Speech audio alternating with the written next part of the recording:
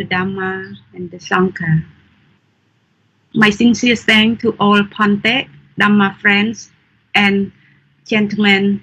ladies and gentlemen, for spending time with us this morning or tonight, depending on whether you are located now or our end of the book discussions. This is part of our Buddhism in English class that we have spent 6 months from March to October 2020, or approximately 40 hours together to learn the Dhamma in English from the book entitled The Buddha, His Life and Teaching.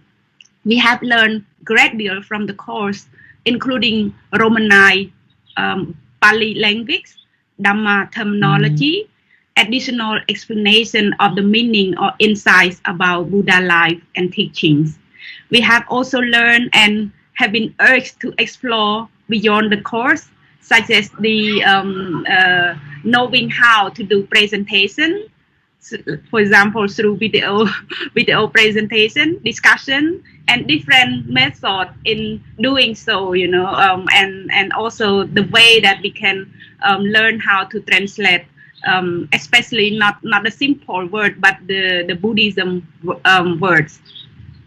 This has now come to the end of the book, and we could not have come to this journey together without the kind and compassion shared by Ponte Sokthevi, who have tirelessly instruct and support us throughout the way. As one of his students, my sincere thanks and respect to our great Ponte, who is also joining with us today. I would like to request all of you as well for the apology if there is any mistake or shortcoming that we may have caused, because we are still learning, especially learning the Dhamma. Today we have 4 moderators joining with us to support the discussion. First, Mrs. Tidana, Mrs. Savanna Pains, Brother Pisat, and I myself. Greeting to all moderators and also our Dhamma colleagues that we are together for the Buddhism in English class. Without further ado, because of the time as well, may I invite our Ponte Sokthevi to start the review as well as the session. Please, Ponte. Thank you, Sister Suphia, for moderating this evening or morning final discussion to conclude our translation of the book. First of all, Namo Tassa Bhagavato Arahato Sama Sambuddhassa. Namo Tassa Bhagavato Arahato Sama Sambuddhassa. Namo Tassa Bhagavato Arahato Sama Sambuddhassa. May my homage and veneration to the Buddha, the Dhamma, and the Sangha. Greeting friends of the universe and all students in Buddhism in English classes. Today, it is a great opportunity for us to come together for a review class, as this is marking the last day of our translation, the book, The Buddha, His Life and Teaching. អញ្ចឹងជាបឋមខ្ញុំកណាសូមនមស្ការចំពោះព្រះធរណត្រៈគ្រប់ព្រះអង្គព្រមទាំងចម្រើនពរដល់ញាតិញោមទាំងអស់ដែលបានចូលរួមសិក្សានៅក្នុងថ្នាក់ពុទ្ធសាសនាជាភាសាអង់គ្លេសដោយយើងសិក្សាទាំងភាសាអង់គ្លេសហើយនិងជាភាសាខ្មែរពីរភាសាតែម្ដងអញ្ចឹងការពិភាក្សាថ្ងៃនេះញាតិញោមខ្លះក៏នឹងនិយាយជាភាសាខ្មែរចំណែកឯញាតិញោមមួយចំនួនទៀតក៏នឹងសម្ដែងនៅចំណាប់អារម្មណ៍ក៏ដូចជា review មេរៀនជាភាសាអង់គ្លេសដោយសារតែយើងទាំងអស់គ្នារស់នៅក្នុងតំបន់ផ្សេងៗនៃពិភពលោកញាតិញោមខ្លះនៅប្រទេសកម្ពុជាចំណែកញាតិញោមដទៃទៀតគឺនៅក្នុងសហរដ្ឋអាមេរិកតាមបណ្ដារដ្ឋនានាមានរដ្ឋ Washington State រដ្ឋ Minnesota រដ្ឋ Georgia រដ្ឋ Texas Louisiana រដ្ឋ Oregon រដ្ឋ California ព្រមទាំង New York ហើយញាតិញោមនៅប្រទេសខ្មែរមានទាំងនៅក្នុងទីក្រុងភ្នំពេញខេត្តព្រៃវែងនិងខេត្តមួយចំនួនទៀតដែលអាត្មាមិនបានចាំទេដូច្នេះយើងឃើញថាក្នុងថ្នាក់រៀនរបស់យើងគឺជាការប្រមូលផ្ដុំនៃអ្នកសិក្សាមកពីតាមបណ្ដាតំបន់នានាទាំងអស់ដែលគាត់ជ្រះថ្លាក្នុងការសិក្សានៅព្រះបរិយត្តិធម៌ដើម្បីទ្រទ្រង់នៅពុទ្ធសាសនាបើសិនណាបើយើងអត់មានចំណេះដឹងនៅក្នុងពធនិងវិន័យហ្នឹងទេយើងក៏មិនអាចក្លាយទៅជាពុទ្ធបរិស័ទដែលល្អឬក៏មិនអាចក្លាយទៅជាធម្មទូតដ៏ល្អក្នុងការផ្សព្វផ្សាយនៅពុទ្ធវចនៈទៅកាន់បុគ្គលដទៃក៏ដូចជាទៅកាន់ពិភពលោកផងដែរដូច្នេះគោលបំណងនៃថ្នាក់រៀនរបស់យើងថ្ងៃនេះគឺគ្រាន់តែចង់បញ្ជាក់ដោយសង្ខេបថាមិនមែនត្រឹមតែសិក្សាដើម្បីចេះពាក្យជាភាសាអង់គ្លេសពាក្យធម៌ជាភាសាអង់គ្លេសប៉ុណ្ណោះទេប៉ុន្តែក៏យើងបានទទួលនៅចំណេះដឹងជាច្រើនទៀតទាក់ទងទៅនឹងពុទ្ធវចនៈតាមរយៈការចែករំលែករបស់ញាតិញោមទាំងអស់នៅក្នុងក្រុមនេះទាំងមូលដោយសារអាត្មាគ្រាន់តែជាអ្នកដឹកនាំក្នុងការសិក្សានេះប៉ុន្តែក៏មានដូចជាលោកគ្រូអាចារ្យពោធិសិទ្ធអីជាដើមដែលគាត់តែងតែចូលរួមជួយឆ្លើយសំណួរជាច្រើនតាក់ទងនឹងបញ្ហារបស់ញាតិញោមដែលបានចង់ចេះចង់ដឹងនៅក្នុងព្រះធម៌និងព្រះវិន័យនេះអញ្ចឹងកុំឲ្យខាតពេលវេលាយូរខ្ញុំកណ្ដាលអាត្មាភាពនឹងចាប់ផ្ដើមធ្វើការ review គឺរំលឹកមេរៀនដំបូងនៃសៀវភៅ The Buddha His Life and Teaching គឺនិយាយអំពីព្រះពុទ្ធពុទ្ធប្រវត្តិនិងពុទ្ធវចនៈការបង្រៀនរបស់ព្រះអង្គដែលយើងបានសិក្សាអស់រយៈកាលជាង6ខែព្រោះកន្លះឆ្នាំគត់ស្មើនឹង26សប្តាហ៍ស្មើនឹង40ម៉ោងជាងបើយើងគិតទៅក្នុងមួយសប្តាហ៍គឺយើងសិក្សាបាន1ម៉ោងកន្លះដូច្នេះកុំឲ្យខាតពេលវេលាយូរខ្ញុំគណៈអាត្មានឹងលើកយកអំពីមេរៀនទី1គឺតកតងទៅនឹងព្រះពុទ្ធហើយនឹងការប្រសូតរបស់ព្រះអង្គ The Buddha and his birth អញ្ចឹងខ្ញុំគណៈអាត្មាភាពគិតថានឹងនិយាយជាភាសាអង់គ្លេសចុះដោយសារជាភាសាខ្មែរញាតិញោមពុទ្ធបរិស័ទធ្លាប់បានស្ដាប់ច្រើនហើយតកតងទៅនឹងពុទ្ធប្រវត្តិមិនមានអីពិសេសប្លែកសម្រាប់ញាតិញោមទេគឺជាការរំលឹកមេរៀនទៅតាមសៀវភៅតែប៉ុណ្ណោះ So I would like to take this opportunity to review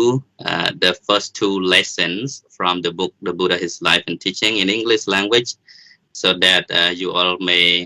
learn some of the Dhamma terminology from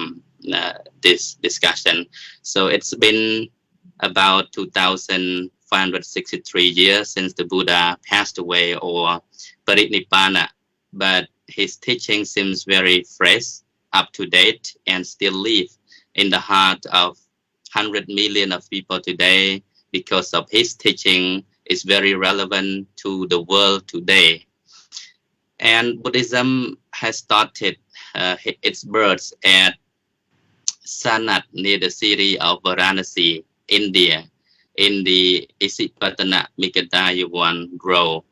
And starting at the time with only the first 5 disciples who have listened to the Dhamma from the Buddha and then they gain the enlightenment. So they become the very first disciple of the Buddha, and from that time onward,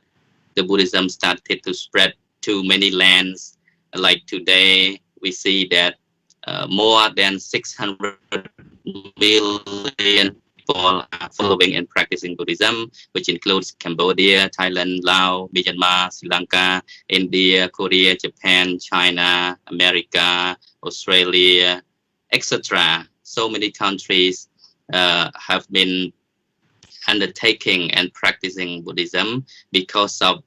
its teaching is basically based on the universal love and compassion. Like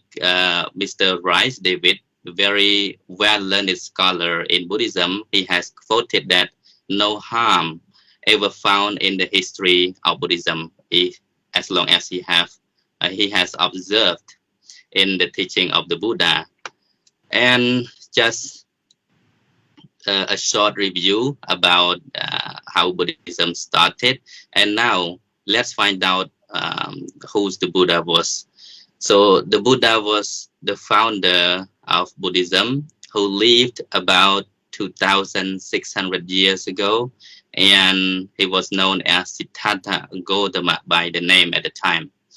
So his father was Suddhodana, the king of, or we can say the Kshatriya king, who ruled over the land of Sakyans at Kapilavatthu near the frontier of Nepal. And his mother was Mahamaya Devi, the princess of the Kolaya clan. In 623 year before Christ, on the full moon day of May or Visakha in the Buddhist months, the Bodhisattva was born at the Lumpini Grove between the two kingdoms, which is Kapilavatthu and Devadaha. So Lumpini is about 100 miles north of Varanasi, within the side of the range of Himalaya Mount. There, if you go to visit Nepal, you will still see the pillar inscription, which engrave some of the words which talks about the Buddha was born there. The Buddha was the sage of the Sakyan. So anyone who happened to visit Nepal, you will see the inscription pillar still remain to be seen over there. So on the 5th day after the birth of the Buddha, the 8 wise men were chosen to a naming ceremony in order to give a name for the Bodhisattva who was just born. So after having observed the Bodhisattva characteristics seriously, the Bodhisattva was named as Siddhartha, which means one whose purpose has been achieved. And among the 8 wise men or Brahmins, there were 7 Brahmins held up 2 fingers, and they referred that if the Bodhisattva remained as a lay person and designed to rule, he will become a Chakravarti or a universal monarch. But if he renounced the worldly life, he will and go to and renounce the worldly life and become a recluse. Of course, he will become the fully enlightened one, the Buddha. But in contrast, the very wisest and youngest Brahmin by the name of Kodanya, he held up only 1 finger. He said that this prince will one day go in search of the truth and become a supremely enlightened Buddha who will deliver all beings from suffering. So that was just a little bit summary of the Buddha and his birth, how the Buddhism started, how the Buddha was born, where he was born, and who were his parents, etc. So for the next topics, you will get a chance to hear from our Dhamma students who will share according to their topics has been assigned. So thank you very much. Thank you for sharing a very great insight about the Buddha and the bird. So next, I would hand to our co-moderator, Minh Thida. Please, you would like to invite the next student to review the session too. Thank you.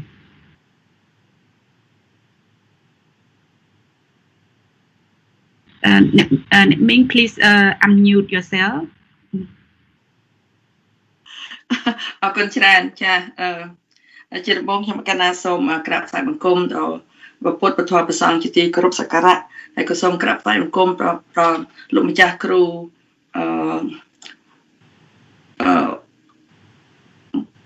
មុនីពុទ្ធោសុខធីវីដែលជា instructor គឺជាគ្រូដែលបានដឹកនាំយើងទាំងអស់គ្នាបានរៀនសូត្រយល់ដឹងនៅប្រធមក្នុងជាភាសាអង់គ្លេស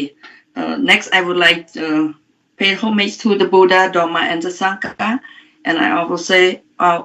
also would like to pay respect to the venerable Muni Puttao Sukthevi.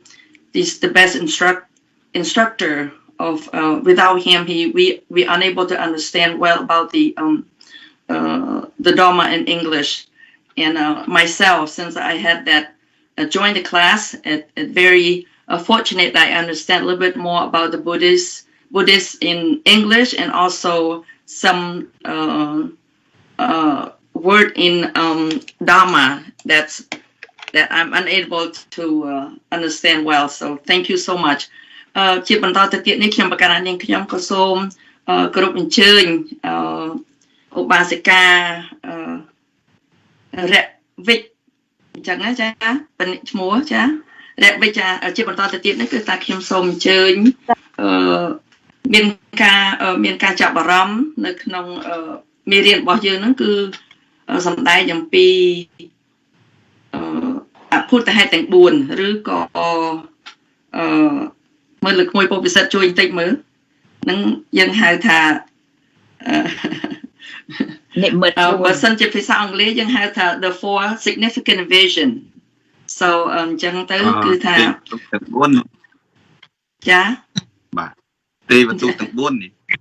ចាទេវទូតទាំង4ចាអញ្ចឹងសូមអញ្ជើញចាខ្ញុំ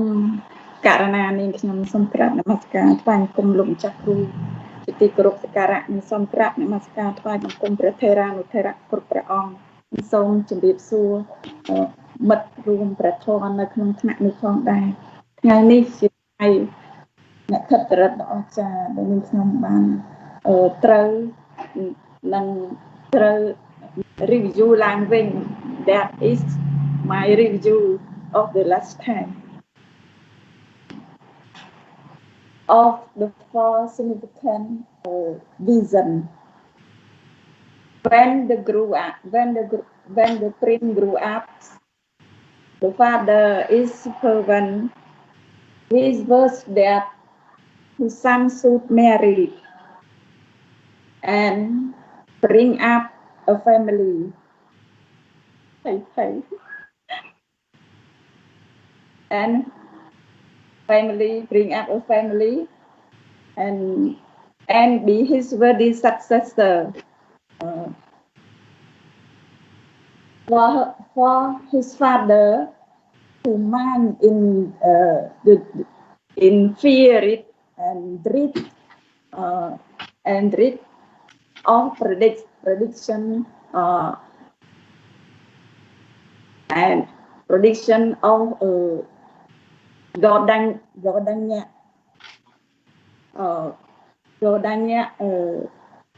that say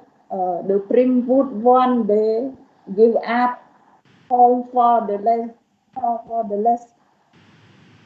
homeless at the early age of the 16th. The prince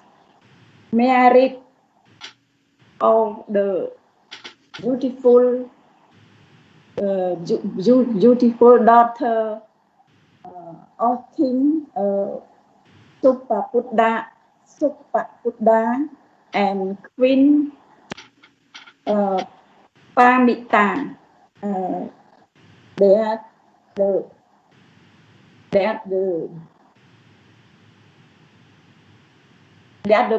That SM the prince SM age of the prince.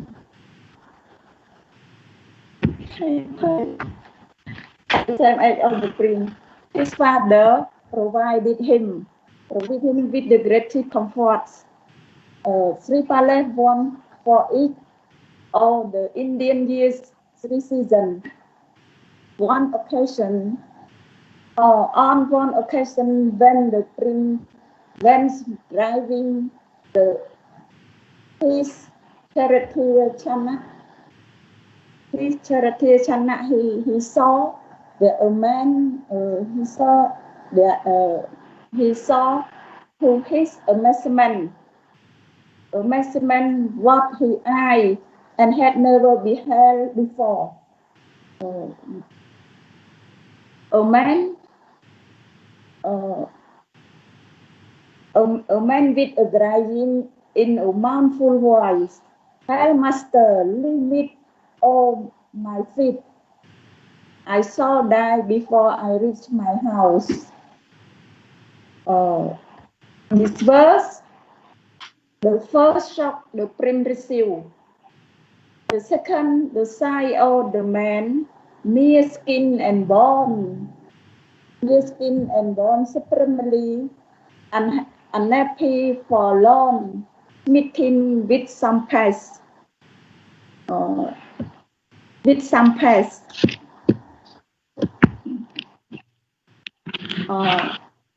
On a certain occasion, he saw a band of the lamenting kinsmen bearing on the shoulder the corpse of what belongs was cremation.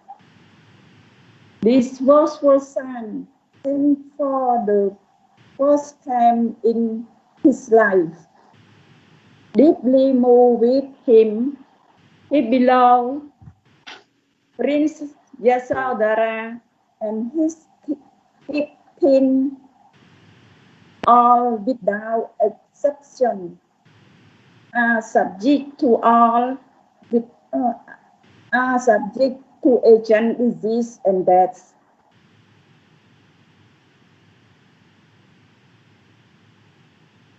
Soon after, the prince saw the close moving, the calm and serene.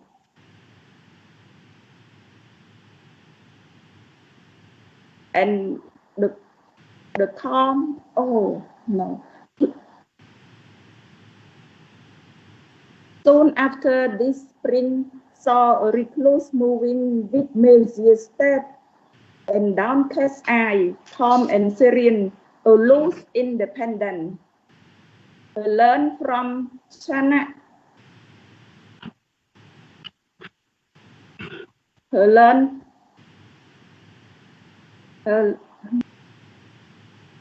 from the Chana that recluse was one who had abandoned his home to lie of life, obscurity, to seek rest and answer the riddle of life. Short Annunciation, Lazit short the prince mind, and indeed contemplation, the her drop of an organized alien humanity found a responsive ego in his own heart. The more he came in contact with the heart outside his palace walls,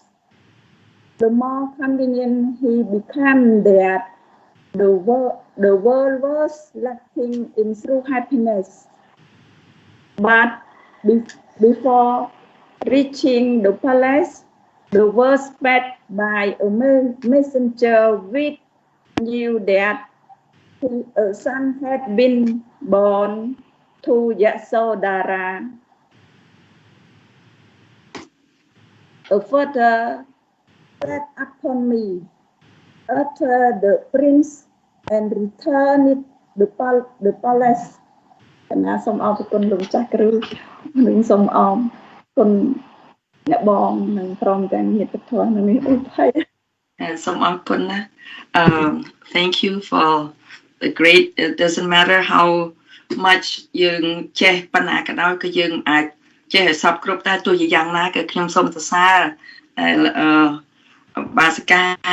ឬក៏បងស្រីខំប្រឹងប្រែងដោយអស់ពីចិត្តពីថ្លើមហើយនេះចាទោះជាយ៉ាងណាក៏យើងនៅតែមានការតស៊ូទាំងអស់គ្នាចាអញ្ចឹងសូមជាបន្តទៅទៀតក៏សូមក្មួយចា next I would like to invite my ក្មួយសុភាព introduce the next student you know ចា for the next subject អរគុណច្រើនមីងចាអរគុណច្រើនហើយអរគុណអ្នកមីងរៀបវីមុននឹងដែរចាបានចែករំលែកអំពីនិមិត្តទាំង4ចាឬក៏ផ្នូលទាំង4ហ្នឹងគឺ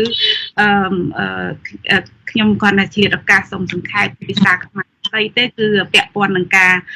លើកអំពីព្រឹត្តិការណ៍ដែលព្រះសម្មាសម្ពុទ្ធកាលហ្នឹងព្រះអង្គមិនទាន់ខ្លាចជាត្រន់ត្រាស់ទេប៉ុន្តែព្រះអង្គនៅជាបុត្រព្រះរាជបុត្រជាព្រះរាជបុត្ររបស់ព្រះមហាក្សត្រហ្នឹងគឺព្រះអង្គបានយាងចេញពីវាំងលើកដំបូងហើយបានឃើញនៅនិមិត្តទាំង4ចាហើយនិមិត្តនោះគឺពាក់ព័ន្ធនឹងការឃើញមនុស្សចាស់មនុស្សចាស់មនុស្សឈឺហើយនឹងមនុស្សស្លាប់ចាតើរូបធ្វើឲ្យព្រះអង្គតក់ស្លុតមែនតែនព្រោះកន្លងមកព្រះអង្គមិនដែលឃើញនៅរូបភាពបែបនោះទេហើយបន្ទាប់មកបានព្រះអង្គតើតឃើញនៅសាមណៈដែលមានឥន្ទ្រីសម្រួមហើយធ្វើឲ្យព្រះអង្គមានក្តីជ្រះថ្លាមែនតែនហើយយល់ឃើញថាមានតែវិធីនៃការចាក់នៅភ្នោះទៅសាមភ្នោះទេដែលជាវិធីនៃការរំដោះទុក្ខនឹងចាអញ្ចឹងអរគុណមែនតែនអ្នកមីងរ៉េវីដែលបានចែករំលែកបន្ទាប់នេះខ្ញុំសូមអញ្ជើញអ្នកមីងផល្លាដើម្បីចែករំលែកអំពីមេរៀនបន្ទាប់គឺអភិនិស្សក្រមចាគឺ the great renunciation ចាអញ្ចឹងសូមអញ្ជើញអ្នកមីងចា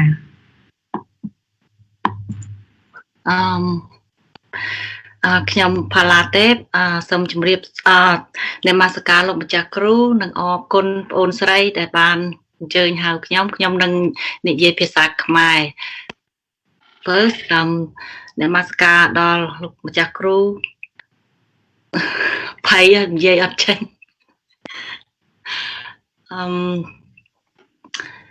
ព្រមទាំងញាតិព្រះធម៌នៅក្នុងថ្នាក់នេះខ្ញុំនឹងអានអត្ថបទរបស់អ្នកមីងសវណ្ណាជាភាសាខ្មែរដែលគាត់បានបកខ្មែរមកបង្ហោះនៅក្នុង Facebook ព្រោះខ្ញុំអានភាសាអង់គ្លេសក៏មិនរួចបានភាសាខ្មែររបស់គាត់មកខ្ញុំនឹងអានភាសាខ្មែរសូមអរគុណអានឹងខ្ញុំសូមសួរបន្តិចតើអានទាំងអស់ហ្នឹងឬក៏ពីពេកហ្នឹងអានមីងអាចអញ្ជើញជួយសង្ខេបចាសង្ខេបខ្លីដូចថាតាមការយល់ឃើញក៏បានដែរមិនចាំបាច់ថាត្រូវតែសុក្រិតឬក៏លំអិតពេកទេគ្រាន់តែការយល់ឃើញរបស់អ្នកមីងជំវិញផ្នែកនៃមេរៀនហ្នឹងតើអ្នកមីងយល់យ៉ាងម៉េចហើយអាចត្រួសខ្លីទៅចាសូមអញ្ជើញចាអញ្ចឹងដំបូងគឺនៅថ្ងៃពេញបរមីខែកក្កដាហ្នឹងគឺព្រះអង្គមានគំនិតកើតឡើងចំពោះព្រះអង្គហ្នឹងគឺនៅក្នុងយុវវ័យនិងបឋមវ័យក៏ត្រូវបានបញ្ចប់ដោយភាពចាស់ជរាហើយចុងក្រោយមកព្រះអង្គក៏សេចក្តីព្រះអង្គចុងក្រោយសេចក្តីស្លាប់ក៏នឹងមកដល់ភ្លាមហើយមួយទៀតគឺថាដូចជាព្រះអង្គបានយកឈ្នះដោយជំរុញធម្មពលដើម្បីស្វែងរកនិងឈ្នះនៅធម៌មិនស្លាប់ហើយដូចបានមួយទៀតគឺធ្វើឲ្យព្រះអង្គមាន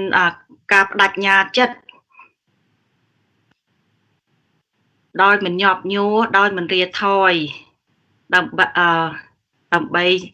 ចេញសាងព្រះភ្នោះហើយដូចមួយទៀតហ្នឹងព្រះអង្គដែលមិនញាប់ញ័រដោយសារមិនសប្បាយដោយទ្រព្យសម្បត្តិព្រះអង្គបានលះបង់ភរិយាដ៏ស្រស់ស្អាតព្រមទាំងរាជបុត្រដែលទើបតែនឹងប្រសូតហើយទៀតទៅព្រះអង្គក៏បាន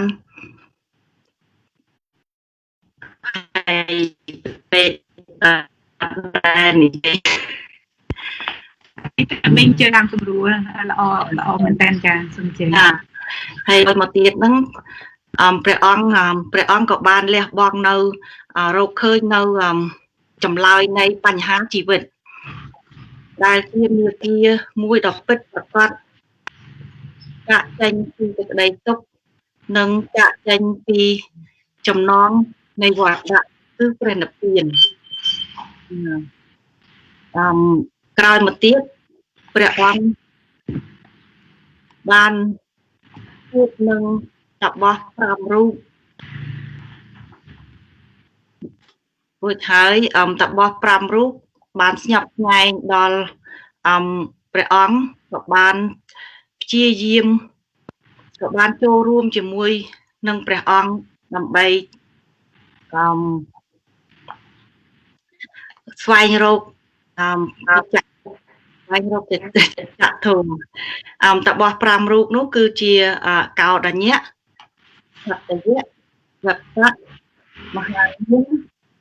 និងអតិជិដើម្បីស្វែងរកនៅព្រះនិព្វានឬក៏សូមអ្នកបងអូនស្រីជួយបន្ថែមបន្តទៅទៀតចាអរគុណច្រើនមែនតើមីងបានចែករំលែកពាក់ព័ន្ធនឹងអភិនិស្ក្រមហ្នឹងគឺផ្នែកនេះល្អមែនតើអ្នកមីងបានលើករួចហើយថាជាខណៈដែលព្រះសម្មាសម្ពុទ្ធកាលហ្នឹងគឺទ្រង់ត្រិះរិះពិចារណាអំពីការលះនៅទ្រព្យសម្បត្តិដូចអ្នកមីងបានលើកចឹងលះនៅភរិយាដ៏ស្រស់ស្អាតហើយនឹងបុត្រដែលទើបតែនឹងកើតភ្លាមហ្នឹងគឺมันសោកស្ដាយនោះទេគឺការចាក់ចែងដើម្បីទៅស្វែងរកនៅមាគ៌ានៃការរំដោះទុក្ខហើយខ្ញុំចាំការដែលយើងរៀនជាមួយគ្នានេះមានការទៅចែកអំពីការចាក់ចែងពីទ្រង់មាសចាព្រោះព្រះអង្គមានបតីថាដោយការរស់នៅក្នុងព្រះរាជទូទៅចង់បានត្រេកត្រអាលជាមួយនឹងទ្រព្យសម្បត្តិជាមួយនឹងការបំរើឆ្វេងស្ដាំនេះគឺប្រៀបដូចជាកន្លែងដ៏អស្ចារ្យប៉ុន្តែសម្រាប់ព្រះអង្គគឺវាប្រៀបដូចជាទ្រង់មាសដែលព្រះអង្គចង់ចាក់ចេញពីទ្រង់នឹងចាអញ្ចឹងសូមអរគុណហើយអ្នកមីងចាសូមអញ្ជើញបន្តចាតើយើងអញ្ជើញសិស្សណាជួយសាកអរគុណជាបន្តទៅទៀតនេះខ្ញុំកាលណានាងខ្ញុំក៏សូមអញ្ជើញថាអញ្ជើញថាឧបាសិកាចាអញ្ចឹងណាឧបាសិកាសវណ្ណាភេងដែលគាត់បានទទួលភារៈមកបកស្រាយឬក៏ជួយយល់ដឹងឬក៏ជួយណែនាំឬក៏ជួយពន្យល់អំពី self mortification ឬក៏យើងបកប្រែភាសាខ្មែរថាទៅជាការធ្វើទុក្ករកិរិយាចាហើយនឹង the final triumph គឺជោគជ័យចុងក្រោយបំផុតនៃព្រះសម្មាសម្ពុទ្ធចាសូមអញ្ជើញ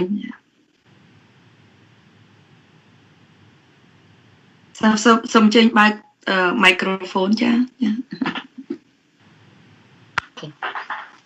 First of all, I would like to pay my respect to the Triple Gem, the Buddha, the Dharma, the Sangha. I would like to pay my respect to Venerable Master Soktiavi, and good evening to all my classmates. My assignment, I would like to talk. I have two assignments. One is a self-mortification and another one the final triumph. So I like to talk both in 5 minutes, right? Okay, in India, for self-mortification, in India, many ascetics believe that purification and final deliverance can be achieved by vigorous self-mortification. Ascetic Gautama decided to test the truth of it. He practiced his self-mortification to subdue the body in hope that by setting mind free from the cycle of the body, the mind might be able to rise to the height of liberation. For self-mortification, he was extremely fasting to live on leaves and roots, steadily reduce pittance of food. He slept among corpses or on bed of thorns. Struggling for 6 years led him a physical wreck. He came nearly to death, but he found himself no nearer to his goal. He realized that with his physical wreck, he could not follow the path with any chance of success. Therefore, he abandoned self-mortification, extreme fasting, and took no more food. His body recovered to his former health. His 5 companions left him in their disappointment because they thought that he gave up with his effort and resumed life of abundance. With firm determination, complete faith in his own purity and strength, without help from any teacher or his companion, the Bodhisattva resolved to make his final effort in complete solitude. One day before his enlightenment in meditation under a tree, Suchita, the daughter of a rich household, not knowing him, she offered the milk rice to him and saying, Lord, may your aspiration be crowned with success. And that was the last meal prior his enlightenment. My second assignment is the final triumph. The Bodhisattva Gautama, at the age of 35, on the full moon of May, attained supreme enlightenment by comprehending the Four Noble Truths. The Four Noble Truths is the suffering, the rise of suffering, and the cessation of the suffering, and the path leading to the cessation of suffering. He became the Buddha, the great healer, and the master peerless physician who can cure the illness of all beings. This is the greatest unshakable victory. That's what we call the final trump. These truths are not his creation. He only discovered their existence. The Buddha is not only the teacher, but also the model of noble self-sacrificing and meditative life. One of his special characteristics that distinguish the Buddhist from other religious teachers is that he was a human being having no connection with God, nor incarnation of God,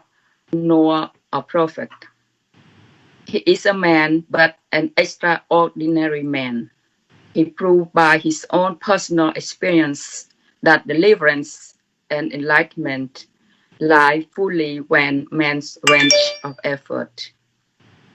Compassion and wisdom become the two principal guidance by the Buddha. The Buddha warns the disciples, either now or after I am gone, shall be islands into yourself, refuge unto yourself, shall seek no external refuge. It is you among my disciples who shall reach to the very top most high. And this is my two assignments that I would like to share, and I would like to go back to the moderator. Thank you. Thank you. It's really it's very detailed. So hopefully everyone understands very well about the self-modification, because the Buddha before become the Buddha, the ascetic Gautama, went to find all the teacher and tried to do everything to reach the goal, but the self-modification is not actually is not the way that he would like to see for the final. But then after that, he back to a normal, because to the middle path. So after that, he became the final is enlightenment by the last the meal from the Suchita, and the Buddha became enlightenment on the full moon of May. So I'm sorry I cannot resume for everything, but this is the best for the Mrs. Savannah to describe all about the self-modification and the final triumph. Thank you very much. Yeah, so I would like to get back to Miss Moisopir. Yeah. Yes, thank you, Ming Tida. So next, I would like to invite Miss Sinoy, who will share with us on the section called misconception, or in Khmer called Kapwan Chalalam. Ja, Song Ching.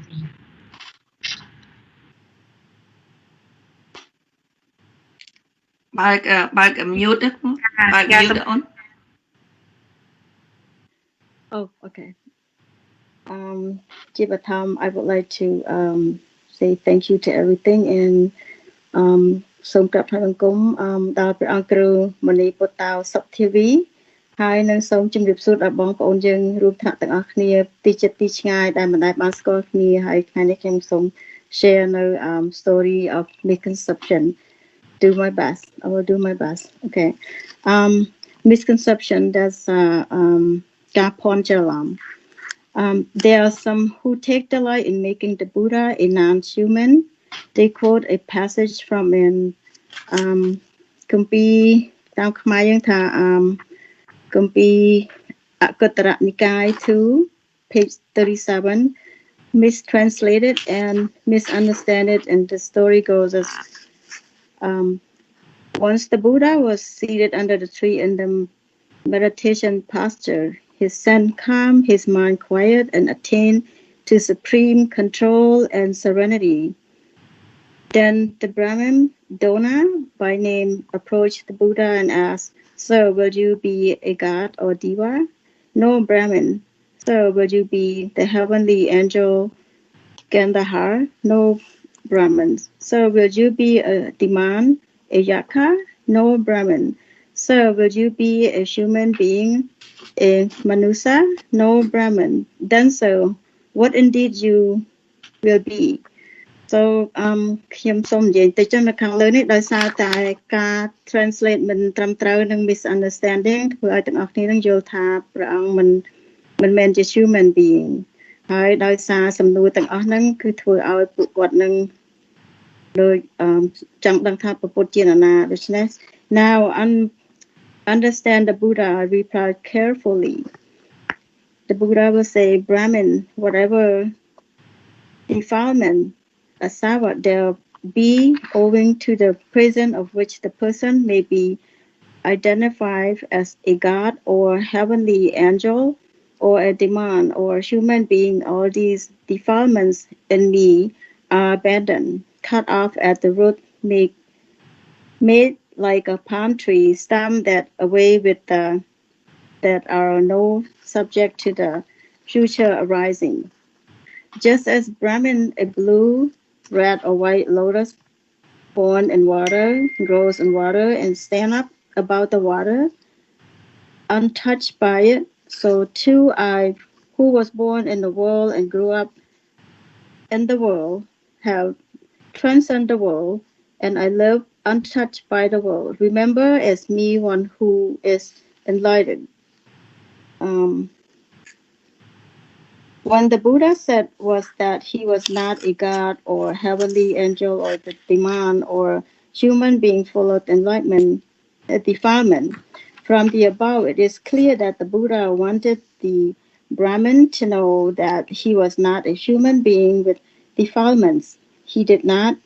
want the Brahmin to put him into any of those categories. The Buddha was in the world, but not of the world. This is clear from the sea mouth of the lotus. មានន័យថាដូចជាគំរូនៃការឈូកដែលដុះនៅក្នុងទឹកហើយបានផុតចេញមក Hasty critic whoever rushed to the wrong conclusion and wants others to believe that the Buddha was not a human being. In the នៅក្នុងគម្ពីរអគុត្តរនិកាយ 1 page 22 there is a clear instant in which the Buddha categorically declared that he was a human being. ព្រះអង្គបាន declare ខ្លួនព្រះអង្គថាជា human being. Among there is one person, Pagala, who bursts into this world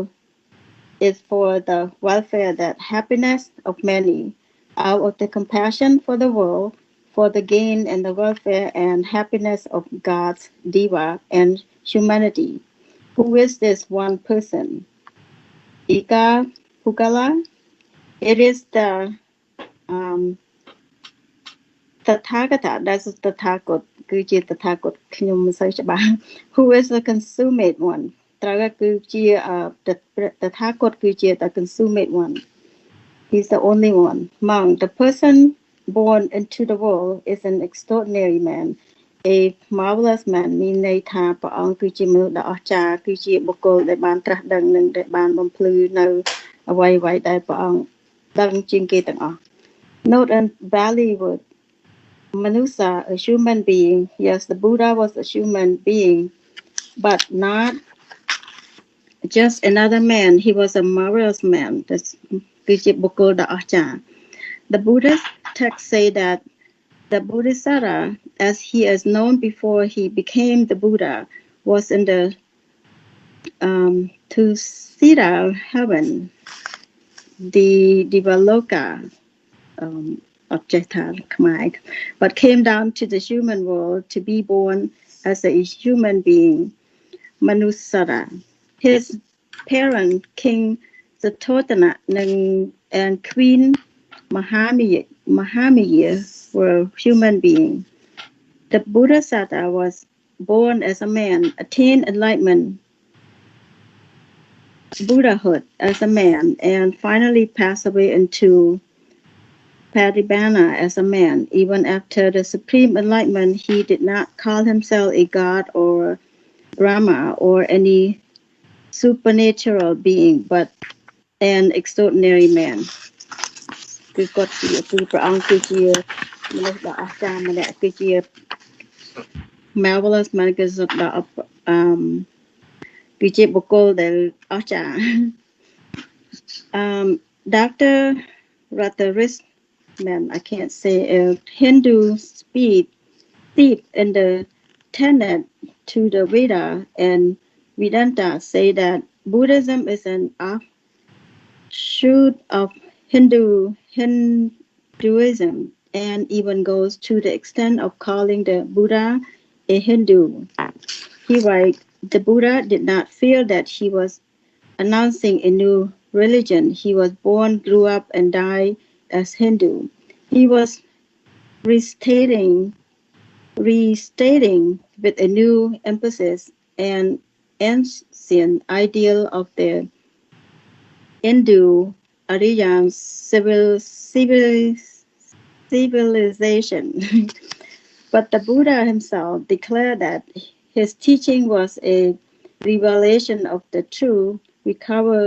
discovered by himself, not known to his contemporary, but inherited from past tradition.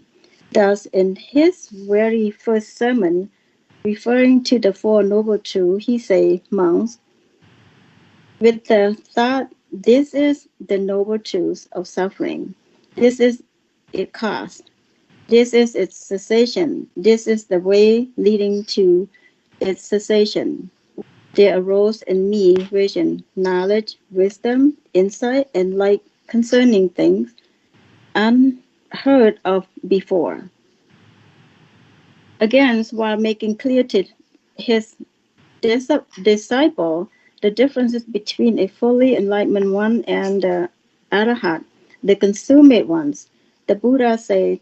the Tathagata, that's Buddha, the Tathagata or disciple, while being an Arahat and fully enlightened, it is he who proclaim a way, not proclaim it. Before he is the knower of the way, who understand a way, who is skilled in the way. And now his disciples are wayfarers who follow his footsteps. The ancient way the Buddha referred to, it too is the noble eightfold path and not any ideal of Indo-Aryan civilization as Dr. Radhakrishnan imagined. However, referring to the Buddha, Mahatma Gandhi, the architect of the Indian independence, say by his immense sacrifices, by his great renunciation, and by the immaculate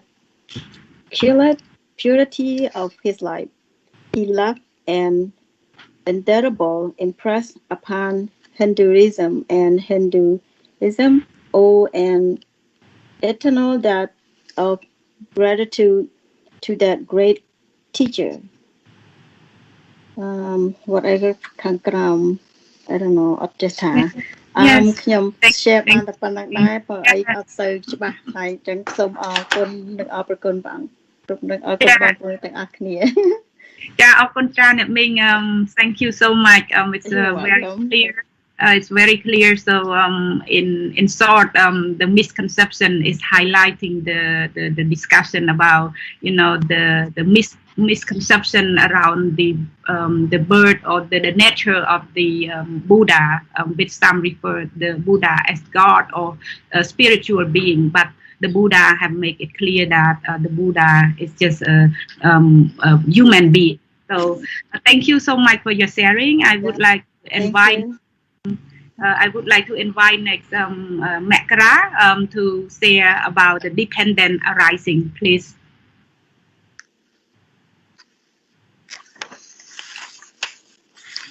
អរគុណបងសុភាព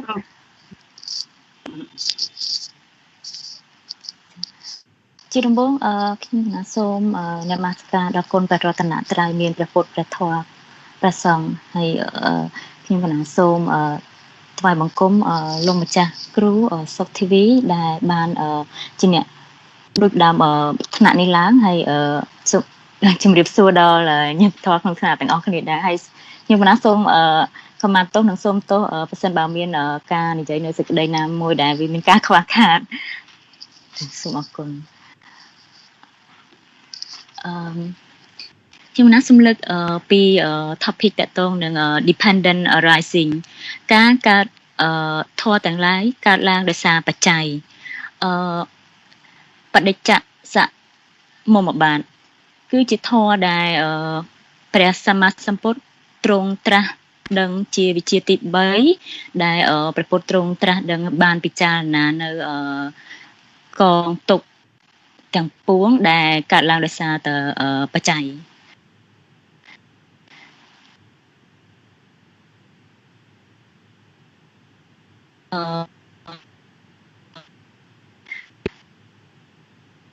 បែរជាអ៊ីនធឺណិតណាប់នេះតិចអីមកកងដោយសេចក្តី Makara សំឡេងដូចរៀងរអាក់អួលបើសិនជានេះអាចបិទវីដេអូសិនក៏បានទៅលោកជួយរឿងខាងអ៊ីនធឺណិត កើតឡើង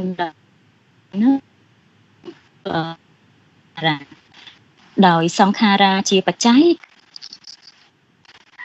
លើច្បាស់អត់បងមុននឹងវាអាក់អួលអញ្ចឹងអាចបិទថានេះជួយបិទ វីដេអូសិនក៏បានដើម្បីជួយសម្រួលខាង speed internet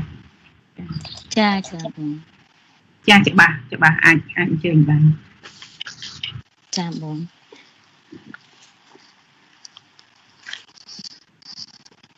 សូមបន្តទៀតតកតងនឹងបដិច្ចសមបាទគឺជាកងទុកដែលធម៌ទាំងឡាយហ្នឹងគឺកើតឡើងដោយសារមានបច្ច័យតតែងអញ្ចឹងដូចសេចក្តីរាប់របស់ព្រះសម្មាសម្ពុទ្ធដែលទ្រង់ត្រាស់អំពីបដិច្ចសមបាទហ្នឹងដូចមានសេចក្តីតទៅដោយសារតែអវិជ្ជាជាបច្ច័យទើបឲ្យមានសង្ខារកើតឡើងព្រោះដោយសារសង្ខារជាបច្ច័យទើបឲ្យកើតនៅវិញ្ញាណដោយ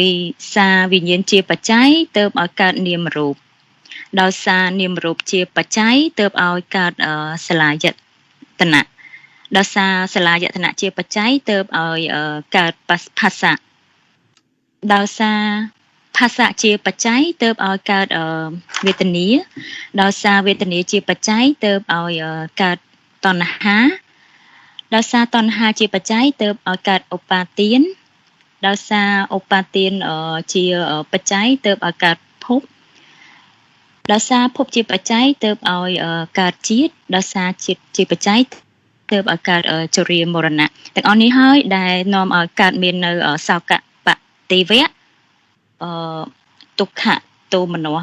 ឧបាយសៈដែលនេះព្រះសម្មាសម្ពុទ្ធទ្រង់ត្រាស់ជា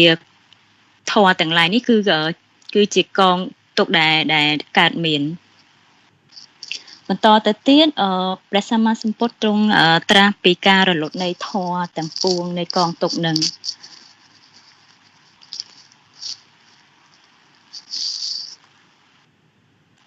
សូមដូចជាសូមសម្រួលបន្តិចបងអីទៅតាមសម្រួលចា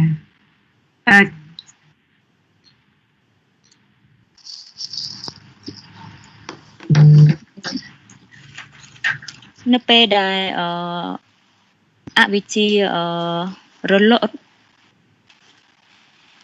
ចឹងសង្ខារជាបច្ច័យដែលមិនអាចឲ្យសង្ខារកើតមាននៅពេលដែលសង្ខាររលត់ជានឹងមិនវិញ្ញាណក៏នឹងមិនអាចកើតមាននៅពេលដែលវិញ្ញាណរលត់អញ្ចឹងនាមរូបក៏មិនអាចកើតមាននៅពេលដែលនាមរូបរលត់សលាយតនៈក៏មិនអាចកើតមាននៅពេលដែលសលាយតនៈរលត់ភាសៈក៏មិនអាចកើតមាននៅពេលដែលភាសៈរលត់វេទនាក៏មិនអាចកើតមាននៅពេលដែលវេទនារលត់តណ្ហាពេលហ្នឹងក៏មិនអាចកើតមានតណ្ហារលត់នៅពេលហ្នឹងឧបាទានក៏មិនកើតមាននៅពេលឧបាទានរលត់ភពក៏មិនកើតមាននៅពេលដែលភពរលត់ជាតិក៏មិនកើតមាននៅពេលដែលជាតិរលត់ជរាមរណៈក៏មិនកើតមានហើយសោកៈអរិទេវៈទុក្ខទោមនស្សឧបាយសៈក៏មិនកើតមាននេះហើយគឺជាកងទុតដែលកងទុកដែលរលត់ទៅដោយអាការៈបែបហ្នឹងអញ្ចឹងបន្តមកទៀតព្រះសម្មាសម្ពុទ្ធក៏ទ្រង់ត្រាស់ពិចារណានៅធម៌ដែលកើតឡើងហើយនឹងរលត់ហ្នឹងទៅឲ្យក៏បាននៅបញ្ញាត្រាស់ដឹងនៅភ្លឺច្បាស់នៅរួចផុតនៅគេហៅថាត្រាស់ដឹងដល់ពិតប្រាកដអស់ហើយបងដូចជាអត់មានអីខាងខ្ញុំទៀតអរគុណច្រើនតែនៅមករាកន្លែងគឺជាចំណុចខ្លឹមតែចាអរគុណច្រើនហើយសង្ខេបរួមទៅគឺកន្លែងនេះផ្ដោតទៅលើមួយជាអនុឡោមមួយទៀតបដិឡោមចាអញ្ចឹងខ្ញុំសូមអញ្ជើញអ្នកនាងធីតាអាចមានអញ្ជើញសិស្សផ្សេងទៀតចាជាបន្តទៅទៀតនេះខ្ញុំប្រកាសថានាងខ្ញុំក៏សូមអញ្ជើញក្មួយខិនពិសីចាក្មួយខិនពិសីគឺនឹងអញ្ជើញឡើងមកជូនជាការយល់ដឹងអំពី the first sermon ហើយនឹង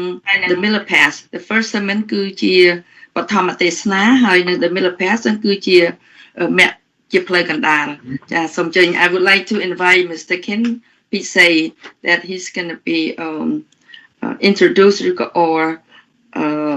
reviewing the first sermon and the middle path. Thank you. So សូមអញ្ជើញអរគុណមីងខ្ញុំគណៈសង្កាត់បាង្គមលោកចក្រូនិងញាតិធម៌ទាំងអស់គ្នាបាទ let me handle the summary of the two chapters, the first sermon and the middle path. Actually,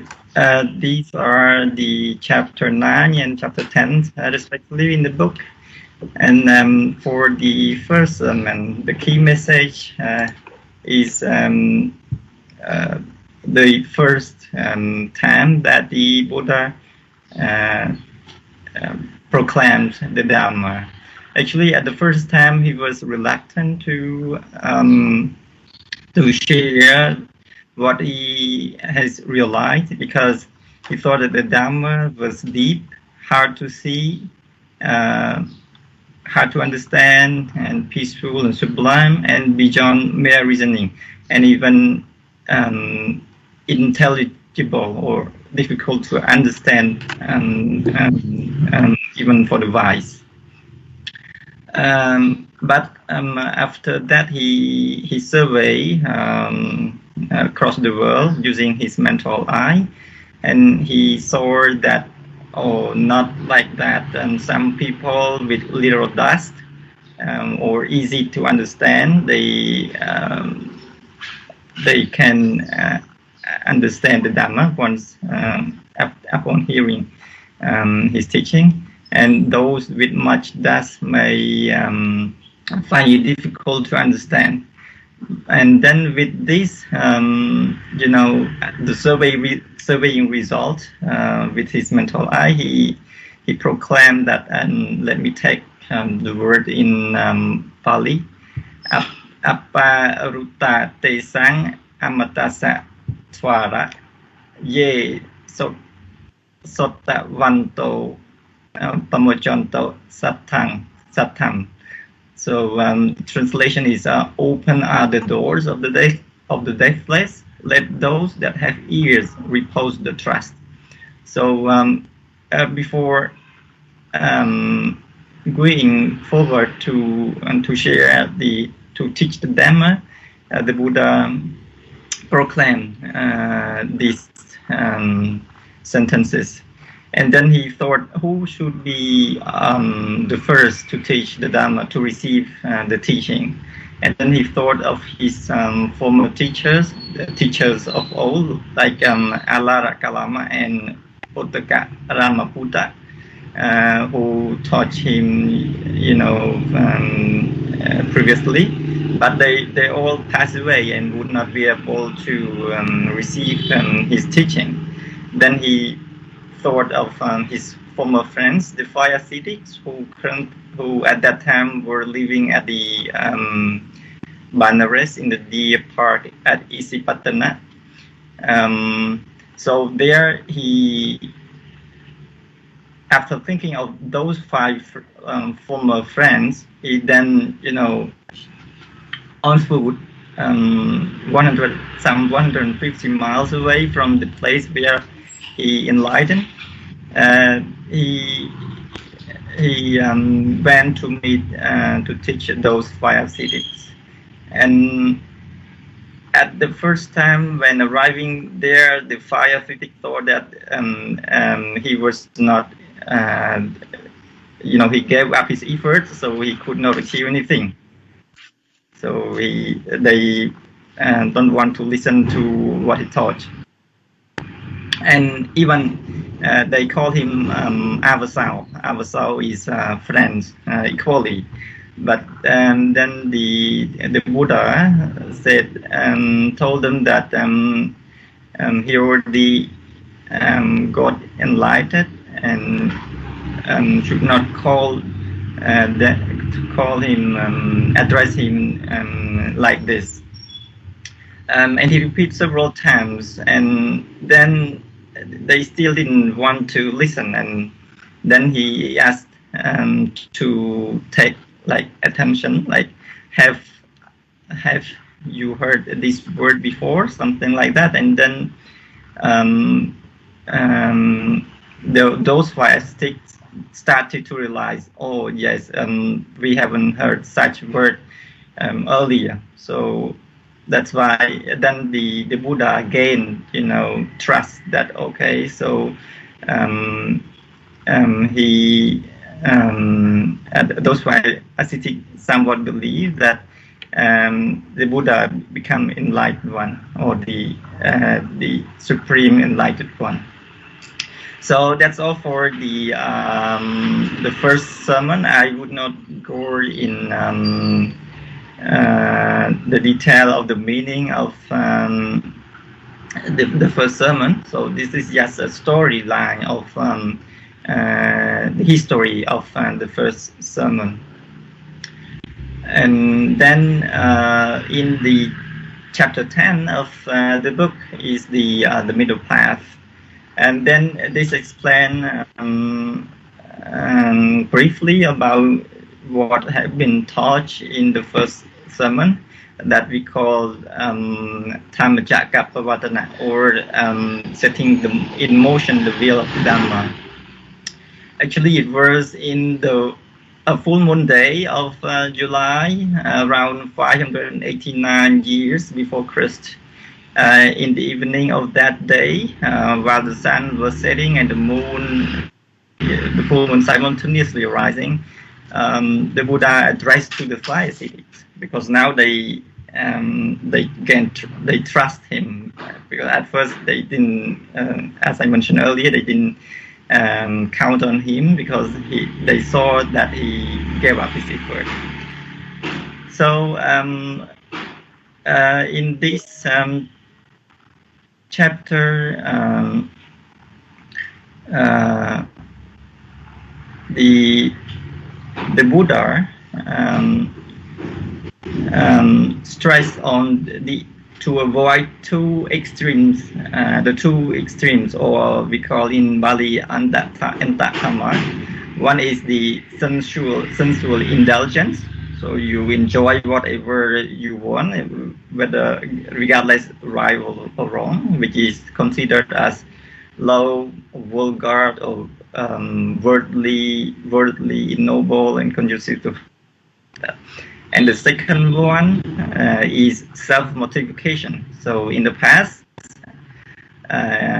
people try to put themselves in difficulty so that they believe they could attain Dhamma. So this is not right. So the first one is sensual indulgence. The second one is self-mortification. So these two extremes should not be practiced. And then what should be practiced? The Buddha explained about the middle path, which is called the Eight Noble Truth. The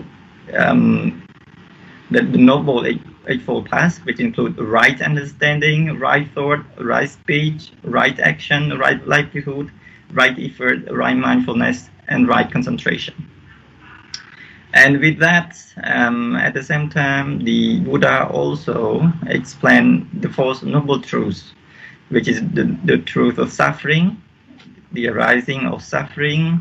the cessation, and the way leading to the cessation of the suffering. So these two are interconnected. So the Noble Eightfold Path and the Four Noble Truths of suffering. And then the Four Noble Truths. These are called the first discourse, which is the core of the Buddha's teaching. And the book also share an example that print of every creature on earth could be included in an elephant's footprint. So which means that this Dhamma is like an umbrella one, so the great one, which every Dhamma engraved into these discourse. So let me conclude these two chapters. So thank you. Thank you, Bhante. Thank you for the great review. Next, I would like to invite Khmoy Sophip to introduce for the next student. Next,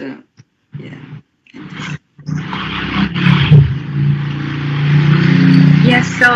thank you so much. Next, please, Miss Keo Chan Seda, who will come and share about the Sinsapa group, or in Khmer Uchin Thnong, and another section as well, the peerless physician group at Dr. Soundport. Please,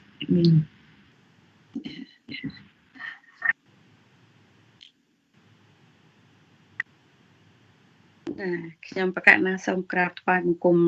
ដល់ព្រះពុទ្ធពធព្រះសង្ឃទាំងគុណម្ចាស់គ្រូ ហើយនឹងសូមជំរាបសួរអ្នកបងស្រុកផ្សេងអស់នៅក្នុងថ្នាក់ជាមួយផងខ្ញុំ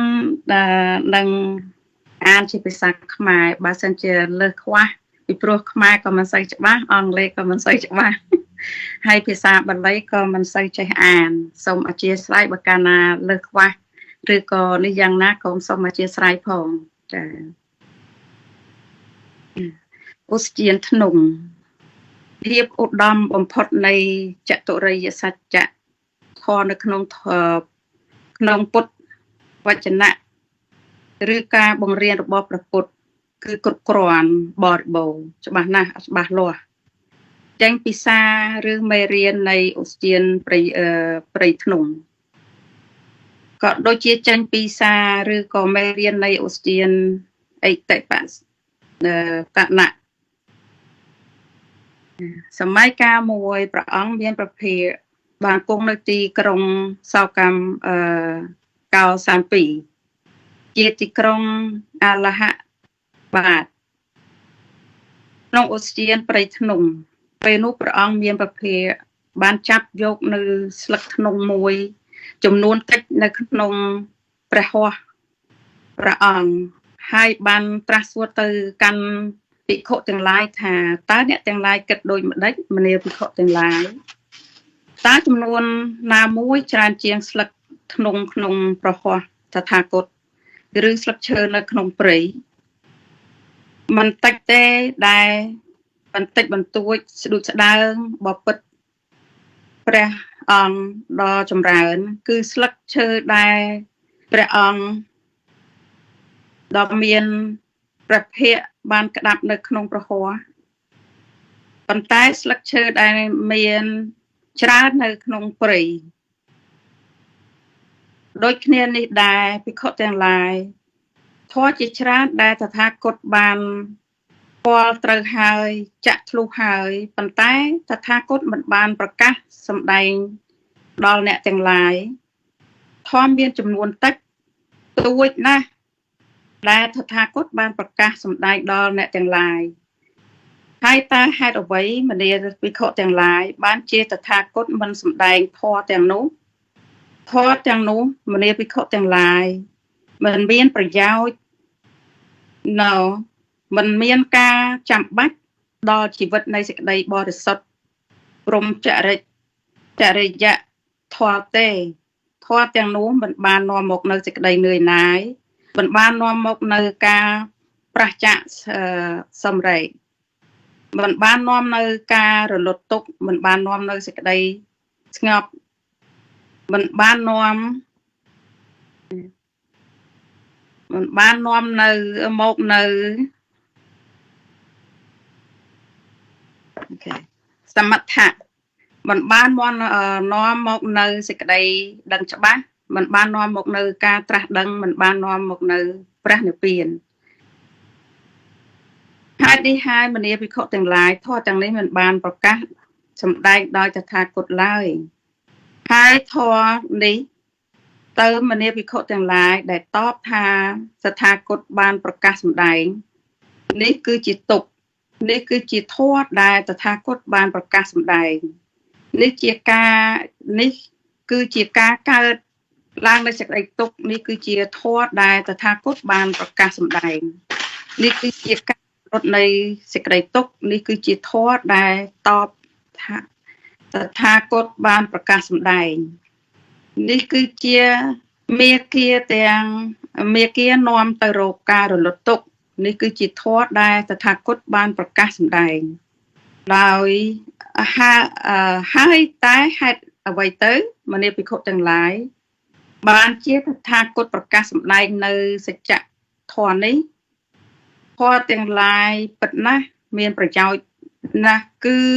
ចាំបាច់សម្រាប់ជីវិតនៃសេចក្តីបរិសុទ្ធព្រម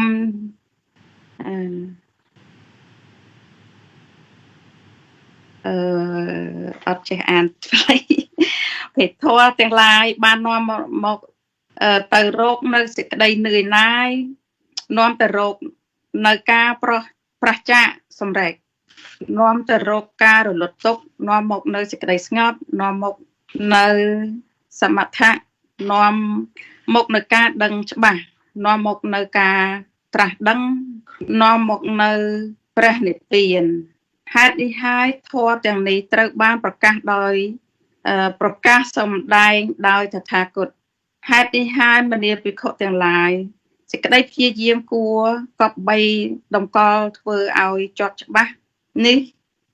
គឺជាទុក្ខនេះជាការកើតឡើងនៃសេចក្តីទុក្ខនេះជាការរលត់ទុក្ខនេះជាមាគានាំនៅរកការរលត់ទុក្ខព្រះពុទ្ធបានប្រកាសសម្ដែងយ៉ាងម៉ឺនម៉ាត់ដាច់អហង្ការថាធម៌មួយដែលតថាគតធ្វើឲ្យជាក់ច្បាស់សេចក្តីទុក្ខនិងការរលត់នៅទៅនៅសេចក្តីទុក្ខតថាគតដឹងនៅសេចក្តីទុក្ខ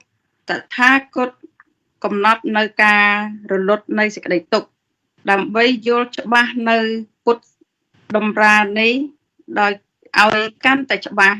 គឺត្រូវយល់អំពីពុទ្ធសាសនាព្រោះជាពុទ្ធវចនៈការបង្រៀនទាំងស្រុងរបស់ព្រះពុទ្ធគឺគ្មានអ្វីដទៃជាងការបនិបត្តិនៅអង្គធម៌គោលការណ៍នោះទេអ្វីដែលអាចហៅថាជាមកគំហើយរបស់ព្រះពុទ្ធគឺជាអរិយសច្ចៈ4គឺជាការប្រៀបនៅបង្រៀនទូទៅនៃព្រះពុទ្ធទាំងឡាយគ្រប់សម័យកាលទាំងអស់ណាចប់មួយហើយខ្ញុំបន្តទៅមួយគឺគ្រូពេទ្យដ៏ប្រសើរបំផុតគ្មាននរណាស្មើចាអ្នកមីងអាចសូមជួយសង្ខេបខ្លីៗបន្តិចទៅដោយសារពេលវេលាដែរចាសូមជើញព្រះសម្មាសម្ពុទ្ធត្រូវគេស្គាល់ថាជាមហាទេពដ៏ប្រសើរបំផុតគ្មាននរណាស្មើជាទេពកាត់ដល់ដំបូលជាការពិតណាស់ព្រះសម្មាសម្ពុទ្ធអ្នកព្យាបាលដែលគ្មានគូប្រៀបព្រះសម្មាសម្ពុទ្ធវិធីសាស្ត្រនៃការអធិប្បាយបញ្យលឬបង្រៀននៅព្រះអង្គតកតងទៅអរិយសច្ចៈ4អាចប្រៀបធៀបនឹងវិធីសាស្ត្រព្យាបាលរបស់វេជ្ជបណ្ឌិតជាវេជ្ជបណ្ឌិតមួយរូបបើកាត់ឲ្យខ្លីទៅគឺព្រះអង្គចង់និយាយពីរឿងការឆ្លើយតបសម្រាប់ព្រះពុទ្ធទៅកាន់ព្រាហ្មណ៍មួយរូបដែលមានការចង់ដឹងថាតើហេតុអ្វីបានជាព្រះបរមសាស្ត្រត្រូវបានគេហៅថាពុទ្ធដែលជាបានបញ្ជាក់យ៉ាងច្បាស់ថាគ្មានហេតុផលណាផ្សេងក្រៅពីចាក់ធ្លុះនៅអរិយសច្ចៈ4គឺជាការឆ្លើយតបតាមសម្មាសម្ពុទ្ធគឺសត្ថាគតបានតម្កល់ដឹងនៅអ្វីដែលគួរកំណត់ដឹងអ្វីដែលត្រូវចម្រើនតថាគតបានចម្រើនហើយអ្វីដែលត្រូវលះបង់ក៏តបបានលះបង់ហើយព្រោះហេតុដូច្នេះព្រះមនាព្រាហ្មណ៍តថាគតគឺជាព្រះពុទ្ធបុគ្គលដែលបានភ្ញាក់ពីអវិជ្ជាហើយតទៅទៀតសូមបងអូនឬក៏អ្នកបងជួយបន្ថែមខ្ញុំយកកាត់ចា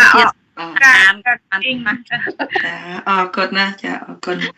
សូមគួយស្ពាបបន្ថែមបន្តិចទៅឬក៏យើងបន្តទៅទៀតណាឃើញទេចាអរគុណអ្នកមីងល្អមែនតើបានពឹស្ដារហើយគាត់ថាចំណុចដែលខ្ញុំចាប់អារម្មណ៍ហើយចង់រំលឹកនោះគឺពាក់ព័ន្ធនឹងកន្លែងវគ្គឧស្សាហធ្នងហ្នឹងគឺមានការលើកអំពីការបដូចនិងការដែលព្រះសម្មាសម្ពុទ្ធចាប់យកស្លឹកធ្នងនៅក្នុងពហុហ្នឹងថាតើប្រៀបដូចជាការដែលពុទ្ធមានធម៌ជាច្រើនដែលព្រះអង្គបានត្រាស់ដឹងប៉ុន្តែព្រះអង្គលើកយកតែចំណុចខ្លឹមយកមកចែករំលែកដល់ពុទ្ធបរិស័ទទាំងអស់ដើម្បីអាចពាល់នៅមាគ៌ារំដោះទុក្ខដូចគ្នាចាអញ្ចឹងអរគុណមែនតើហើយក្នុងហ្នឹងគឺអរិយសច្ចៈជាគោលចាអញ្ចឹងខ្ញុំមិនមានអីបន្ថែមលើសហ្នឹងទេអ្នកនាងបានពឹស្ដាររួចហើយចាអញ្ចឹងសូមអ្នកនាងធីតាចាជើញចាជាបន្តទៅគឺខ្ញុំកាលណានេះខ្ញុំក៏សូម introduce the next student. He's the best one of the Dharma. The next I would like to invite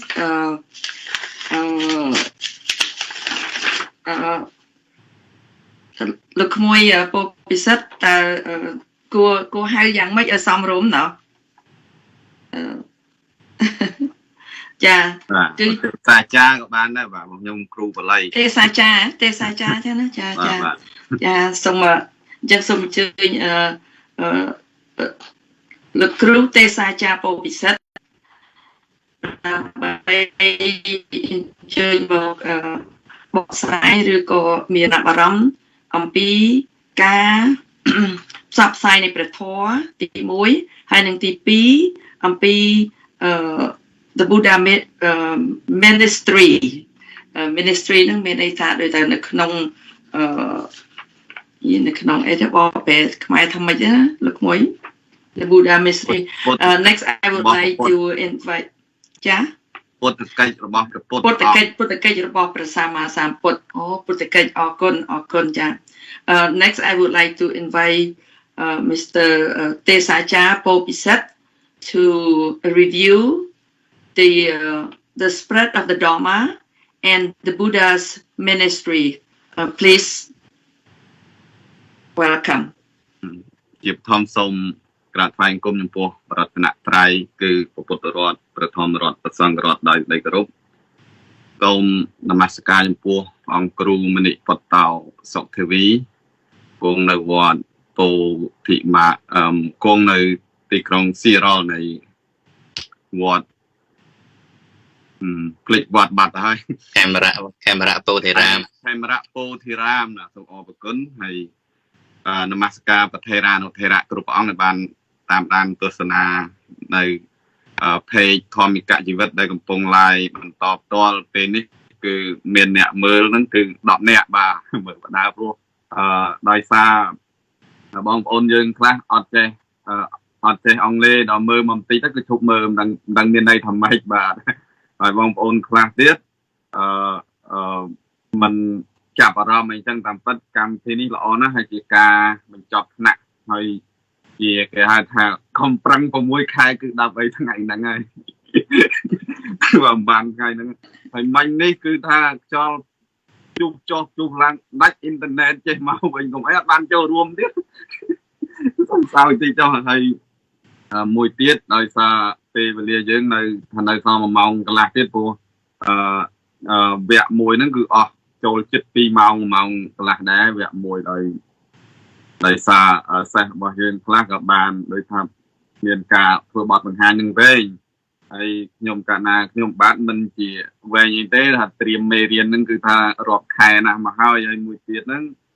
ដែលឈ្មោះដាក់ឈ្មោះទេសាចាហ្នឹងមិនមែនចង់អីទេព្រោះទេសាចាវាគ្រូបល័យហើយចង់រំលឹកខ្លួនឯងហ្នឹងថាខ្លួនឯងហ្នឹងគ្រូបល័យហើយចង់ឲ្យប្រឹងបល័យបានដាក់ឈ្មោះអញ្ចឹងនោះមិនមែនចង់អីកូនកាងរីកចម្រើនទេនឹងរំលឹកខ្លួនឯងថាខ្លួនឯងហ្នឹងអាចារ្យបល័យយ៉ាងទេបានដាក់ឈ្មោះទេសាចាហើយមានសញ្ញាបត្រត្រឹមត្រូវប្រឡងជាប់ឲ្យត្រឹមត្រូវណាប៉ុណ្ណឹងទៅ At the first, I would like to pay homage to the triple team, Buddha, Dharma, and Sangha. And my topic today is the spread of the Dharma. And I will translate to Cambodian language and some word in Pali language. On a full moon day of July 44 years and 10 months before Bodhisattva នៅថ្ងៃ15កើតខែអាសាឍ44ឆ្នាំនិង10ខែមុនពុទ្ធសករាជ The Buddha proclaimed the first sermon to 5 months ព្រះពុទ្ធអង្គបានសម្ដែងបឋមទេសនាដល់បញ្ញវគិយភិក្ខុទាំង5អញ្ញាកណ្ដញ្ញៈវបៈផតយៈមហានមៈ and អសិទ្ធិគឺព្រះអញ្ញាកណ្ដញ្ញៈព្រះវបៈព្រះភតយៈព្រះមហានិមៈនិងព្រះអសិទ្ធិ And then the Buddha spent first vasa and deep hawk at Isipatana Mikatayavana Varanasi ហើយនៅពេលនោះព្រះពុទ្ធអង្គបានចាំព្រះវសាទី1នៅឥសិបតនមិគតិយវ័នទីក្រុងពីរាណសី During this 3 months of rainy season 55 order headed by Yasa a young man of valor joined the order នៅក្នុងអំឡុងវសាទី1នោះរយៈពេល3ខែនោះគឺមានភិក្ខុសង្ឃ55អង្គទៀតដែលដឹកនាំដោយព្រះយស ដែលជាបរោះវ័យក្មេងនៃត្រកូលកដុំពីរបានចូលមកសហគមន៍ព្រះសង្ឃ Now the Buddha had 60 disciples ពេលនោះគឺព្រះពុទ្ធអង្គមានសាវក60អង្គ All Arahata who had relied the Dhamma and were fully competent to teach order ដែលភិក្ខុទាំង60អង្គនោះសុទ្ធតែជាអរហន្តដែលបានសម្រេចធម៌និងមានសមត្ថភាពដើម្បីសម្ដែងធម៌ When the rainy season ended, the master addressed his immediate disciple in this word នៅពេលដែលរដូវចេញព្រះវស្សាព្រះបរមសាស្តាចារ្យបានហៅភិក្ខុទាំងឡាយមកដែលជាសាវកចំណិត immediate disciple សាវកចំណិត in this word ដោយព្រះពុទ្ធដីកាថាកន្លែងនេះខ្ញុំកាលណាខ្ញុំបានបញ្ចូលបល័យព្រោះអ្នកនិពន្ធនឹងបានដកស្រង់ពីបល័យមកគឺអត់បាត់ពាក្យបល័យទេអថខោភគវាភ័យខោអមន្តេសិសម្រាប់នោះព្រះសាស្តាបានហៅភិក្ខុមកទាំងឡាយហើយត្រាស់ថា Release am I monk from all time whether human or divine មតតាហង្ភ័យកវេសពបាសេយេតពាយេចមេនិសាមនាលភិក្ខុទាំងឡាយតថាគតបានរួចហើយអំពីអន្តៈទាំងអស់ទោះបីជារបស់មនុស្សក្តីទោះបីជារបស់ទេវតាក្តី You also are delivered from all fetter whether human or divine តំហេបិភ័យកវេសពបាសេយេតពាយេចមេនិសាមនាលភិក្ខុទាំងឡាយអ្នកទាំងឡាយសោតក៏បានរួចចាកអន្តៈទាំងអស់ផងដែរទោះបីជារបស់មនុស្សក្តីទោះបីជារបស់ទេវតាក្តី Go now and wonder for the welfare and happiness of many ចារថភ័យវេចារកាំងភុជនៈហេតាយៈភុជនៈសុខាយៈមនាលភិក្ខុទាំងឡាយអ្នកទាំងឡាយចូលទៅកាន់ចរិតហើយសម្ដែងធម៌ដើម្បីសេចក្តីសុខដល់មនុស្សច្រើនគ្នាដើម្បីប្រយោជន៍ដល់មនុស្សច្រើនគ្នា Out of compassion for the world for the gain welfare and happiness of God and man លោកានុកម្មបាយៈអដ្ឋាយៈហេតាយៈសុខាយៈទេវមនុស្សសានាំង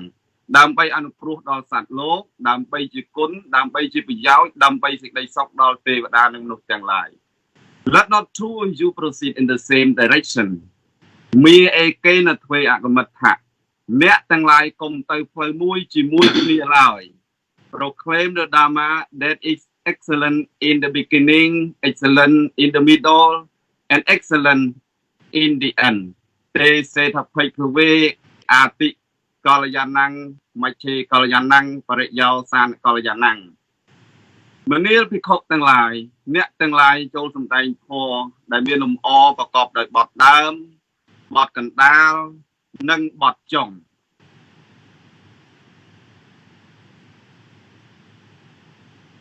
Process the meaning and the later and utterly perfect proclaim the light of purity the holy light of consummate and true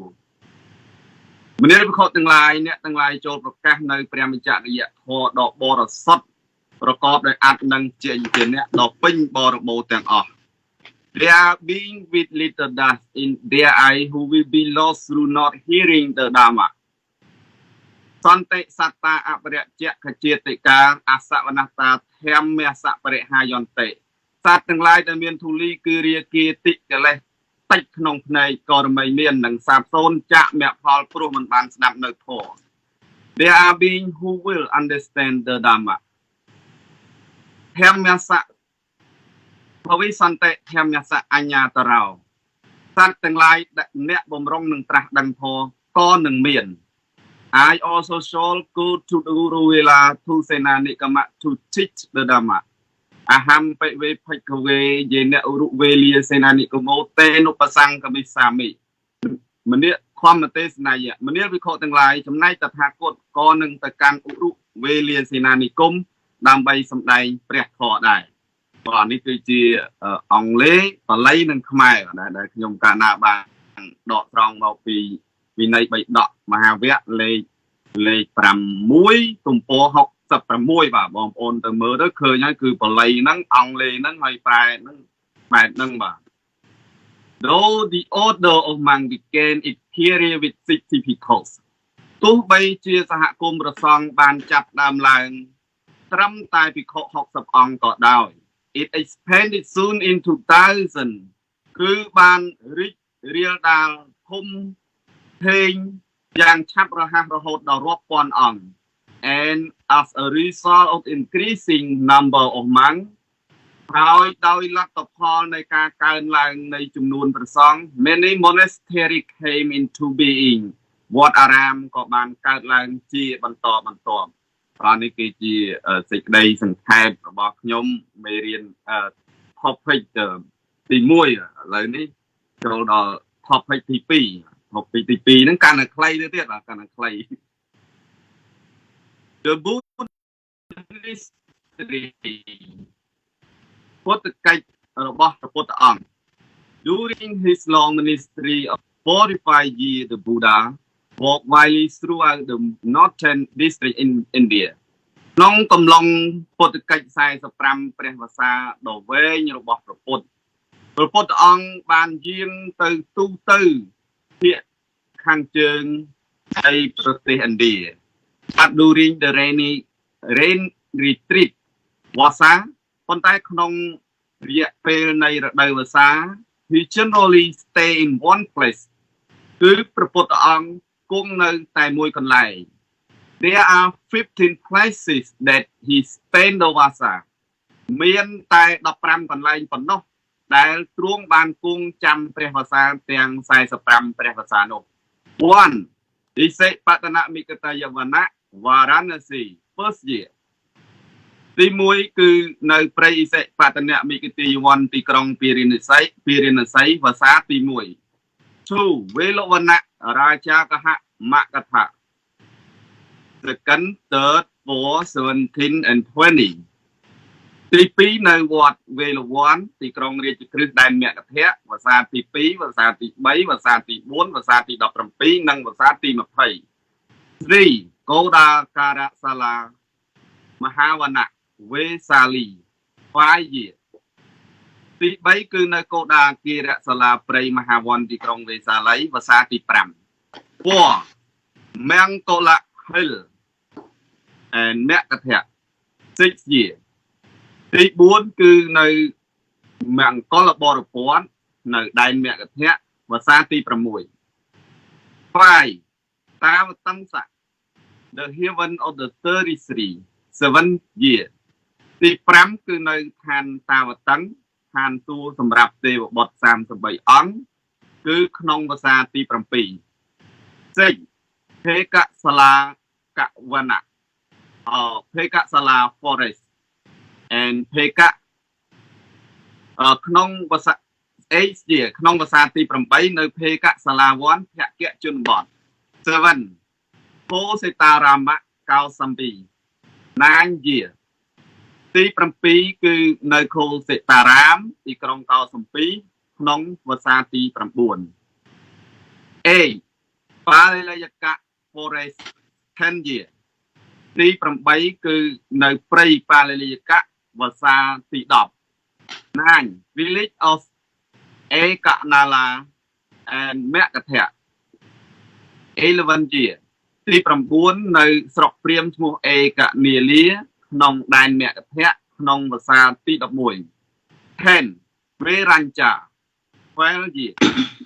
ទី10គឺនៅស្រុកវេរញ្ចាស្រុកវេរញ្ញព្រាមក្នុងវស្សាទី12 11. ចាលករៈ 13, 18 and 19 years ទី11គឺនៅចាលកៈបរិពតវស្សាទី13វស្សាទី18និងវស្សាទី19 12. និក្រូថារាមៈកបលវត្ថុ 15 years ទី12គឺវត្តនិក្រូធារាមក្នុងក្រុងកបលពស្តុក្នុងវស្សាទី15 13. អកាលវៈចេតយៈ Alavi 16 years ក្នុងទី13គឺនៅអគារវៈចេតិយដែន Alavi ក្នុងវស្សាទី16 14. ចេតវណៈ and Poparama Savatthi 14 in Jetavana and 21st to 44 year Jetavana and Poparama but 6 years of Paparama and Dhamma Sangha 30 to 35 years in Paparama ទី14គឺនៅវត្តចេតពុននិងវត្តពពវិរាមនៅក្រុងសាវត្ថីហើយភាសាទី14គឺនៅវត្តចេតពុនភាសាទី14ហ្នឹងគឺជាភាសាដែលព្រះពុទ្ធបានអនុញ្ញាតកថាទានក្នុងបឋមពោធិកាលហើយព្រះអង្គគង់នៅវត្តចេតពុនហើយភាសាទី21ដល់ភាសាទី44ទ្រង់គង់នៅវត្តចេតពុននិងវត្តពពវិរាមប៉ុន្តែវត្តពពវិរាមហ្នឹងនាងវិសាខាកសាងហ្នឹងគឺមាន6ព្រះភាសាហើយនៅក្នុងធម្មសង្ឃៈរបស់សម្ដេចពុទ្ធតាលោកបានបញ្ជាក់ថាវត្តពពវិរាមហ្នឹងគឺភាសាទី30ដល់ភាសាទី45គឺ6ភាសានេះឯង and 15 Velova Krama near Vesali 45 year ទី15គឺនៅវេលវៈក្រៀមចិត្តនគរវេសាល័យក្នុងភាសាទី45ដែលជាភាសាចុងក្រោយបង្អស់ and Ananda was the regular attendant of the Buddha in 20 years ហើយព្រះនន្ទនឹងបានជាពុទ្ធុបថាពេញបរិបូរនៅក្នុងភាសាទី20អញ្ចឹងសរុបទាំងអស់ពុទ្ធបានគង់បជន45ព្រះភាសាតែទីកន្លែងដែលព្រះអង្គធ្លាប់គង់នោះគឺមានតែ15កន្លែងទេហើយសភៅខ្លះមានដាក់ថា18កន្លែងដល់ខ្ញុំកាលណាខ្ញុំបាទតាមដានមើលទៅ18កន្លែងនោះគឺគេរាប់ភាសាទី14នោះរាប់មួយកន្លែងហ្នឹងនៅវត្តចេតពុនហើយភាសាទី21ដល់ភាសាទី29វត្តចេតពុនគឺរាប់មួយកន្លែងទៀតដល់ភាសាទី30ដល់ភាសាទី45វត្តពពវិរាមគឺរាប់មួយកន្លែងដល់ភាសាទី36ដល់ភាសាទី44វត្តចេតពុនគឺរាប់មួយកន្លែងទៀតអញ្ចឹងបានឃើញ18កន្លែងហ្នឹងតាមពិតតែមានតែ15កន្លែងទេគឺរាប់វត្តចេតពុន3ដងបានឃើញ18កន្លែងហ្នឹងគឺក្នុងសភៅធម្មសង្ឃៈសម្ដេចពុទ្ធតាលោកបានសរសេរហ្នឹងខ្ញុំកណាខ្ញុំបានតាមដានមើលហើយដោយសារប្រធានបទនេះព្រះអង្គគ្រូដាក់ឲ្យតាមពិតគិតថាតែ the spread of Dharma ទេឥឡូវថែមប្រធានបទហ្នឹងមួយទៀតគឺសង្ខេបខ្លីហ្នឹងគឺព្រះអានន្ទហ្នឹងលោកបានទទួលសិទ្ធិតែងតាំងឲ្យជាពុទ្ធុបថាប្រចាំហ្នឹងហើយ regular ហ្នឹងគឺដែលមុនហ្នឹងសំបីព្រះអានន្ទធ្វើជានាទីឧបថាក៏មិនបានធ្វើជាប្រចាំព្រះអង្គតែងតែមិនទាន់បានដឹងថាភិក្ខុរូបណាធ្វើនាទីនេះដោយចំពោះជួនកាលទៅក៏ព្រះនាគសមលៈព្រះនាគិតៈព្រះឧបវាណៈព្រះចន្ទៈព្រះសាកតៈព្រះរាធៈព្រះមេឃជាអញ្ចឹងហើយព្រះអង្គក៏ប្រពឥឡូវនេះតថាគតចាស់ក៏នឹងជ្រើសរើសយកព្រះអានន្ទហើយព្រះអានន្ទលោកសូមពោចំនួន4ប្រការគឺនឹងមិន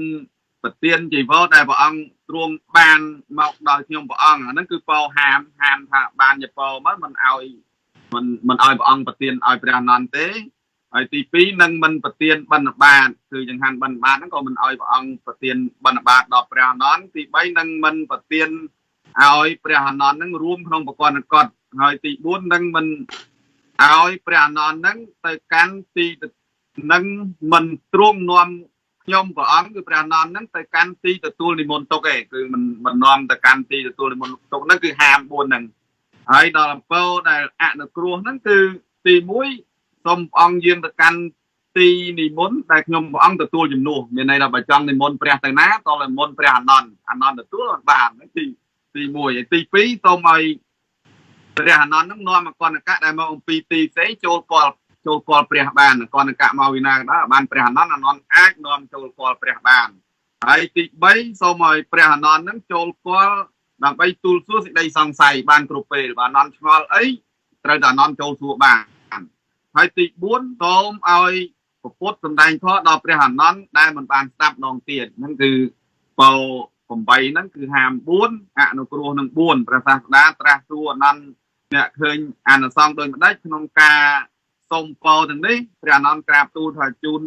ពួកជនអ្នកមានសទ្ធាកាលមិនមានឱកាសជួបព្រះអង្គរមែងនឹងសូមឲ្យខ្ញុំព្រះអង្គទទួលនិមន្តជំនួសដើម្បីខ្ញុំព្រះអង្គបានទទួលជំនួសព្រះអង្គនឹងទ្រង់ជ្រាប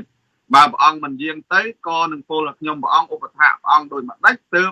មិនឲ្យការអនុគ្រោះសំបីក្នុងកិច្ចនិមន្តជាដើមហ្នឹងនឹងដោយពេលវេលាខ្ញុំកណាមានការកំណត់តាមពិតព្រះអង្គគ្រូឲ្យតែ5នាទីទេក្នុងពីប្រធានបទនេះហើយខ្ញុំកណាប្រហែលជាលើសម៉ោងហ្នឹងប៉ុន្តែឥឡូវនេះម៉ោង 1:30 មិនមែនម៉ោង 1 គឺ 1 ម៉ោង 36 នាទីគឺសំដែងបដាមើលបដាញោមណាញាតពធណាវែងជាងគេក៏ដឹងដែរក៏ប៉ុន្តែមិនមាត់ទេក៏ប៉ុន្តែដល់វេនខ្លួនហ្នឹងក៏ថានឹងតែងធ្វើម៉េចឲ្យរឿងញាប់ព្រោះពេលវេលាយើងមានកំណត់ហើយឥឡូវនេះគឺចប់វគ្គ 1 ហើយចូលដល់វគ្គ 2 ចូលដល់វគ្គ 2 គឺខ្ញុំកណាខ្ញុំបាទនឹងអូនស្រីសវណ្ណាពេងហើយបានចែកចំណុចឬក៏ប្រធានបទផ្សេងគ្នាហើយគឺឥឡូវនេះចូលដល់បតុមរដ្ឋហ្នឹងគឺបងអ៊ំស្រីសវណ្ណាពេងជាអ្នកធ្វើនៅធម្មពិធីក៏ moderator អញ្ចឹងសូមក្រុមអញ្ជើញបងស្រីសវណ្ណាពេងដើម្បីកាន់កម្មវិធីជាមួយនឹងខ្ញុំបាទដូចតទៅសូមអរគុណនិងសូមអរគុណ សូមអរគុណទេសសាចារពពិសិដ្ឋនេះខ្ញុំសូមអញ្ជើញបងអូនស្រីបតុមរដ្ឋសូមអញ្ជើញដើម្បី assignment របស់គាត់គឺ Buddhahood and Arahatship ពុទ្ធភាវៈនិងអរហន្តភាវៈហើយមួយទៀតគឺ Salient Future of the Dharma លក្ខណៈលេចធ្លោនៃព្រះធម៌សូមអញ្ជើញបកតាមមកបកស្រាយជាបឋមនេះខ្ញុំសូមគោរពថ្វាយគុំកូនកាយទាំង3មានព្រះពុទ្ធរតនៈធម្មរតនៈសង្ឃរតនៈហើយសូមក្រាបថ្វាយគុំចាស់គ្រូសុខធាវីនិងសូមគោរពបងប្អូនទាំងអស់ដែលនៅទីនេះមានវត្តមានទីនេះចាសូមគោរពប្រធានបទនេះខ្ញុំមាន2ដែលមីងគាត់មានប្រសាសន៍មកអញ្ចឹងទី1គឺភាពជាព្រះពុទ្ធនិងភាពជាព្រះអរហន្តនៅក្នុង chapter នេះអ្នកនិពន្ធគាត់ចង់លើកយកមកនិយាយពីថាដាក់តើការបានទៅជាព្រះពុទ្ធនឹងតើធ្វើបែបណាឬក៏មានតែទេវតាទេដែលអាចជាតែងតាំងអាចជាព្រះពុទ្ធអីមិនមែនទេនៅក្នុងទីនេះលោកអ្នកនិពន្ធចង់និយាយថា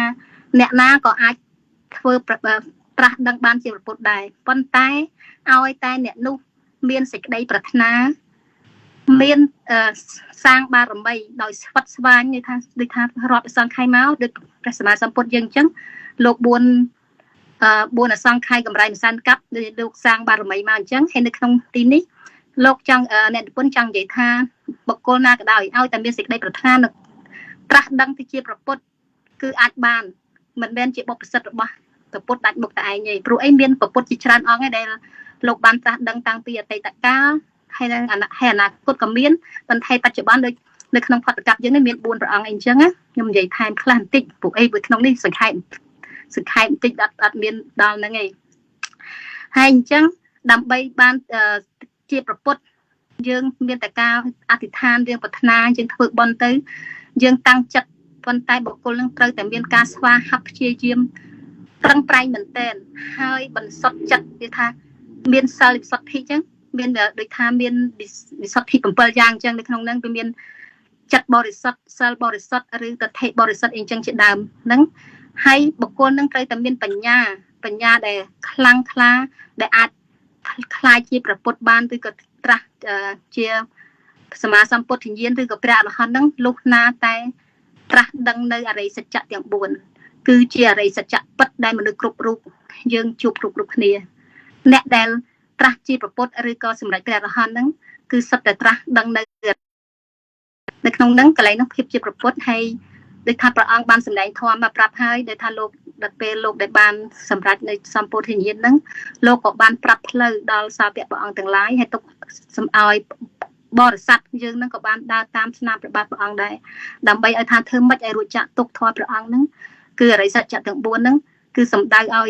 ជនគ្រប់រូបឲ្យដឹងពីសេចក្តីទុក្ខការកើតចាស់ឈឺស្លាប់អ្នកណាក៏ជាមិនរួចគេហៅថាត្រៃលក្ខធម៌គឺសាមញ្ញផលហ្នឹងឯងមាន3ហ្នឹងហើយអញ្ចឹងបានព្រះអង្គអ្នកដែលត្រាស់ដឹងជាព្រះពុទ្ធហ្នឹងត្រូវតែឆ្លងកាត់នៅត្រាស់ដឹងការអរិយសច្ចៈទាំង4ហ្នឹងហើយមួយទៀតដែលព្រះអង្គធម៌របស់ព្រះអង្គហ្នឹងក៏មានមេត្តាគុណករុណាគុណ ដើម្បីឲ្យសពសត្វទាំងឡាយឲ្យបាននិយាយថាឆ្លងរួចចាក់ទុកអស់កិលេសដោយសារបប្រតិបត្តិតាមអង្គរិយមគ្គ8ប្រការរបស់ព្រះអង្គដែលបានព្រះអង្គបានត្រាស់ដឹងឲ្យព្រះអង្គដែលទុកបង្រៀនសពសត្វទាំងអស់នឹងឲ្យស្គាល់ពីផ្លូវដែលត្រូវទៅរួចចាក់ទុកនឹងខ្លីហ្នឹងខ្ញុំសូមនិយាយសង្ខេបដោយកន្លែងប្រធានបទទី1ហ្នឹងភាពជាប្រពុតឬក៏ភាពជារហន្តហ្នឹងគឺ topic ដែលសំខាន់ចំណុចសំខាន់គឺការត្រាស់ដឹងនៃអរិយសច្ចៈទាំង4ទើបអ្នកនឹងអាចคล้ายជាព្រះរហន្តឬក៏ព្រះសម្មាសម្ពុទ្ធប៉ុន្តែលោកត្រូវតែមានសេចក្តីព្យាយាមសាងបារមីមកជាច្រើនជាតិច្រើនអីមកឲ្យទៅបានបើសិនជាអត់មានការតាំងចិត្តធ្វើធัวលងទេអត់បានសម្រេចទេនឹងភាពជាប្រពុតនិងព្រះរហន្តហើយប្រធានបទទី2និយាយពីការលេចធ្លោលក្ខណៈលេចធ្លោរបស់ព្រះធម៌ឬក៏លក្ខណៈពិសេសរបស់ព្រះធម៌តើលក្ខណៈពិសេសរបស់ព្រះធម៌នៅកន្លែងណាដែលអ្នកនិពន្ធលោកចង់លើកមកថាធម៌ព្រះអង្គហ្នឹងជាធម៌មួយដែលជ្រាលជ្រៅដែលជាអមតៈធម៌ដែលព្រះអង្គត្រាស់ដឹងគឺអរិយសច្ចៈទាំង4ហ្នឹងគោលនៃធម៌នៅក្នុងទីនេះដែលលោកចង់និយាយមកគឺព្រះអង្គត្រាស់ដឹងនៃអរិយសច្ចៈទាំង4ព្រះអង្គបានផ្សព្វផ្សាយនៃមេគាធម៌នោះដល់សាវករបស់ព្រះអង្គបង្រៀនសាវកព្រះអង្គដោយស្មើប្រតិស្មើមហាករណាធិគុណអត់មានថាព្រះអង្គសម្ដែងក្រុមនេះដល់មហាជននេះផ្សេងឬក៏ក្រុមនេះផ្សេងទេគឺព្រះអង្គមានប្រតិស្មើគ្នាទាំងអស់សូម្បីតែព្រះអង្គមានប្រតិថាព្រះអង្គដូចជាព្រះរាហុលកូនបុត្រអញ្ចឹងគឺព្រះអង្គឆ្លាញ់ស្មើគ្នាទាំងអស់ហើយការសម្ដែងធម៌របស់ព្រះអង្គគឺអញ្ចឹងអត់មានព្រះអង្គអត់មានការលាក់លៀមគឺទុកដាក់ដូចនៅក្នុងសាសនាដតីអីគេលាក់ក្បួនតម្រាអីព្រះអង្គអត់ទេព្រះអង្គបើកបង្ហាញទាំងអស់ដើម្បីឲ្យសពសត្វទាំងអស់យើងទាំងអស់គ្នានឹងអនុវត្តបប្រតិបត្តិតាមនៃធម៌ព្រះអង្គហើយចំណុចមួយទៀតដែលចំណុចលេចធ្លោនៅក្នុង chapter នេះលោកចង់និយាយពីអ្នកនិពន្ធលោកក៏ចង់លើកពីការមហាធិគុណរបស់ព្រះអង្គហ្នឹងវាមានករណាគុណវិសុទ្ធគុណអីចឹងហើយនឹងបញ្ញាគុណរបស់ព្រះអង្គដែលព្រះអង្គមានបញ្ញាខ្លាំងក្នុងខ្នាបង្រៀនដល់សាវករបស់ព្រះអង្គឲ្យដើរតាមផ្លូវអង្គរិយមគ្គទាំង8ប្រការហ្នឹងមានតែផ្លូវអង្គរិយមគ្គ8ប្រការទេដែលអាចនាំឲ្យពួកសពសត្វឬក៏សាវកព្រះអង្គនឹងបានសម្រេចព្រមដោយសតិប្បដ្ឋានទាំង4រួមគ្នាផងហើយនៅក្នុងនេះដែរក៏លោកចង់ពីលើកគោលធម៌មួយទៀតពីការថានៅពេលដែលព្រះអង្គយាងទៅកាត់ទៅតាមដែនកេសបុត្រនៅជនជាតិកាឡាមៈហ្នឹងដល់ពេលជនជាតិហ្នឹងសួរថាមានអាចារ្យព្រាហ្មណ៍ជាច្រើនតាបោះជាច្រើនដែលឆ្លងកាត់ទីនេះហើយតែងតែប្រាប់ថាធម៌របស់គេហ្នឹងល្អអញ្ចឹងហើយបង្អាប់ធម៌ដតីអញ្ចឹងតើទៅជឿមួយណាអញ្ចឹងសួរព្រះសម្មាសម្ពុទ្ធដែលលោកព្រះអង្គយាងកាត់តាមហ្នឹងហើយព្រះអង្គក៏បានប្រាប់ថាឲ្យមុននឹងកុំឲ្យជឿត្រូវកុំឲ្យព្រះអង្គបានសម្ដែង10មេត្រាប៉ុន្តែខ្ញុំអាចខ្លាចវែងហ៊ានលើកយកមកអាន10មេត្រានៅក្នុងហ្នឹងដើម្បីប្រាប់ជនជាតិកាឡាមៈហ្នឹងឲ្យកុំឲ្យជឿកុំឲ្យចេះតែជឿតាមជំនឿឬក៏ប៉ាន់ស្មានហ្នឹងហើយនឹងខ្ញុំសូមលើកតិចមកចំណុច10យ៉ាងហ្នឹងគឺទី1ព្រះអង្គចង់ថាកុំឲ្យប្រកាន់ជឿដោយការលឺតគ្នាអញ្ចឹងហើយទី2ព្រះអង្គកុំប្រកាន់ឲ្យជឿនៅទំនៀមរដ្ឋប្រពៃណីកុំឲ្យជឿប្រកាន់នៅលើពាក្យអាចារ្យបារាមកុំឲ្យជឿនៅការដែលអះអាងតាមក្បួនតម្រាហើយកុំឲ្យជឿដោយតាមជឿតាមពាក្យដូចថាពាក្យគេនិយាយមកគ្រាន់តែសន្និដ្ឋានអីអញ្ចឹងកុំឲ្យជឿហើយឲ្យកុំឲ្យជឿនៅលើហេតុផលគ្រាន់តែប៉ាន់ស្មានជាដើមអញ្ចឹងហើយកុំឲ្យជឿនៅលើការត្រេះរិះលើអាការៈឬបុគ្គលណាគេធ្វើសភាពទេរៀបសារអញ្ចឹងនៃគេអញ្ចឹងហើយកុំឲ្យជឿដោយការសេចក្តីពេញចិត្តចំពោះខ្លួនឯងហើយសន្និដ្ឋានថាអ្នកនឹងធ្វើត្រូវអញ្ចឹងហើយក៏កុំឲ្យប្រកាន់ជឿដោយមានសភាពថាមើលទៅគួរឲ្យជឿណាបុគ្គលហ្នឹងគួរឲ្យជឿណាហើយកុំឲ្យជឿនៅសាមណៈឬជាគ្រូរបស់យើងដែលថាត្រូវទាំងអស់គឺព្រះអង្គចង់ឲ្យសាវកព្រះអង្គឬក៏ពុទ្ធបរិស័ទនឹងឲ្យមានការស្វែងយល់មុននឹងនិយាយជឿអីមួយត្រូវតែមានការតេះរិះពិចារណាស្វែងយល់បទពិសោធន៍ត្រួតពិនិត្យដល់តើនៅសភាវៈពិតតើការពិតឬអត់ទៅលោកព្រះអង្គឲ្យជឿហើយសាសនាព្រះអង្គអត់មានបង្ខំឬក៏យកអាវុធទៅភ្ជុំឲ្យបុគ្គលណាជឿតាមព្រះអង្គហើយដូច្នេះព្រះអង្គថាឲ្យត្រូវតែមានការស្វែងយល់ខ្លួនឯងឲ្យស្វែងរកសច្ចភាពសភាវៈពិតនៃពធព្រះអង្គនឹងឲ្យសមជឿកុំឲ្យតែជឿសូតែគេនិយាយជឿបានហើយដូច្នេះ តែក្នុងចំណុចហ្នឹងមានតែប្រមាណយ៉ាងនេះដែលសំខាន់ដែលលោកអ្នកនិពន្ធលោកនិយាយអញ្ចឹងហើយទីមួយទៀតគឺប្រតិព្រះអង្គស្មើចំពោះសាវកព្រះអង្គដែលថាសាវកព្រះអង្គនៃថាខ្លាយជាអគ្គឯកទូតបុគ្គលអីអញ្ចឹងព្រះអង្គមានថាអ្នកនេះមកពីឋានតកូលវណ្ណៈនេះវណ្ណៈនោះតែងតាំងអីទេអ្នកដែលបានជាអគ្គសាវកជាដើមដោយព្រះស្រីបុត្រឬព្រះមុគលានសុទ្ធតែគេបានសាងបារមីមកតាំងពីអតីតកាលដែលមានការប្រាថ្នាធ្វើជាអគ្គសាវកស្វែងស្ដាំដែលព្រះស្រីបុត្រអញ្ចឹងលោកមកពីតកូលព្រាហ្មណ៍ហើយមួយទៀតដូចជាអគ្គឯកខាងបញ្ហាវិន័យគឺឧបបាលិដែលថាលោកមកពីត្រកូលកេសាខ្មាន់កេសាហ្នឹងគឺលោកមានបញ្ញាខ្លាំងក្នុងការចាត់ចែងវិន័យដូច្នេះជាឯកខាងវិន័យនឹងឯងដូច្នេះសាវកព្រះអង្គគ្រប់រូបសុទ្ធតែមានចំណេះចេះដឹងមានជំនាញហើយសុទ្ធតែសម្រេចនៅព្រះអរហន្តទាំងអស់ដោយមានបញ្ញាសន្សំបារមីមកដែលគេបានសាងនឹងមកហើយបានសម្រេចរួចចាក់ទុកបានរំដោះរួចចាក់ទុកពីសង្សារវត្តហ្នឹងឯងចាអរគុណមានប៉ុណ្ណឹងចំណុចប៉ុណ្ណឹងនិយាយសង្ខេប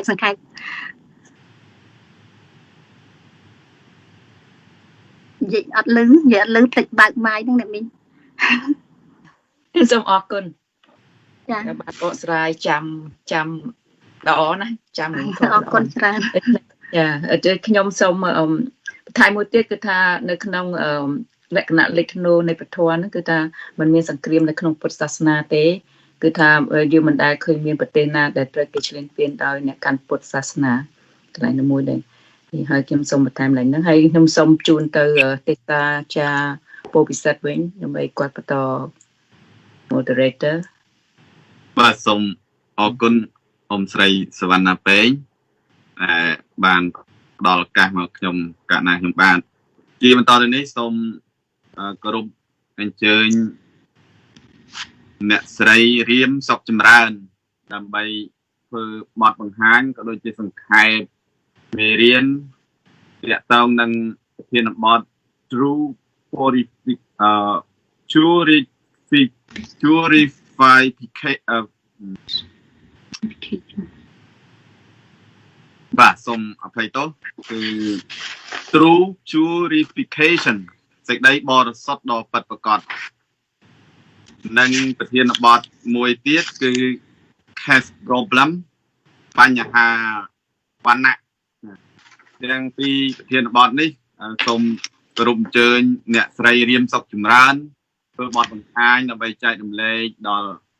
បងប្អូនញាតិធម៌ក៏ដូចជាប្រធេរានុធេរៈគ្រប់ព្រះអង្គដែលបានទស្សនាផ្ទាល់ក្តីនិងទស្សនាពេលក្រោយក្តីសូមគោរពអញ្ជើញបាទចាសូមអរគុណលោកគ្រូហើយជាដំបូងនេះខ្ញុំសូមខ្ញុំកណ្ណានាងខ្ញុំសូមនមស្ការដល់គុណព្រះពុទ្ធពធព្រះសង្ឃហើយនឹងសូមអរគុណដល់ព្រះអង្គសុខទេវីដែលតែងតែបានដឹកនាំក្រុម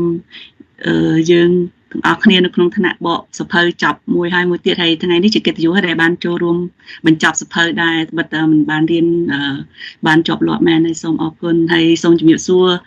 ញាតិធម៌ទាំងអស់គ្នាថ្ងៃនេះបានឃើញមុខទាំងអស់គ្នាអរគុណច្រើនហើយស្ដាប់ឡើងជក់អីមុនណាអញ្ចឹង topic ដែលខ្ញុំត្រូវបាន review ដោយលោកគ្រូថានេះខ្ញុំអត់បានលំអិតវែងឆ្ងាយទេខ្ញុំគ្រាន់តែសូមលើកអ្វីដែលជាការយល់ក្នុង topic ដែលត្រូវ review ទាំងពីរនឹងដូចតទៅលើខ្វះកន្លែងណាសូមជួយបន្ថែមផងនៅក្នុង first topic ដែលខ្ញុំត្រូវ recover នេះគឺ True Purification ខ្ញុំសូមបកស្រាយជាភាសាខ្មែរព្រោះអង់គ្លេសអត់សូវប្រកែហ្នឹងហើយtopic មួយនេះគឺសំខាន់ល្អមែនតើដោយសារតែខ្ញុំខ្លួនឯងហ្នឹងក៏ធ្លាប់យល់ខុសដែរហើយដល់តែពេលបានស្ដាប់ធម្មទេសនាជាច្រើនយល់ហើយទៅលើកនេះជាឱកាសល្អមែនតើដែលបានអានហើយបានរៀនបានចេះទាំងភាសាអង់គ្លេសបន្ថែមហើយនឹងបានបកប្រែចូលរួមបកប្រែផ្ទាល់អញ្ចឹងសប្បាយចិត្តមែនតើហើយច្បាស់លើកនេះច្បាស់ជាងមុនឆ្ងាយដោយសារនៅ topic កន្លែងនេះគេបានបញ្ជាក់ថានៅក្នុងការយល់ដឹងនៃធម៌ទាំងឡាយរាល់ជំនឿនិងការភ័យខ្លាចវាមិនមែនជាបញ្ហាសំខាន់វាមិនមែនជាគោលគំនិតនៅក្នុងពុទ្ធសាសនាឡើយតែ bờ môn dương ban riêng vì lại nó đây ai về chỗ riêng chừng đưa sen đôi đại ban lợi không học phịch nắng chia sẻ cứ sẽ cái bớt này về thoa ai vô ban tam dạy cả nhàคือมันแม่นได้ตามกาเนี่ยดาวจำเนื้อเงินงอหรือก็ได้กาภัยคลายเกิดแต่ปีเรื่องกาบอลสรอนให้นึงด้วยหาไปจำเนื้อได้ยังอัดบ้านเคยจะบ้านนึงภายในโดยกาได้ในขนมเมรินองครูบ้านเลิกล้างทาโดยจะไปคลาไปยังภัยจังเตอยังจะตัดบอลจำเนียงเตะบอลอาทิตย์เตะไอเซนเอาเปรียนี่เปรียโนอาทิตย์ทาlà bay thaนั่นคือนอนในตึกบอลchiaต่างนั่นคือchiaจุ่มเนื้อดึงเนื้องอลคือมันแม่นchiaกา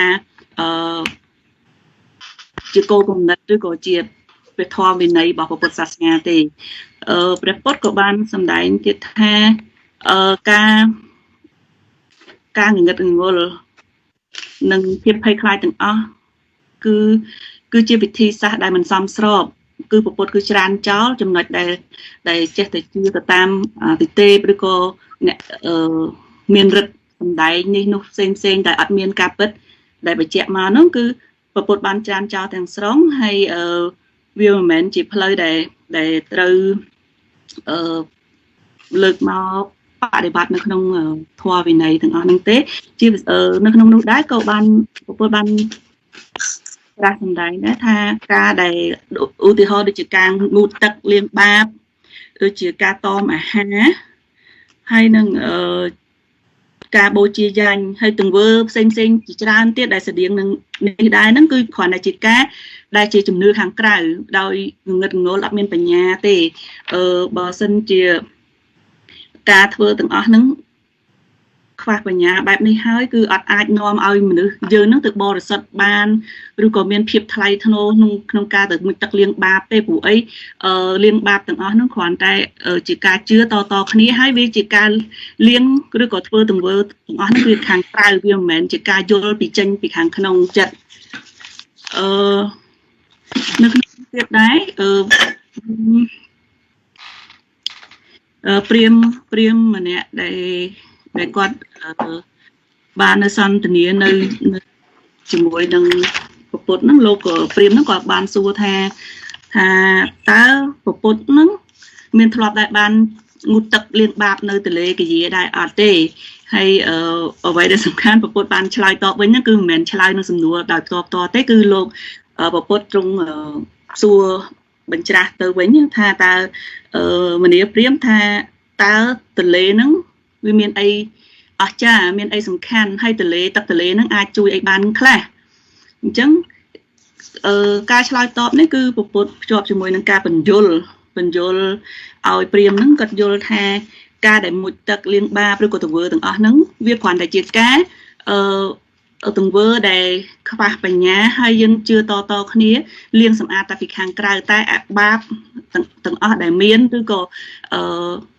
เกิดเลสมาโกรกต่างหลายได้เมียนในขนมสันดานจัดนุ่มเหมือนไอเลี้ยงโดยซาตักหรือโกจุ่มเนื้อหางกลายได้รถบอลสลันนั่งบ้านนี่คือตัวแต่ยังนั่งเรียนสวายโยลปีสัจจะทัวปิดคือเรียบบานโดยยังนั่งสำอาปีขางขนมมาวิ่งนู้เติบเพื่อเอายังนั่งบกโกลดาได้กอดสวายโรเพียบอาร์ตหรือโกสวายโรการรู้จักตกต่างอ๋อนั่งคือถือแต่ปลาปัญญาตัวคล้วนนั่งสวายโยปีสัจจะทัวปิดโดยเรียบบานนังกาได้ยังเลี้ยงงูตักเลี้ยงสำอาปีขนมเลี้ยงบาเลี้ยงเนื้อจัดบาปป่ะยัง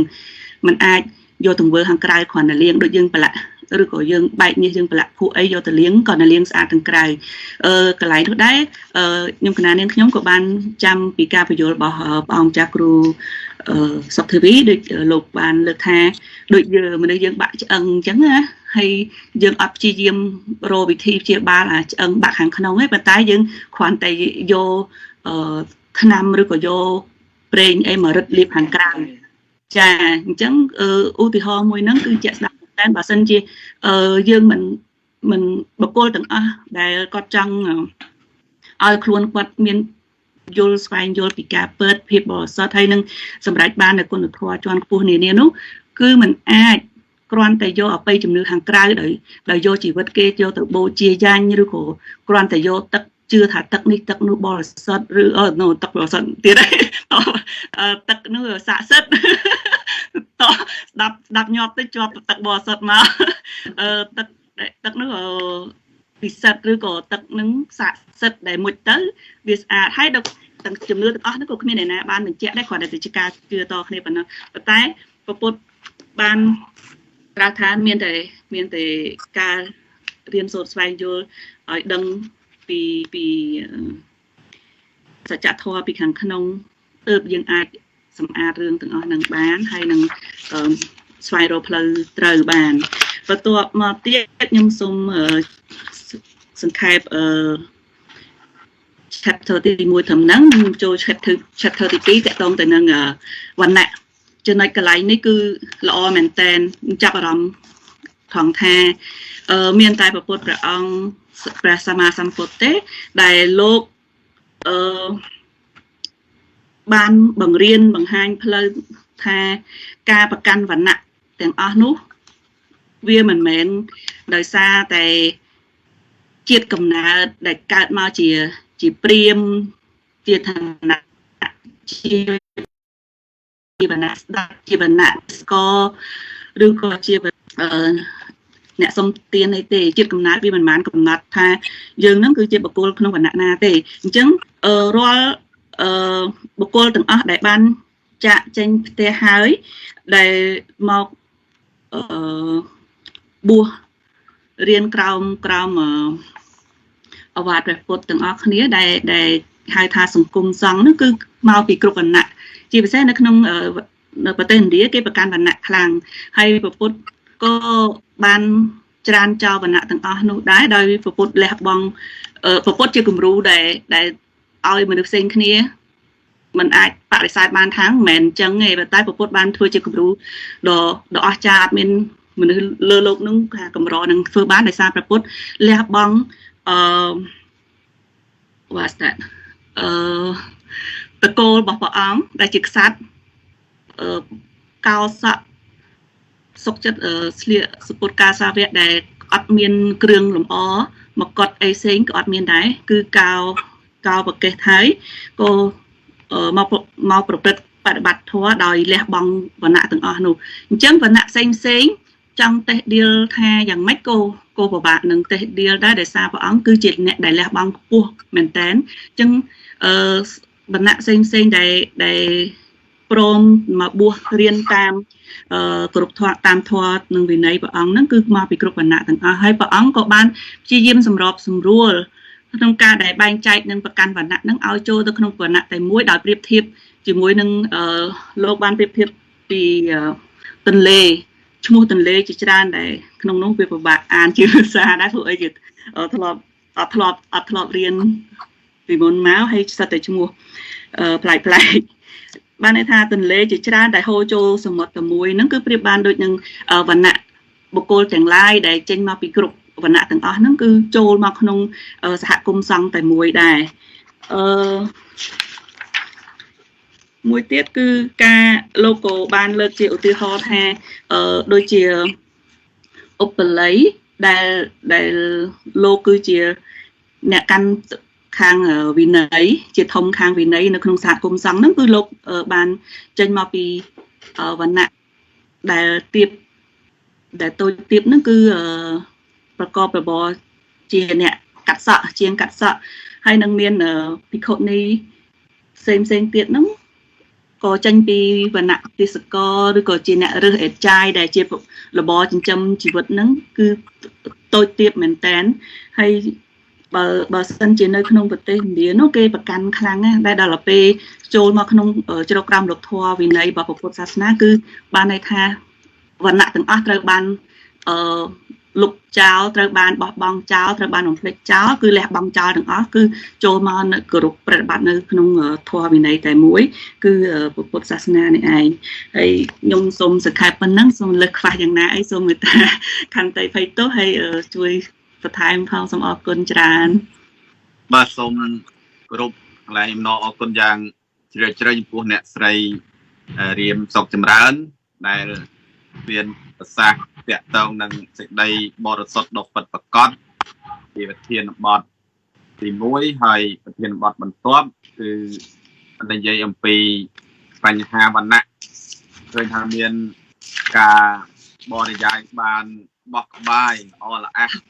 ចង់សូមសរសើរស្មោះហើយអនាគតទៅនឹងក្លាយជាធម្មាចារនីដ៏ល្បីរូបហើយបើប្រកែកយ៉ាងនេះបាទសូមខំប្រឹងតទៅទៀតបាទព្រោះក្នុងចំណោមញាតិពធទាំងអស់ហ្នឹងអនាគតទៅនឹងអាចសម្ដែងពធបានព្រោះឥឡូវស្ត្រីគេកំពុងតែលើកតម្លៃបញ្ហាស្ត្រីនឹងហើយនៅអំបញ្ញនេះគឺពីរោះហើយនឹងឆ្ងាញ់តិចមែនតែនអំពីសេចក្តីបរិសុទ្ធពិតប្រាកដគឺចេញពីក្នុងដួងចិត្តពីខាងក្នុងនឹងមកវាមិនមែនខាងក្រៅទេគេថាកែអីកែបានកែទៅតែបើកែមិនបានកែចិត្តរបស់យើងនេះហ្នឹងគឺល្អណាស់ហើយឆ្ងាញ់មែនតែនហើយសូមសរសើរដោយស្មោះហ្នឹងគឺប្រធានបទសេចក្តីបរិសុទ្ធពិតប្រាកដហ្នឹងគឺចិត្តរបស់យើងនឹងឯងដែលជាសេចក្តីបរិសុទ្ធពិតប្រាកដខាងក្រៅហ្នឹងគឺរូបរាងកាយខាងក្រៅហ្នឹងគឺมันអាចមិនមែនជាសេចក្តីបរិសុទ្ធពិតប្រាកដទេសេចក្តីបរិសុទ្ធពិតប្រាកដគឺចេញពីក្នុងដួងចិត្តរបស់យើងហើយតាក់ទងនឹងវណ្ណៈនេះក៏ល្អដែរគឺអ្នកស្រីបានបកស្រាយបាញ់មិញហ្នឹងប្រៀបដូចជាទន្លេ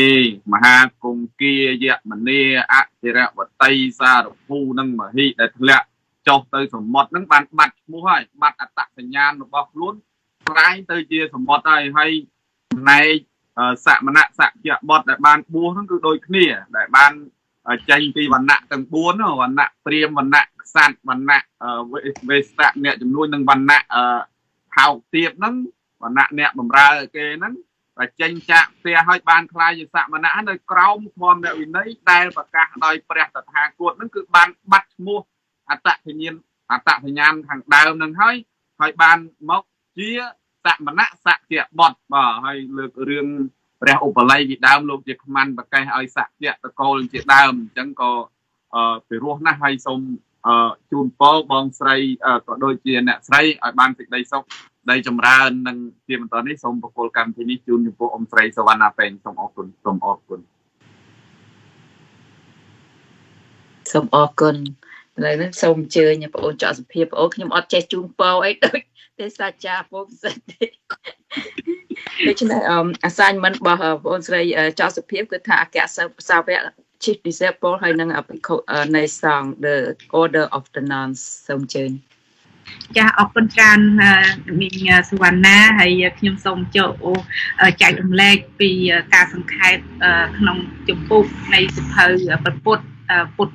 ប្រវត្តិនិងពុទ្ធវចនៈដែលយើងបានរៀនជាមួយគ្នាអស់រយៈពេល6ខែមកនេះចាអញ្ចឹង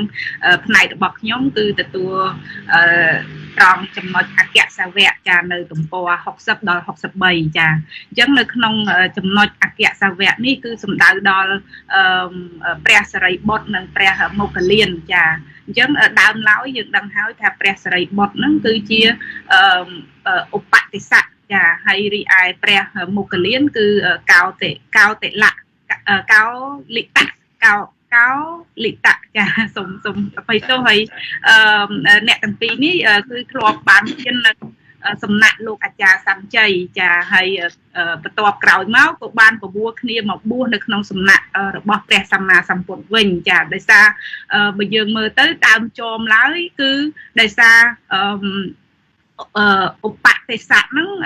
លោកបានឃើញពេលធ្វើដំណើរតាមផ្លូវហ្នឹងក៏បានប្រទះនឹងព្រះអសជិដែលទ្រង់កំពុងនិមន្តបិណ្ឌបាតហ្នឹងអញ្ចឹងដោយសារឃើញនៅរូបរាងអកប្បកិរិយាសុគតសុគមរបស់ព្រះអសជិហ្នឹងគឺមានឥន្ទ្រីសម្រួមមែនតែនហើយគួរជាទីជ្រះថ្លាដល់ក្រៃលែងអញ្ចឹងហើយក៏បានសន្ទនាជាមួយនឹងព្រះអសជិហើយក្នុងកិច្ចសន្ទនានេះខ្ញុំមិនវែងឆ្ងាយទេគ្រាន់ថាពេលនោះគឺព្រះអសជិបានលើកនៅធម៌ខ្លីមួយផ្ដល់ជូនទៅឧបតិស័កហ្នឹងថាឲ្យខ្ញុំសូមអានធម៌ហ្នឹងហើយវាមានការខុសឆ្គងសូមខន្តីអភ័យទោសចាអញ្ចឹងក្នុងហ្នឹងធម៌ហ្នឹងគឺលើកឡើងថាយេធម្មាហេតុបភៈ vía tê sang hệ tăng tật tha cả tàu tê sạch chê giáo nị rốt thìa chạy e vắng việt tí mà ha sam nào chà bộ prai tha thoaទាំងឡាយណាកើតពីហេតុព្រះតថាគតទ្រង់ត្រាស់សម្ដែងនៅហេតុនៃធម៌ទាំងឡាយនោះនិងការរំលត់នៃហេតុនៃធម៌ទាំងឡាយនោះព្រះមហាសាមណៈទ្រង់មានប្រកដីទូមានយ៉ាងនេះធម៌នេះគឺព្រះអសជិបានលើកទៅកាន់ឧបតិស័កដែលលោកបានឆ្ងល់ថាហេតុអីបានព្រះអសជិនឹងមានឥន្ទ្រីសម្រួមតើរៀននៅសំណាក់ជាមួយព្រះអង្គគ្រូណាអញ្ចឹងក៏ព្រះអសជិបានលើកនៅធម៌ដ៏ខ្លីនេះហើយបន្ទាប់មកព្រះឧបតិស័កហ្នឹងគឺលោកមានសេចក្តីជ្រះថ្លាមែនតែនក៏បានបបួលមិត្តគឺកោលេតៈហ្នឹងទៅបួសរៀនជាមួយនឹងសំណាក់របស់ព្រះសម្មាសម្ពុទ្ធហើយក៏បានសម្រេចនៅមគ្គផលដែលคล้ายទៅជាព្រះសរិបុត្រនិងព្រះមុគលានចាហើយក្នុងកន្លែងអគ្គសេវៈនេះដែរក៏មានលើកអំពីអគ្គសេវៈមួយអង្គទៀតនោះគឺមហាកសបៈមហាកសបៈនេះគឺជាព្រះអង្គដែលបានលះបង់នៅទ្រព្យសម្បត្តិដ៏មហាសាលដើម្បីស្វែងរកនៅមាគ៌ារំដោះទុក្ខស្តៀងនឹងព្រះសម្មាសម្ពុទ្ធដែលបានចាក់នៅត្រង់នេះដោយរកនៅបន្ទាប់ក្រោយមកនៅពេលដែលព្រះសម្មាសម្ពុទ្ធបានចូលបរិនិព្វានបាន3ខែមកមហាកសបៈហ្នឹងគឺជាអ្នកដែលកោះប្រជុំព្រះអរហន្តទាំងអស់ដែលក្នុងហ្នឹងហៅថាអរហន្តសន្និបាតដើម្បីប្រមូលនឹងធ្វើការចងក្រងធម៌វិន័យដែលយើងអាចរៀនសូត្រមកដល់បច្ចុប្បន្ននេះចាអញ្ចឹងខ្ញុំសូមចប់កន្លែងផ្នែកអគ្គសាវកប៉ុណ្ណេះហើយខ្ញុំសូមចូលទៅផ្នែកមួយទៀតគឺភិក្ខុនៃសង្ឃ the order of the nuns អញ្ចឹងក្នុងផ្នែកនេះគឺនៅទំព័រ64ដល់65ហ្នឹងគឺអ្នកនិពន្ធបានលើកអំពីដំណើររឿងដែលយើងដឹងហើយថាដើមឡើយគឺមានតែបរោះទេដែលគាត់ត្រូវបានអនុញ្ញាតឲ្យចូលសាងភ្នោះចាมันមានស្ត្រីទេប៉ុន្តែទម្រាំតែបានទទួលនៅពុទ្ធានុញ្ញាតពីព្រះសម្មាសម្ពុទ្ធហ្នឹងគឺមានការពិភាក្សាជាច្រើនលើកជាច្រើនសារហើយដោយមានការឧបត្ថម្ភពីព្រះអានន្ទផងហ្នឹងទើបការស្នើសុំរបស់ព្រះនាងកោតមីដែលជាមេដាចិញ្ចឹមរបស់ព្រះសម្មាសម្ពុទ្ធបានទទួលនៅពុទ្ធាញ្ញាតក្នុងការឲ្យពនាងហើយនិងស្ត្រីផ្សេងទៀតហ្នឹងគឺអាចបួសជាភិក្ខុនីហើយអញ្ចឹងព្រះនាងកោតមីហ្នឹងគឺជាភិក្ខុនីដំបូងបំផុតដែលបានបួសនៅក្នុងសំណាក់ព្រះសម្មាសម្ពុទ្ធហ្នឹងហើយប៉ុន្តែទោះបីជាមានការអនុញ្ញាតយ៉ាងនេះក្តីហ្នឹងគឺព្រះសម្មាសម្ពុទ្ធបានកំណត់ចំពោះការបំពោះភិក្ខុនីថាត្រូវមានកំណត់នៅគេហៅថាអដ្ឋគរុធម៌ហ្នឹងបន្ថែមលើសពីសង្ឃភិក្ខុសង្ឃចាហើយអញ្ចឹងភិក្ខុនីសង្ឃហ្នឹងឬក៏ភិក្ខុនីសាសនាហ្នឹងគឺត្រូវបានចាប់បដិសន្ធិដំបូងបំផុតនៅក្នុងប្រវត្តិសាស្ត្រនៅក្នុងវស្សាទី5បន្ទាប់ពីព្រះសម្មាសម្ពុទ្ធទ្រង់បានត្រាស់ដឹងរួចមកចាអញ្ចឹងភិក្ខុនីក្នុងហ្នឹងយើងឃើញថាមានការលើកថាភិក្ខុនីដែលលេចធ្លោនៅក្នុងភិក្ខុនីសង្ឃហ្នឹងគឺការទទួលស្គាល់ដូចជាភិក្ខុនីថេរីខេមរាឬក៏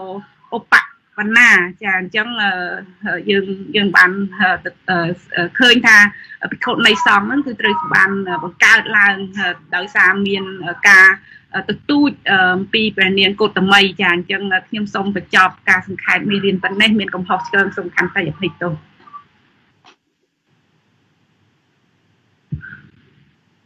សូមអរគុណបងអូនស្រីក្បោះក្បាយចាក្បោះក្បាយហើយដូចអត់មានត្រូវការអីជួយបន្ថែមទៀតទេពេញលេញអស់ហើយដូច្នេះសូមជូនទៅទេសអាចារ្យពវិសិទ្ធគាត់បន្តទៅទៀតបាទសូមគោរពអរគុណអ៊ំស្រីពេញសវណ្ណាបានអនុញ្ញាតកម្មវិធីមកខ្ញុំករណីខ្ញុំបាទ ឥឡូវនេះគឺពេលវេលារបស់យើងជិតដល់ទីបញ្ចប់ហើយគឺញាតិពធដែលនឹងត្រូវធ្វើបទបង្ហាញនៅសល់តែ3រូបទៀតទេហើយរូបនេះហើយនៅសល់តែ2រូបទៀតទេបាទអញ្ចឹងដល់វេនប្អូនស្រីសុជាត្រារីដែលនៅរដ្ឋមនីសតានឹងត្រូវធ្វើបទបង្ហាញក៏ដូចជាសង្ខេបមេរៀន2ប្រធានបទទី1គឺអេកពលវត្ថុគឺនិយាយអំពីទីក្រុងកបលពស់ដែលជាស្រុកកំណើតរបស់ព្រះសម្មាសម្ពុទ្ធហើយទី2គឺ woman in Buddhism គឺស្ត្រីក្នុងពុទ្ធសាសនាអញ្ចឹងចង់ដឹងថាទីក្រុងកបលពស់យ៉ាងណាស្ត្រីក្នុងពុទ្ធសាសនាយ៉ាងណានោះសូមពឹងពររកអូនស្រីសុជាត្រារីដើម្បីធ្វើបទបង្ហាញក៏ដូចជាសង្ខេបមេរៀនដូចតទៅសូមអរគុណសូមអរគុណ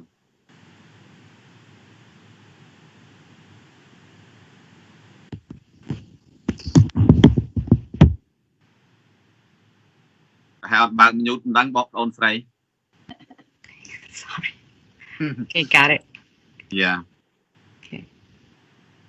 Firstly, I would respectfully pay homage to the Triple Gems, the Buddhas, the Dhammas, and the Sangha. I would like to express my humble gratitude to all the venerable monks and Buddhist followers. And likewise, to acknowledge and appreciation to the Sangha for rigorously practicing Dhamma and sharpening heart and mind to enhance knowledge, help uplift the profound Dhamma teaching to benefit all mankind. So for my topic, I have 2 lessons in my hands, and I separate in the first topic talk about the Kapalapos, and I separate in 3 sections to the main thing. First, the Buddha with the kings, and the second, the Princess Yasodhara with the Buddha and the little Princess Rahula. So right now I start talk about the first that the Buddha returned to the royal palace. So the king's now aged, want to see his son and have him give the benefit to give the benefit of his teaching to the people at Kabalapur. And 7 years has passed in the enlightenment Buddha returning home. So residing in the forest grove, the Buddha, as usual, went on his arms around for his morning meal. The king confronts the Buddha and told him how ashamed he was to see his son, born of a royal lineage, begging in the street. And the Buddha explained it was the custom of the Buddha lineage to do so. And he shared the teaching of the truth with his father,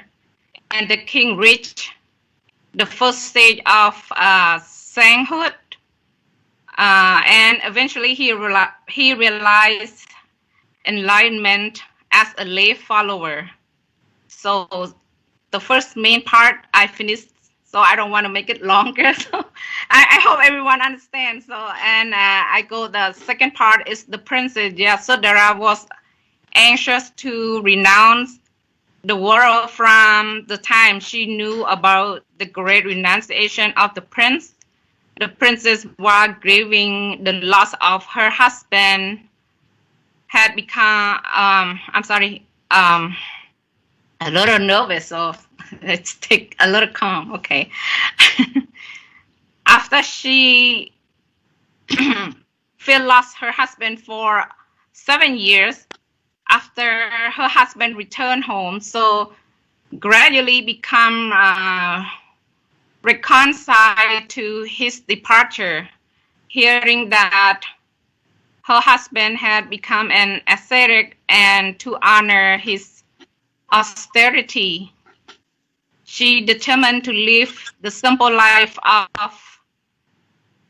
celibate, renunciate within the palace walls.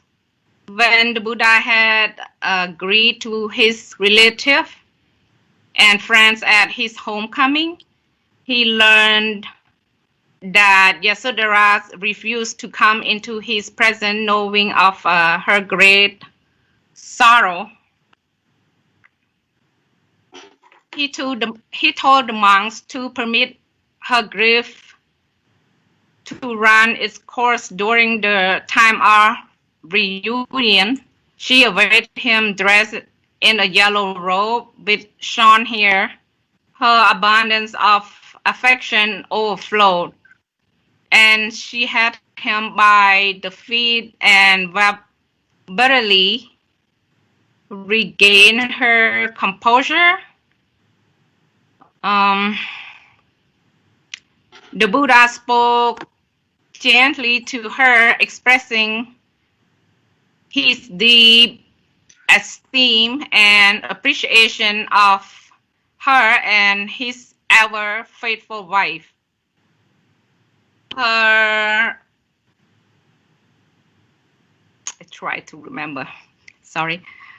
Her unfailing devotion to him and her great assistance is helping him win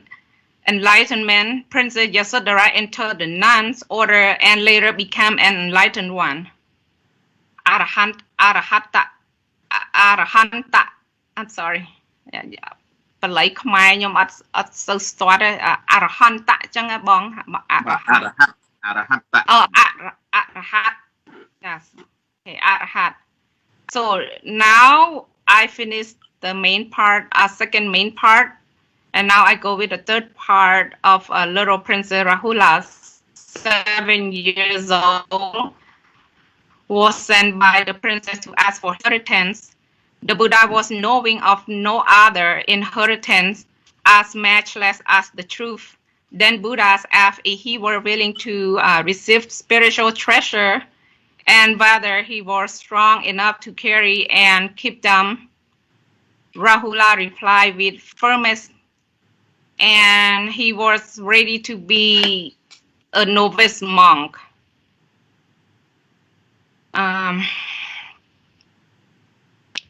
The Blessed One asked the Venerable Sariputta to ordain him. The king, discovering that now his grandson and several young men in the royal family had requested ordination, asked the Buddha only to ordain a minor with the consent of his parent guardian. And Buddha ascend, the rule was expanded to include the spouses of those attending to join the order of monks and nuns. កន្លែងនេះខ្ញុំចង់និយាយថាពេលដែលព្រះបិតាព្រះអង្គដឹងថាព្រះអង្គយកព្រះរាជកុមារទៅបួសហើយទៅអត់បានសុំព្រះអង្គឲ្យដឹងអញ្ចឹងហើយទៅបានជាព្រះអង្គចេញច្បាប់នៅត្រង់កន្លែងហ្នឹងមុនថាអ្នកណាទៅបួសត្រូវតែមានការអនុញ្ញាតពីអាណាព្យាបាលបាទ Yeah, so I picked that sentence, so it just the main part and scroll down. And so later on, the special consideration as the son of the awakened one and was known for his high standard of discipline. Eventually, he realized enlightenment with Venerable Rahula predeceased the Buddha. It means Rahula passed away before Buddha. កន្លែងនេះមួយកណាចង់ដឹងដែរបង you can explain me later បងពោពិសិដ្ឋ explain ជាខ្មែរ in English no cannot explain No, it's okay. It's outside. ព្រះរាហុលលោកបរិនិព្វាននៅបច្ចុប្បន្ន32នៅឋានតាវតឹង Okay. បរិនិព្វានមុនព្រះអញ្ញាកណ្ឌញ្ញៈទៀតហ្នឹង Okay អរគុណបងអរគុណហ្នឹងហើយព្រោះដោយសារខ្ញុំមេរៀននេះខ្ញុំមិន ដកស្រង់តាពីសភៅដែលយើងរៀននឹងទាំងអស់ហើយអានេះខ្ញុំទៅសេ short brief ខ្លួនឯងណាខ្ញុំទៅសេហើយទៅខ្ញុំសង្ខេបថែមខ្លីៗ Okay. So I hope everyone understands. So I just try the best I can. Yeah. And now I finished the Kabbalah pause. ព្រោះអត់កណាសុំទោសលោកម្ចាស់គ្រូអត់ចេះអានឈ្មោះអីបាលី Romanized Capella វត្ថុវាអត់វាអត់ស្គាត់មាត់ That's okay. Go on. Okay. Woman in Buddhism. Yeah. Okay, now we get in the woman in Buddhism. So this part I very interesting on this one. Okay, now we just go back and talk about the in ancient in India. You know that the women in India mostly is just like are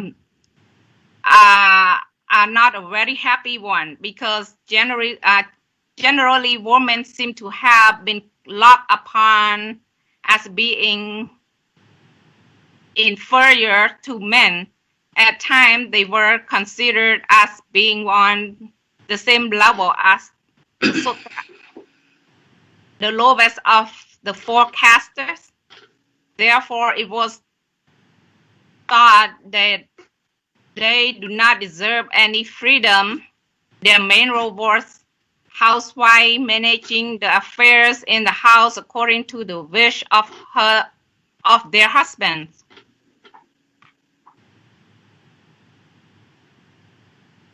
So even the woman that has the husband that passed away, so the woman cannot remarry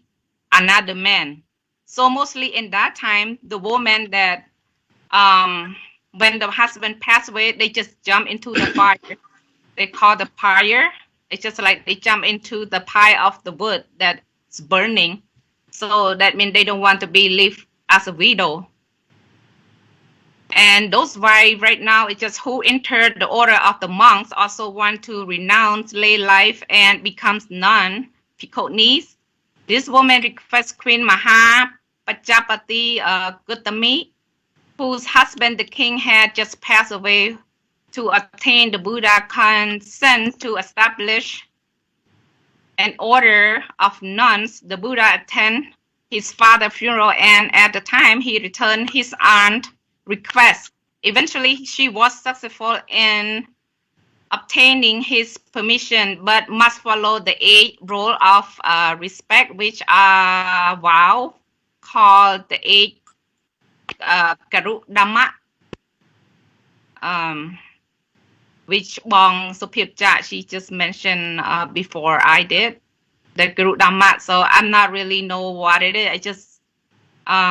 pick up from the book that I read today. So basically I just wrote this before start this. And then she became the distinguished nun and was foremost in seniority and experience in non-sangha, but must follow the 8 rules of respect, which are vows called the 8 Karu Dhamma. So it means Buddhism does not consider women as being inferior to men Buddhism, while accepting the biological, the physical fairness between 2 sexes. Thus consider men and women to be equally useful to the society. The Buddha emphasized the fruitful one, and the woman can play a role. So it means from in the old days when the Buddha exists,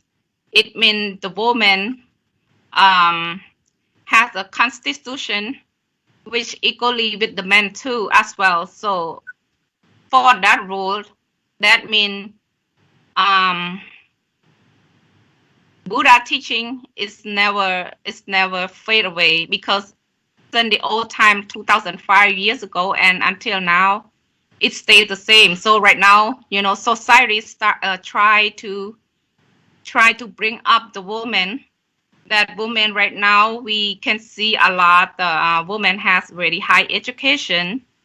and join religions, which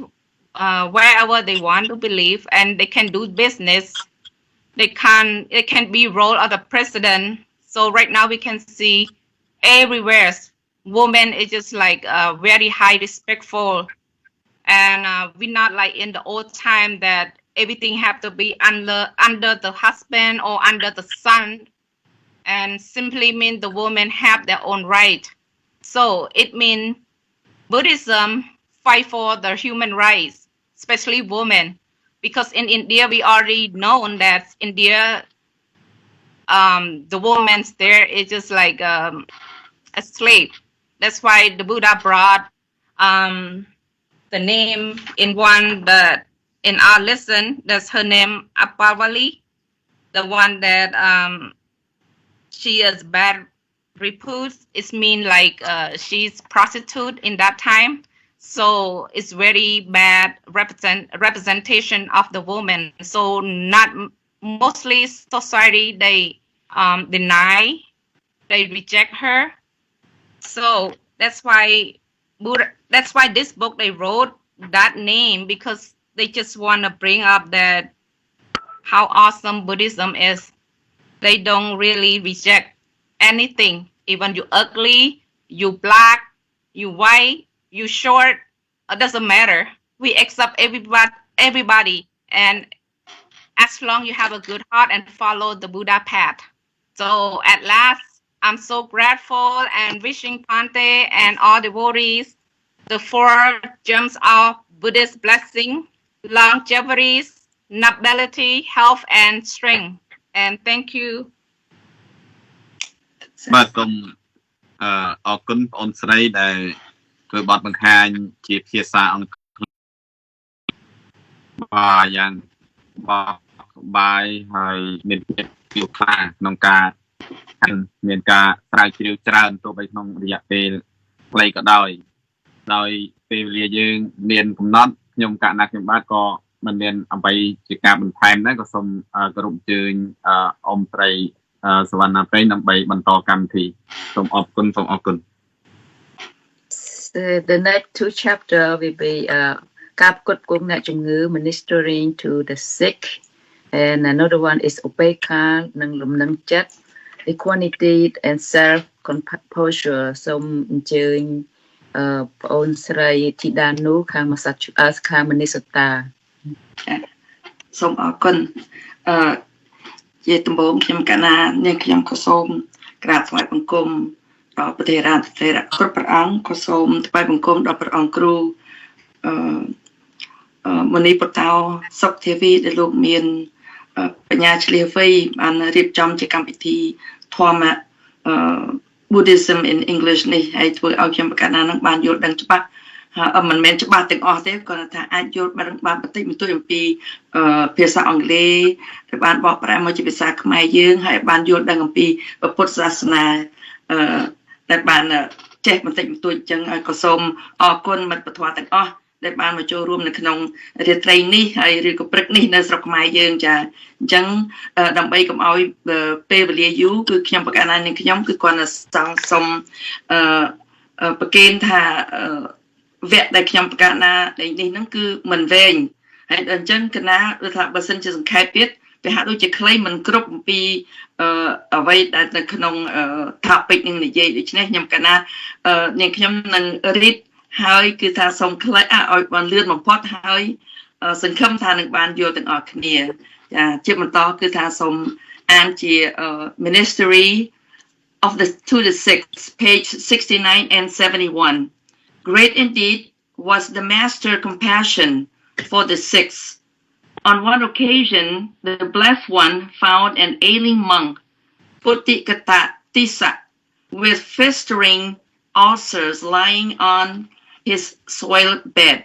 Immediately the master prepared hot water, and with the help of the Venerable Amnanda, washed him, tenderly nursed him with his own hands, and taught the Dharma, thus enabling him to win arhatship before he died. On another occasion, too, the master tendered a sick monk and admonished his disciple thus, whoever monk would follow my admonition, would wait upon me, would honor me, he should wait upon the sick. When the Arhat Tissa passed away, the funeral rites were duly performed, and the Buddha caused the relics to be enshrined in a stupa. The Buddha's metta, or loving kindness, was all pervading and immeasurable. His earnest exhortation to his disciple was, just as with her own life a mother shields from her only child, let's all embracing thoughts for all that lies behind. May anyone who always act in constant conforming with what he preached, loving kindness and compassion always dominated his actions. While journeying from village to village, from town to town, instructing, enlightening, and gladdening the many, the Buddha saw how superstitious folk steeped in ignorance slaughter animals in worship to their gods. He spoke to them, "O life, which all can take but none can give, life which all creatures love and strive to keep, wonderful, dear, and pleasant unto each, even to the meanest." Thus, when people who pray to the gods for mercy were merciless, and India was blood-stained with the morbid sacrifice to innocent animals at the desecrated altars of imaginary deity, and the harmful rites and ritual of ascetic and Brahmin brought disaster and brutal agony. The Buddha, the compassionate one, pointed out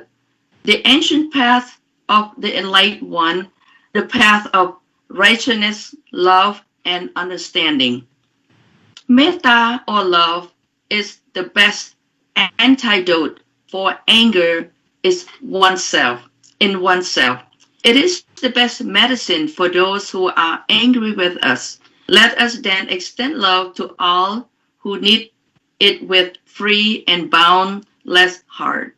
The language of the heart, the language that comes from the heart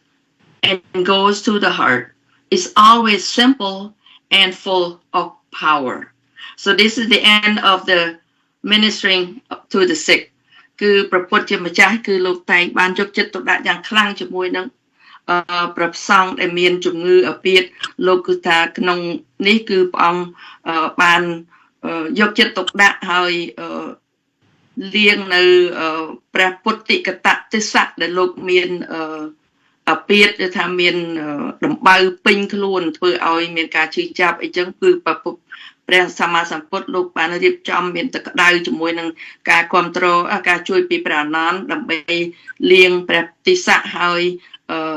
ប្រគេនធម៌បង្រៀនធម៌ដំបងរហូតដល់បាន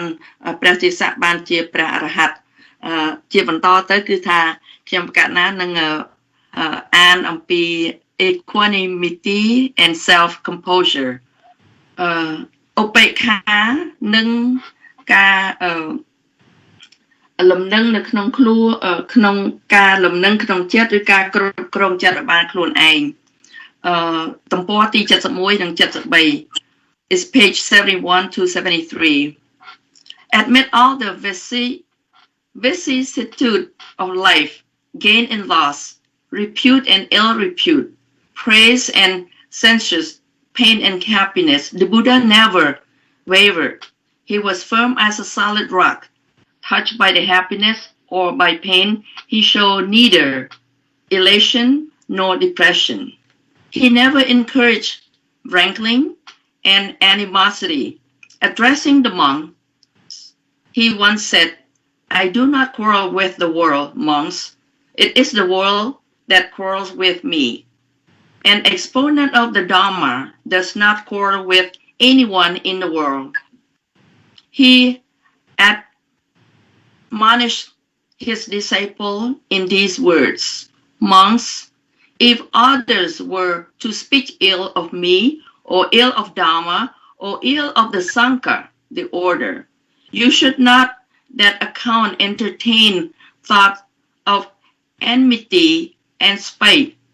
and be worried. If, monks, you are angry and displeased with them, it will not only impede your mental development, but you will also fail to judge how far that speech is right or wrong. You should unravel what is untrue to make it all clear. Also, monks, if others speak highly of me, highly of the Dharma and the Sangha, you need not on that account be elated,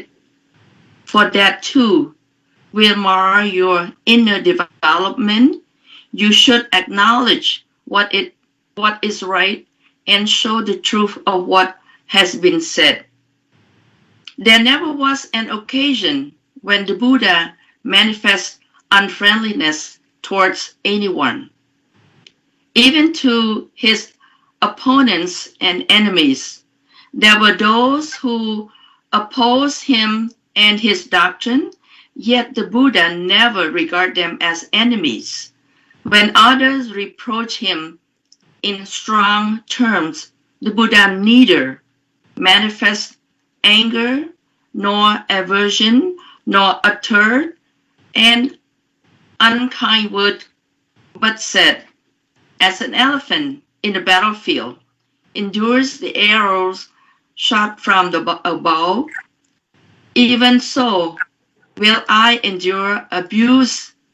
and unfriendly expression of others. So នៅក្នុងន័យនេះគឺព្រះអង្គលោកមានបតីនឹងទោះជា8ដែលបានប៉ះពាល់ដល់ព្រះអង្គគឺលោកព្រះអង្គមិនមែនរំជើបរំជួលហើយព្រះអង្គតែងតែមិនដែលមានខឹងឬការខឹងនឹងជាមួយនឹងអ្នកដែលជាសត្រូវឬក៏អ្នកដែលមិនបានគ្រប់គ្រងនៅអ្វីដែលឬក៏ពធរបស់ព្រះអង្គឡើយព្រះអង្គតែងតែមានបតីសន្តោស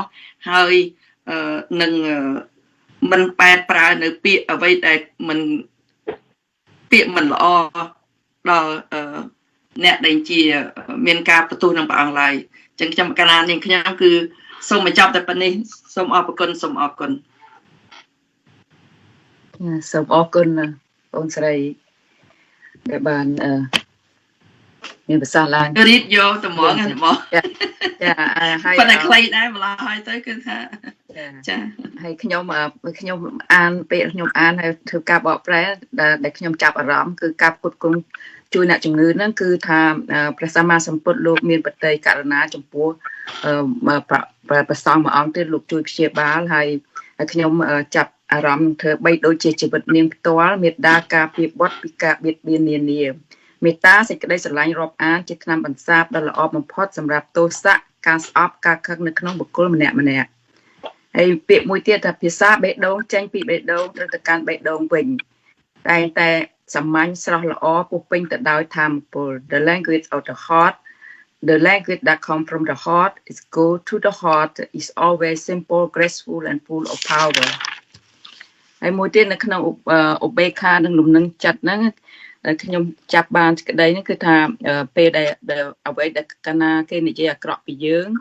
គឺថាកុំឲ្យមានគំនុំប៉ុន្តែបើគេស្ពោសរសើរវិញក៏មិនគួរនឹងសប្បាយដូចជាតម្រៃនៅក្នុងសមរភូមិអត់ទ្រាំនឹងផ្លែព្រួញដែលបានបាញ់ចេញពីធ្នូយ៉ាងណាទៅតថាគតគឺទ្រាំនៅពាក្យជេរប្រមាថនិងអាការអមិត្តពីអ្នកដទៃកន្លែងហ្នឹងចាខ្ញុំសូមបញ្ចប់តែប៉ុណ្ណឹងអរគុណចាអរគុណច្រើនចាហើយខ្ញុំសូមជូននីតិនេះទៅទេសាចាពុពិសិដ្ឋវិញចាបាទសូមអរគុណនៅរៀងទេសាចាសវណ្ណាពេងដែលបានផ្ដល់កម្មវិធីមកខ្ញុំឥឡូវនេះគឺជាញាតិពធចុងក្រោយហើយដែលមានតកូលដោយខ្ញុំហើយញាតិពធចុងក្រោយនេះគឺទទួល4ប្រធានបទហើយ2ប្រធានបទសម្របសម្រួលដោយខ្ញុំ2ប្រធានបទទៀតសម្របសម្រួលដោយអ៊ំស្រីសវណ្ណាពេងប្រធានបទ នេះគឺជាប្រធានបទទី25 26ហើយ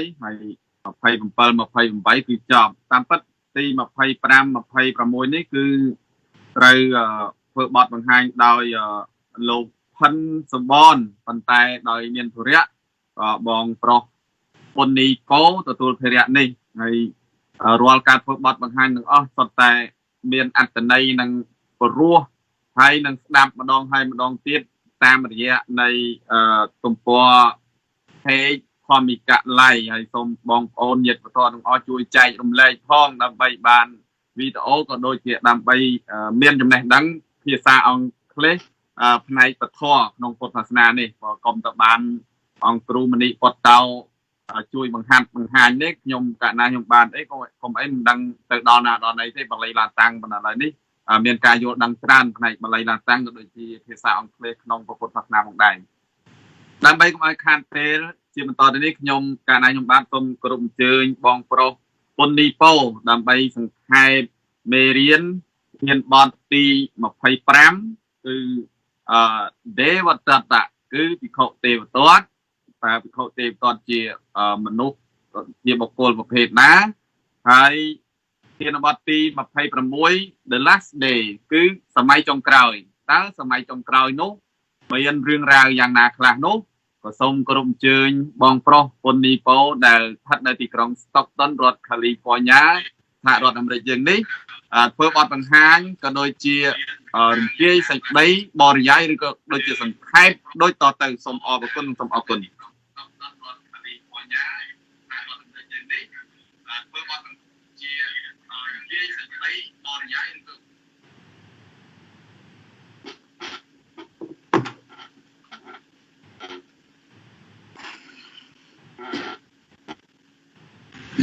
បងអត់បើកសំឡេងបងសូម unmute ចានិយាយម្នាក់ឯងសូមម្ដងទៀតអញ្ចឹងសូមអរគុណបងប្អូនពិសិដ្ឋពោដែលមានត្រកូលដូចគ្នាឪពុកម្ដាយខុសគ្នាប៉ុន្តែបងប្អូនគឺអាស្រ័យនៅលើបេះដូងទ្វារបេះដូងបើបេះដូងនិយាយទៅបេះដូងអាចតាក់ទងបេះដូងបានដោយអ្នកបងសវណ្ណាភេនិយាយមែនអញ្ចឹងភាសាបេះដូងគឺមានអំណាចខ្លាំងក្លាបងប្អូនពិតប្រាកដបើសិនជាគ្មានបេះដូងជាប់គ្នាទេក៏ដូចជាអ្នកដតីសត្វសាស្ត្រអញ្ចឹងដែរបាទអញ្ចឹងបាទសូមអរគុណបាទ First I would like to pay my homage to the triple gem the Buddha the Dhamma and the Sangha. Secondly, I would like to pay my respect to Venerable Sir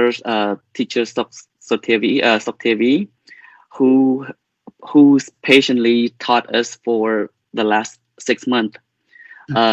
Dhamma in English and Khmer. And thirdly, I would like to say thank you everyone who really patient and listen to the live show from beginning to the end.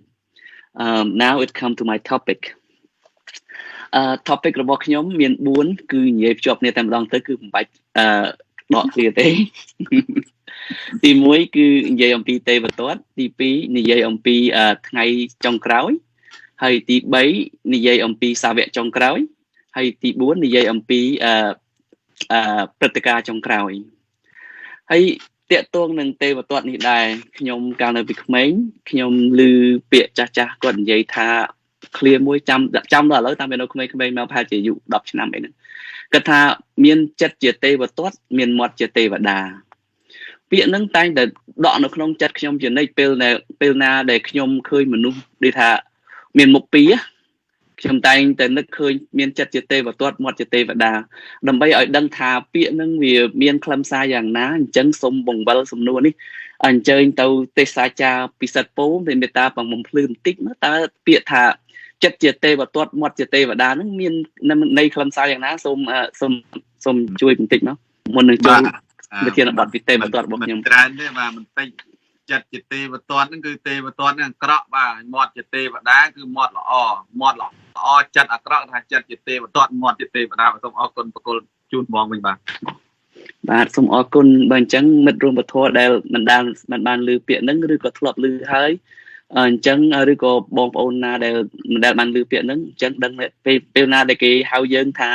មានចិត្តជាទេវទត្តមាត់ជាទេវតាហ្នឹងគឺមិនមែនសរសើរចង់សរសើរយើងទេមានន័យថាយើងនឹងជាមនុស្សមុខពីរនៅមុខគេនិយាយផ្សេងនៅចិត្តពេលតែសភាពចិត្តគឺផ្សេងអញ្ចឹងបាទអញ្ចឹងឥឡូវខ្ញុំសូមលើកពីទេវទត្តហ្នឹងដូចតទៅបាទទេវទត្តហ្នឹងចំពោះខ្ញុំគឺជាមេព្យាបត្តិហ្មងមេព្យាបត្តិហ្នឹងគឺថាចូលចិត្តគុំគួនចូលចិត្តចំណែនឈ្នាននេះវាថាហើយនឹងព្យាបាទគេរហូតដល់ធ្លាក់នរកហើយបើសិនជាបងប្អូនចង់ធ្លាក់នរកដូចទេវទត្តសូមឲ្យបង្កើតចិត្តព្យាបាទឲ្យបានច្រើនទៅបាទឥឡូវសូមនិយាយពីទេវទត្តដូចតទៅណែទេវទត្តហ្នឹងគឺជាបងប្អូនជាដូនមួយរបស់ព្រះសម្មាសម្ពុទ្ធបាទគាត់ក៏បានចូលមកបួសជាមួយនឹងព្រះសម្មាសម្ពុទ្ធដែរហេតុតែផលបុណ្យរបស់គាត់ជាទេហេតុកបុគ្គលមានន័យថាបុគ្គលដែលមានបញ្ញាបដិសន្ធិមកដោយបញ្ញា3មានអលោភៈអតោសៈនិងអមោហៈគាត់ក៏បានកើតមកបួសទៅហើយក៏បានសម្រេចអភិញ្ញាសម្រេចឈានជាន់ខ្ពស់ដែលមនុស្សជាច្រើនដែលមិនអាចធ្វើបានអញ្ចឹងសម្រេចឈានសម្រេចអភិញ្ញាហ្នឹងតើតែជាបុគ្គលដែលមានបញ្ញាធ្វើស្បិតតែគាត់មានចិត្តមិនល្អមែនតែគាត់មានបញ្ញាគាត់អាចសម្រេចឈានសម្រេចអភិញ្ញាបានក្រោយពីសម្រេចអភិញ្ញាសម្រេចឈានបានទេវទត្តនឹងជាមនុស្សដែលចិញ្ចឹមចិត្តលោកីបាទជាឈានលោកីហ្នឹងជាឈានលោកីមិនអាចទៅជាអរិយបុគ្គលនៅឡើយទេគាត់តែសម្រេចឈានមិនទាន់ជាអរិយបុគ្គលនៅឡើយទេអញ្ចឹងទេវទត្តនឹងចិញ្ចឹមចិត្តដូចថាចំណែននឹងចង់ព្យាបាទព្រះសម្មាសម្ពុទ្ធនិងអគ្គសាវករបស់ព្រះអង្គគឺសរិបុត្រនិងប្រមោគលានហើយក៏ចិញ្ចឹមចិត្តមហិច្ឆតាចង់ធ្វើជាប្រពុតបន្តពីព្រះសម្មាសម្ពុទ្ធអញ្ចឹងហើយបានជាទេវទត្តនឹងប្រើថាឧបាយក្នុងការសេពគប់ជាមួយបរិជ្ជបុត្រមួយអង្គដែលមានព្រះនាមថាអាជាសតុដែលជាបុត្រារបស់ព្រះរាជាពំពិសាព្រះរាជាពំពិសាហ្នឹងក៏ជាមិត្តភក្តិដ៏ជិតស្និទ្ធរបស់ព្រះសម្មាសម្ពុទ្ធដែរទេវទត្តហ្នឹងបាន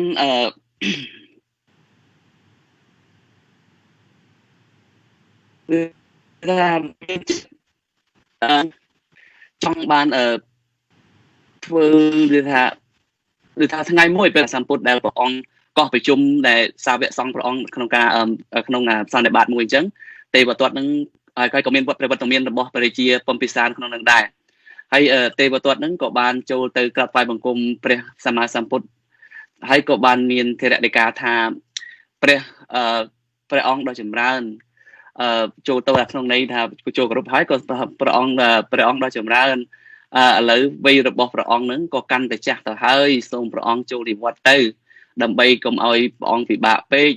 ហើយចំណែករឿងដឹកនាំសង្ឃទុកឲ្យកណាជាអ្នកដឹកនាំបន្តទៅហើយព្រះសម្មាសម្ពុទ្ធព្រះអង្គលោកដឹងពីប្រតិរបស់ព្រះសម្មាព្រះទេវទត្តថាបើសិនជាគណៈសង្ឃទាំងអស់នឹងដឹកនាំដោយទេវទត្តនឹងរលាយរលត់មិនខានសាសនាព្រះពុទ្ធនឹងអញ្ចឹងហើយបានជាព្រះអង្គនឹងក៏បដិសេធនឹងសំណើរបស់ទេវទត្តនឹងទៅហើយព្រោះតែការបដិសេធដូច្នេះហើយទេវទត្តនឹងក៏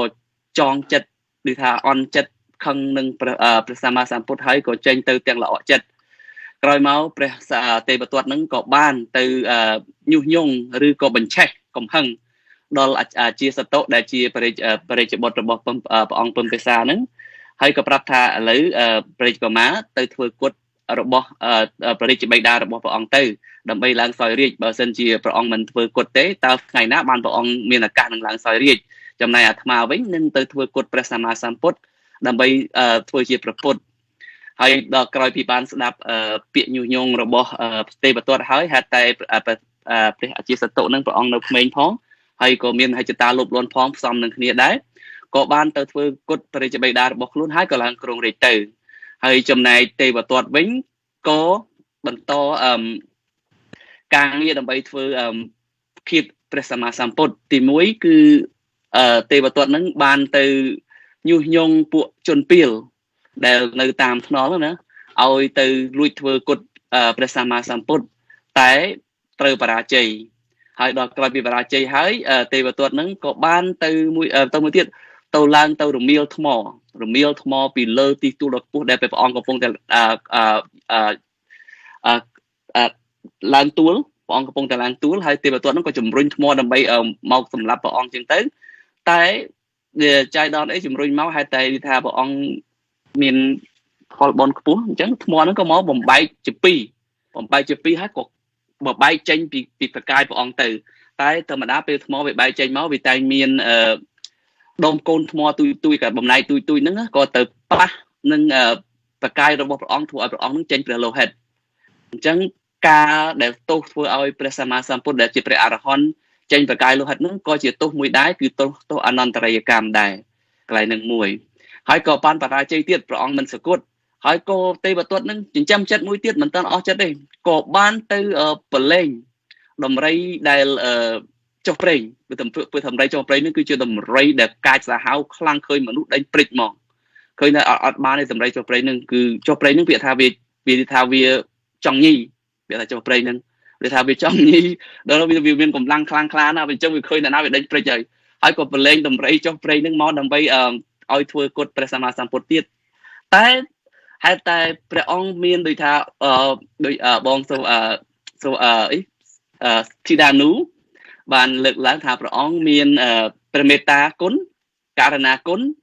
សពសត្វទាំងឡាយនៅពេលដែលជួបព្រះភ័ក្ត្រព្រះអង្គទោះបីជាកាចសាហាវយ៉ាងណាក៏ដោយសេចក្តីមេត្តាករណារបស់ព្រះអង្គនឹងគឺត្រូវតែចូលទៅបង្វក់សត្វនោះឲ្យថាវាមានចិត្ត slow boat ណាហើយតម្រៃនឹងគ្រោះទៅបីជាកាចសាហាវយ៉ាងណាទៅដល់ព្រះភ័ក្ត្រព្រះអង្គគឺលុតជង្គង់ក្រឹបថ្វាយបង្គំព្រះអង្គហើយក៏ទេវទត្តនឹងខកចិត្តមួយសារទៀតហើយដល់ពេលចុងក្រោយនោះគឺខ្លាំងហ្មងគឺត្រូវទៅញុះញង់ប្រសង់នៅក្នុងនឹងដើម្បីឲ្យប្រសង់នឹងចូលមកជាបកពួករបស់ខ្លួនកុំឲ្យថាដើម្បីឲ្យប្រសង់នឹងចូលមកបកពួករបស់ខ្លួនហើយក៏លើកទៅព្រះអង្គទេវទត្តអ្នកមានបញ្ញាដែរបើមិនជាគ្មានបញ្ញាទេក៏មិនអាចទៅបញ្ញុះញង់បញ្ចុះបញ្ចូលដែលសង្ឃទាំងអស់នឹងឲ្យទៅស្ដាប់ព្រះអង្គបានដែរមានបញ្ញាខ្ពស់ណាស់ណាមិនធម្មតាទេដល់ពេលទៅញុះញង់អញ្ចឹងទៅហើយក៏ទីបំផុតទៅបែកបកពួកមកពួកទៅខាងទេវទត្តទៅមួយពួកទៀតដែលស្មោះស្ម័គ្រជាមួយដែលមានចិត្តជ្រះថ្លាជាមួយព្រះអង្គក៏នៅជាមួយព្រះអង្គអញ្ចឹងទៅហើយក្រោយមកតែការញុះញង់នឹងវាមិនដូចថាវាមិនបានសម្រេចព្រោះខ្លួនឯងជាមនុស្សអាក្រក់ទៅមនុស្សវាអំពើអាក្រក់វាមិនអាចនៅជាមួយអ្នកល្អទៅនៅជាមួយអាក្រក់វាមិនបានយូរទៅក្រោយមកអ្នកអាក្រក់ល្អហ្នឹងក៏វល់មករកព្រះសម្មាសម្ពុទ្ធតាមដែលកម្លាំងបុណ្យរបស់គេទៅហើយព្រះទេវទត្តនឹងដល់ពេលអញ្ចឹងព្រោះថាអស់ហើយប្រឹងអស់លិញគ្រប់មធ្យោបាយអស់ហើយតែធ្វើគុតព្រះអង្គហើយក៏ធ្វើឲ្យព្រះអង្គខកប្រតិក៏មិនបានហើយទោសមួយទៀតទោសបំបែកសងនឹងក៏ជាទោសអនន្តរយកម្មមួយទៀតដែរទោសធ្វើឲ្យព្រះអរហន្តចេញប្រលោហិតក៏មានអនន្តរយកម្មទោសបំបែកសងឲ្យបែកបាក់គ្នានឹងក៏ជាទោសអនន្តរយកម្មមួយទៀតដែរអញ្ចឹងហើយដល់ពេលធ្វើព្រះអង្គមិនបានចំទេវទត្តនឹងក៏ធ្លាក់ខ្លួនឈឺវាថាធ្លាក់ខ្លួនឈឺធ្វើមិនកើតតែក្រោយពីធ្លាក់ខ្លួនឈឺទៅក៏ពិចារណានឹកឃើញពីកំហុសរបស់ខ្លួនឬថាមនុស្សតែមានបញ្ញាដែរដល់ពេលពិចារណាកំហុសរបស់ខ្លួននឹកឃើញស្ដាយក្រោយនៅទង្វើរបស់ខ្លួនដែលបានមានកាត់ចិត្តព្យាបាទចំពោះព្រះសម្មាសម្ពុទ្ធហើយក៏មានចិត្តចង់ទៅសុំខមាទោសពីព្រះអង្គហើយក៏ឲ្យណែគេនឹងផ្សែងលោកនឹងមកដើម្បីសុំខមាទោសព្រះសម្មាសម្ពុទ្ធនៅវត្តឈ្មោះអីលោកបងប៉ូលីសិតវត្តចិត្តព្រះអង្គគង់នៅវត្តពេជ្រចិត្តពន្ធអរគុណពេលដែលធ្វើដំណើរត្រឡប់ទៅពេលគេកំពុងអាស្រ័យនឹងទៅធ្វើដំណើរចិត្តទៅដល់វត្តចិត្តពន្ធដែលជាព្រះកន្លែងព្រះសម្មាសម្ពុទ្ធគង់នៅនឹងត្រូវនាងកង្ហីងស្រូបស្លាប់នៅនឹងកន្លែងអញ្ចឹងទៅហើយក៏ទៅកើតនៅជាអនន្តរយកម្មរហូតដល់ឥឡូវទៅមិនអាចយូរមិនងាយទៅអស់សង្ខ័យអស់ផែនដីយើងមួយសាទៀតបានមកប៉ុន្តែក៏ប្រវត្តិគាត់ព្រោះតែគាត់ជានឹងជាអ្នកមានបុណ្យដែរគាត់នឹងក៏ខ្លាចជាបច្ចេកពុទ្ធមួយដែរក្នុងអនាគតព្រោះអីគាត់បាបកម្មគាត់មានមែនតែគាត់ក៏មានសាងបុណ្យមកច្រើនដែរបានជាគាត់មានបញ្ញាខ្ពស់អញ្ចឹងថ្លៃនេះចង់និយាយថាអ្នកនិពន្ធនឹងចង់និយាយថាពេលទោះតែយើងគៀកកាយជាមួយនឹងព្រះសម្មាសម្ពុទ្ធយ៉ាងណាក៏ដោយទោះបីយើងញាតិវងជាមួយព្រះសម្មាសម្ពុទ្ធយ៉ាងណាក៏ដោយទោះតែយើងមានចិត្តប្រមាទយើងនឹងធ្លាក់នរក គួរឲ្យខ្លាចបំផុតអញ្ចឹងកន្លែងដែលមានបុណ្យធ្វើឲ្យយើងថាឡើងឋានសួគ៌ក៏ជាកន្លែងដែលងាយឲ្យយើងចង់ទៅរស់ដែរកន្លែងទៅវត្តគឺជាកន្លែងដែលធ្វើឲ្យយើងទៅបានបុណ្យបានឡើងឋានសួគ៌ក៏ប៉ុន្តែបើយើងប្រព្រឹត្តចិត្តរបស់យើងមិនត្រូវទេក៏ងាយឲ្យយើងធ្លាក់នរកអញ្ចឹងដែរកន្លែងកាន់តែមានប្រយោជន៍កាន់តែគ្រោះថ្នាក់អញ្ចឹងសូមឲ្យយើងប្រយ័ត្ននៅចិត្តរបស់យើងកុំឲ្យមានចិត្តជាទេវទត្តមាត់ជាទេវតាបាទហើយចំណែកទី2ដែលយូរពេកហើយបើនៅជក់មាត់បាទ3ម៉ោងហើយបាទ3ម៉ោងហើយបាទអត់អីខ្ញុំទូឯងខ្ញុំនៅក្រោយយូរបន្តិចឲ្យខ្ញុំ4វាទៀតបត់នោះអូខេទៀតបត់បាទឥឡូវមួយទៀតគឺថ្ងៃចុងក្រោយថ្ងៃចុងក្រោយហ្នឹងគឺជាថ្ងៃដែលព្រះសម្មាសម្ពុទ្ធហ្នឹងចង់និយាយថាព្រះសម្មាសម្ពុទ្ធព្រះអង្គឈានចូលដល់ព្រះវស្សាព្រះជន្មព្រះវស្សាអាយុបច្ចុប្បន្ន80ព្រះវស្សាហើយព្រះអង្គក៏ធ្លាក់រាងកាយទ្រុឌទ្រោមជរាអញ្ចឹងហើយដែរហើយព្រះអង្គក៏ធ្លាក់ខ្លួនឈឺដូចថាបើថាផ្លែឈើប្រៀបបាននឹងផ្លែឈើទុំទៀតនឹងជ្រុះមកហើយអញ្ចឹងហើយពេលណាព្រះអង្គធ្លាក់ខ្លួនឈឺអញ្ចឹងក៏ព្រះអង្គទៅកាន់ព្រះវស្សានៅវត្តស្អីឈ្មោះអីវេលវ័នណាមិនមែនទេទៅខាងកុសិណទៅខាងវេសាល័យហើយកុសិណរាបាទហ្នឹងប៉ុន្តែទៅកាន់ភាសាព្រះអង្គកន្លែងសម្ពោធដាក់វេលវៈក្រៀមបាទហ្នឹងហើយនៅ spend the rain there ហ្នឹងមានន័យថានៅក្នុងភាសានៅវេលវៈក្រៀមហ្នឹងហើយក៏ពេលដែលព្រះអង្គកាន់ភាសានៅទីនោះព្រះអង្គធ្លាក់ខ្លួនឈឺយ៉ាងខ្លាំងដោយព្រះកាយអាពាធរបស់ព្រះអង្គហ្នឹងឈឺកាន់តែទ្រុឌទ្រោមទៅតែព្រះអង្គបានគិតថាព្រះអង្គបើសិនជាព្រះអង្គចូលបរិនិព្វានទៅដោយមិនបានផ្ដែផ្ដាំព្រះសង្ឃទេគឺថាវាដូចថាមិនសមព្រះអង្គទៅដល់អញ្ចឹងក៏ព្រះអង្គទៅតាំងអធិដ្ឋានដូចថាសមាធិដើម្បីបន្តព្រះសង្ខាររបស់ព្រះអង្គហ្នឹងដើម្បីតទៅបន្តិចទៀតដើម្បីចង់ទៅផ្ដែផ្ដាំពីចំពោះអាសាវករបស់ព្រះអង្គហើយនិយាយពីជំនាន់ហ្នឹងអគ្គសាវករបស់ព្រះអង្គទាំងពីរព្រះអង្គប្រមោគលានហើយនឹងសារីបុត្រហ្នឹងព្រះអង្គបានចូលបរិនិព្វាន3ខែមុនព្រះអង្គទៅទៀតហើយចំណែកព្រះនាងយៈសាព្រះនាងអីដែលជាម្ដាយមីញូឈ្មោះកោតមីបជាបតិកោតមីហើយនឹងយៈសាវធារាហើយនឹងរាហុលហ្នឹងក៏បានចូលបរិនិព្វានមុនព្រះអង្គយូរណាស់មកហើយដល់ពេលអញ្ចឹងព្រះអង្គក៏បានហៅអានន្ទមកចិត្តហើយក៏និយាយថាមនាលអានន្ទតថាគតបានចាស់ហើយធ្លាក់ខ្លួនចាស់ហើយកម្លាំងតថាគតក៏ចុះថយហើយរាងកាយតថាគតគឺប្រៀបបានទៅនឹងរទេះដែលចាស់បើធ្វើដំណើរទៅមុខបានទោះតែមានការអមយកអបយកស័យទៅអបមកបានធ្វើដំណើរទៅមុខបានយ៉ាងណាមិញរាងកាយរបស់តថាគតដែលទ្រុឌទ្រោមទៅពេលនេះធ្វើដំណើរតទៅមុខទៀតបានព្រោះតែមានឆន្ទៈមុតក្នុងការរស់នៅតែប៉ុណ្ណោះដូច្នេះមនាលអានន្ទពេលណាដែលតថាគតបានបរិនិព្វានទៅកុំអស់សង្ឃឹមឡើយត្រូវយកព្រះធម៌គឺជាយកខ្លួនឯងជាទីពឹងយកខ្លួនឯងជាកោះយកព្រះធម៌ជាទីពឹងយកព្រះធម៌ជាកោះកុំយករបស់អ្វីមកធ្វើជាទីពឹងឡើយហើយគ្មានកុំយករបស់ខាងក្រៅមកធ្វើជាទីពឹងឡើយអញ្ចឹងសូម្បីតែតថាគតព្រះអង្គនឹងជាព្រះគ្រូផងយកមកទីពឹងក៏ពឹងមិនបានអញ្ចឹងមានតែខ្លួនឯងទេដើម្បីពឹងឲ្យទៅរួចចាក់ទុកផុតបានហើយនឹងទី1ហើយដល់ពេលនោះព្រះអង្គក៏ធ្វើព្រះគង់ធ្វើដំណើរទៅពីវេលវៈហ្នឹងទៅ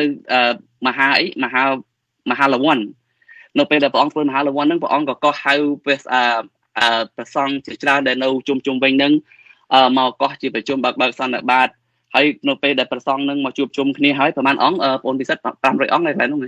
ទេមកជួបព្រះអង្គច្រើនអង្គមិនកំណត់ទេនៅកោដាគេរសាលាព្រៃមហាវ័នដែលព្រះអង្គផ្ដាំជាឱវាទដល់ពួកភិក្ខុណាបាទអរគុណហើយជាច្រើនអង្គប៉ុន្តែក្នុងសភៅក៏មិនដឹងដាក់ប្រមាណអង្គដែរប៉ុន្តែដល់ពេលនេះកន្លែងហ្នឹងព្រះអង្គក៏ហៅភិក្ខុសាវកទាំងអស់ហ្នឹងមកហើយក៏ព្រះអង្គក៏មានពុទ្ធដីកាថាមនាលភិក្ខុទាំងឡាយព្រះធម៌ដែលតថាគតបានរស់ត្រាស់ដឹងរកឃើញតថាគតបានបង្រៀនអ្នកទាំងអស់គ្នាអស់ហើយចូលអ្នកទាំងអស់គ្នាហ្វឹកហាត់ធ្វើសមាធិដើម្បីជាហើយផ្សព្វផ្សាយចេញទៅខាងក្រៅឲ្យបានទូលាយចូលអ្នកត្រូវផ្សព្វផ្សាយធម៌ដោយចិត្តមេត្តាហើយដោយសម្រាប់ជាអំពើល្អសម្រាប់ជាប្រយោជន៍និងសម្រាប់ជាសេចក្តីសុខដល់ទេវតានិងមនុស្សដល់លោកប្អូនបាននិយាយម្ដងហើយរឿងកន្លែងហ្នឹងប៉ុន្តែកន្លែងជាពាក្យបណ្ដាំចុងក្រោយរបស់ព្រះសម្មាសម្ពុទ្ធ ហើយដល់ពេលក្រោយមកក្នុងពេលនឹងដែរព្រះអង្គក៏ធ្វើដំណើរទៅឆាន់ជាអាហារចុងក្រោយនៅគេហដ្ឋានរបស់នាយជនហើយនៅពេលដែលឆាន់រួចក៏ព្រះអង្គក៏ធ្លាក់ប្រឈាមតាមព្រះលោហិតព្រះលោហិតតាមមាត់តាមចំហមកអញ្ចឹងហើយព្រះអង្គក៏ធ្វើដំណើរត្រឡប់ទៅវត្តវិញហើយព្រះអានន្ទជួយគ្រាព្រះអង្គព្រោះដោយព្រះអង្គមានកាយគឺថាទន់ខ្សោយមែនទែន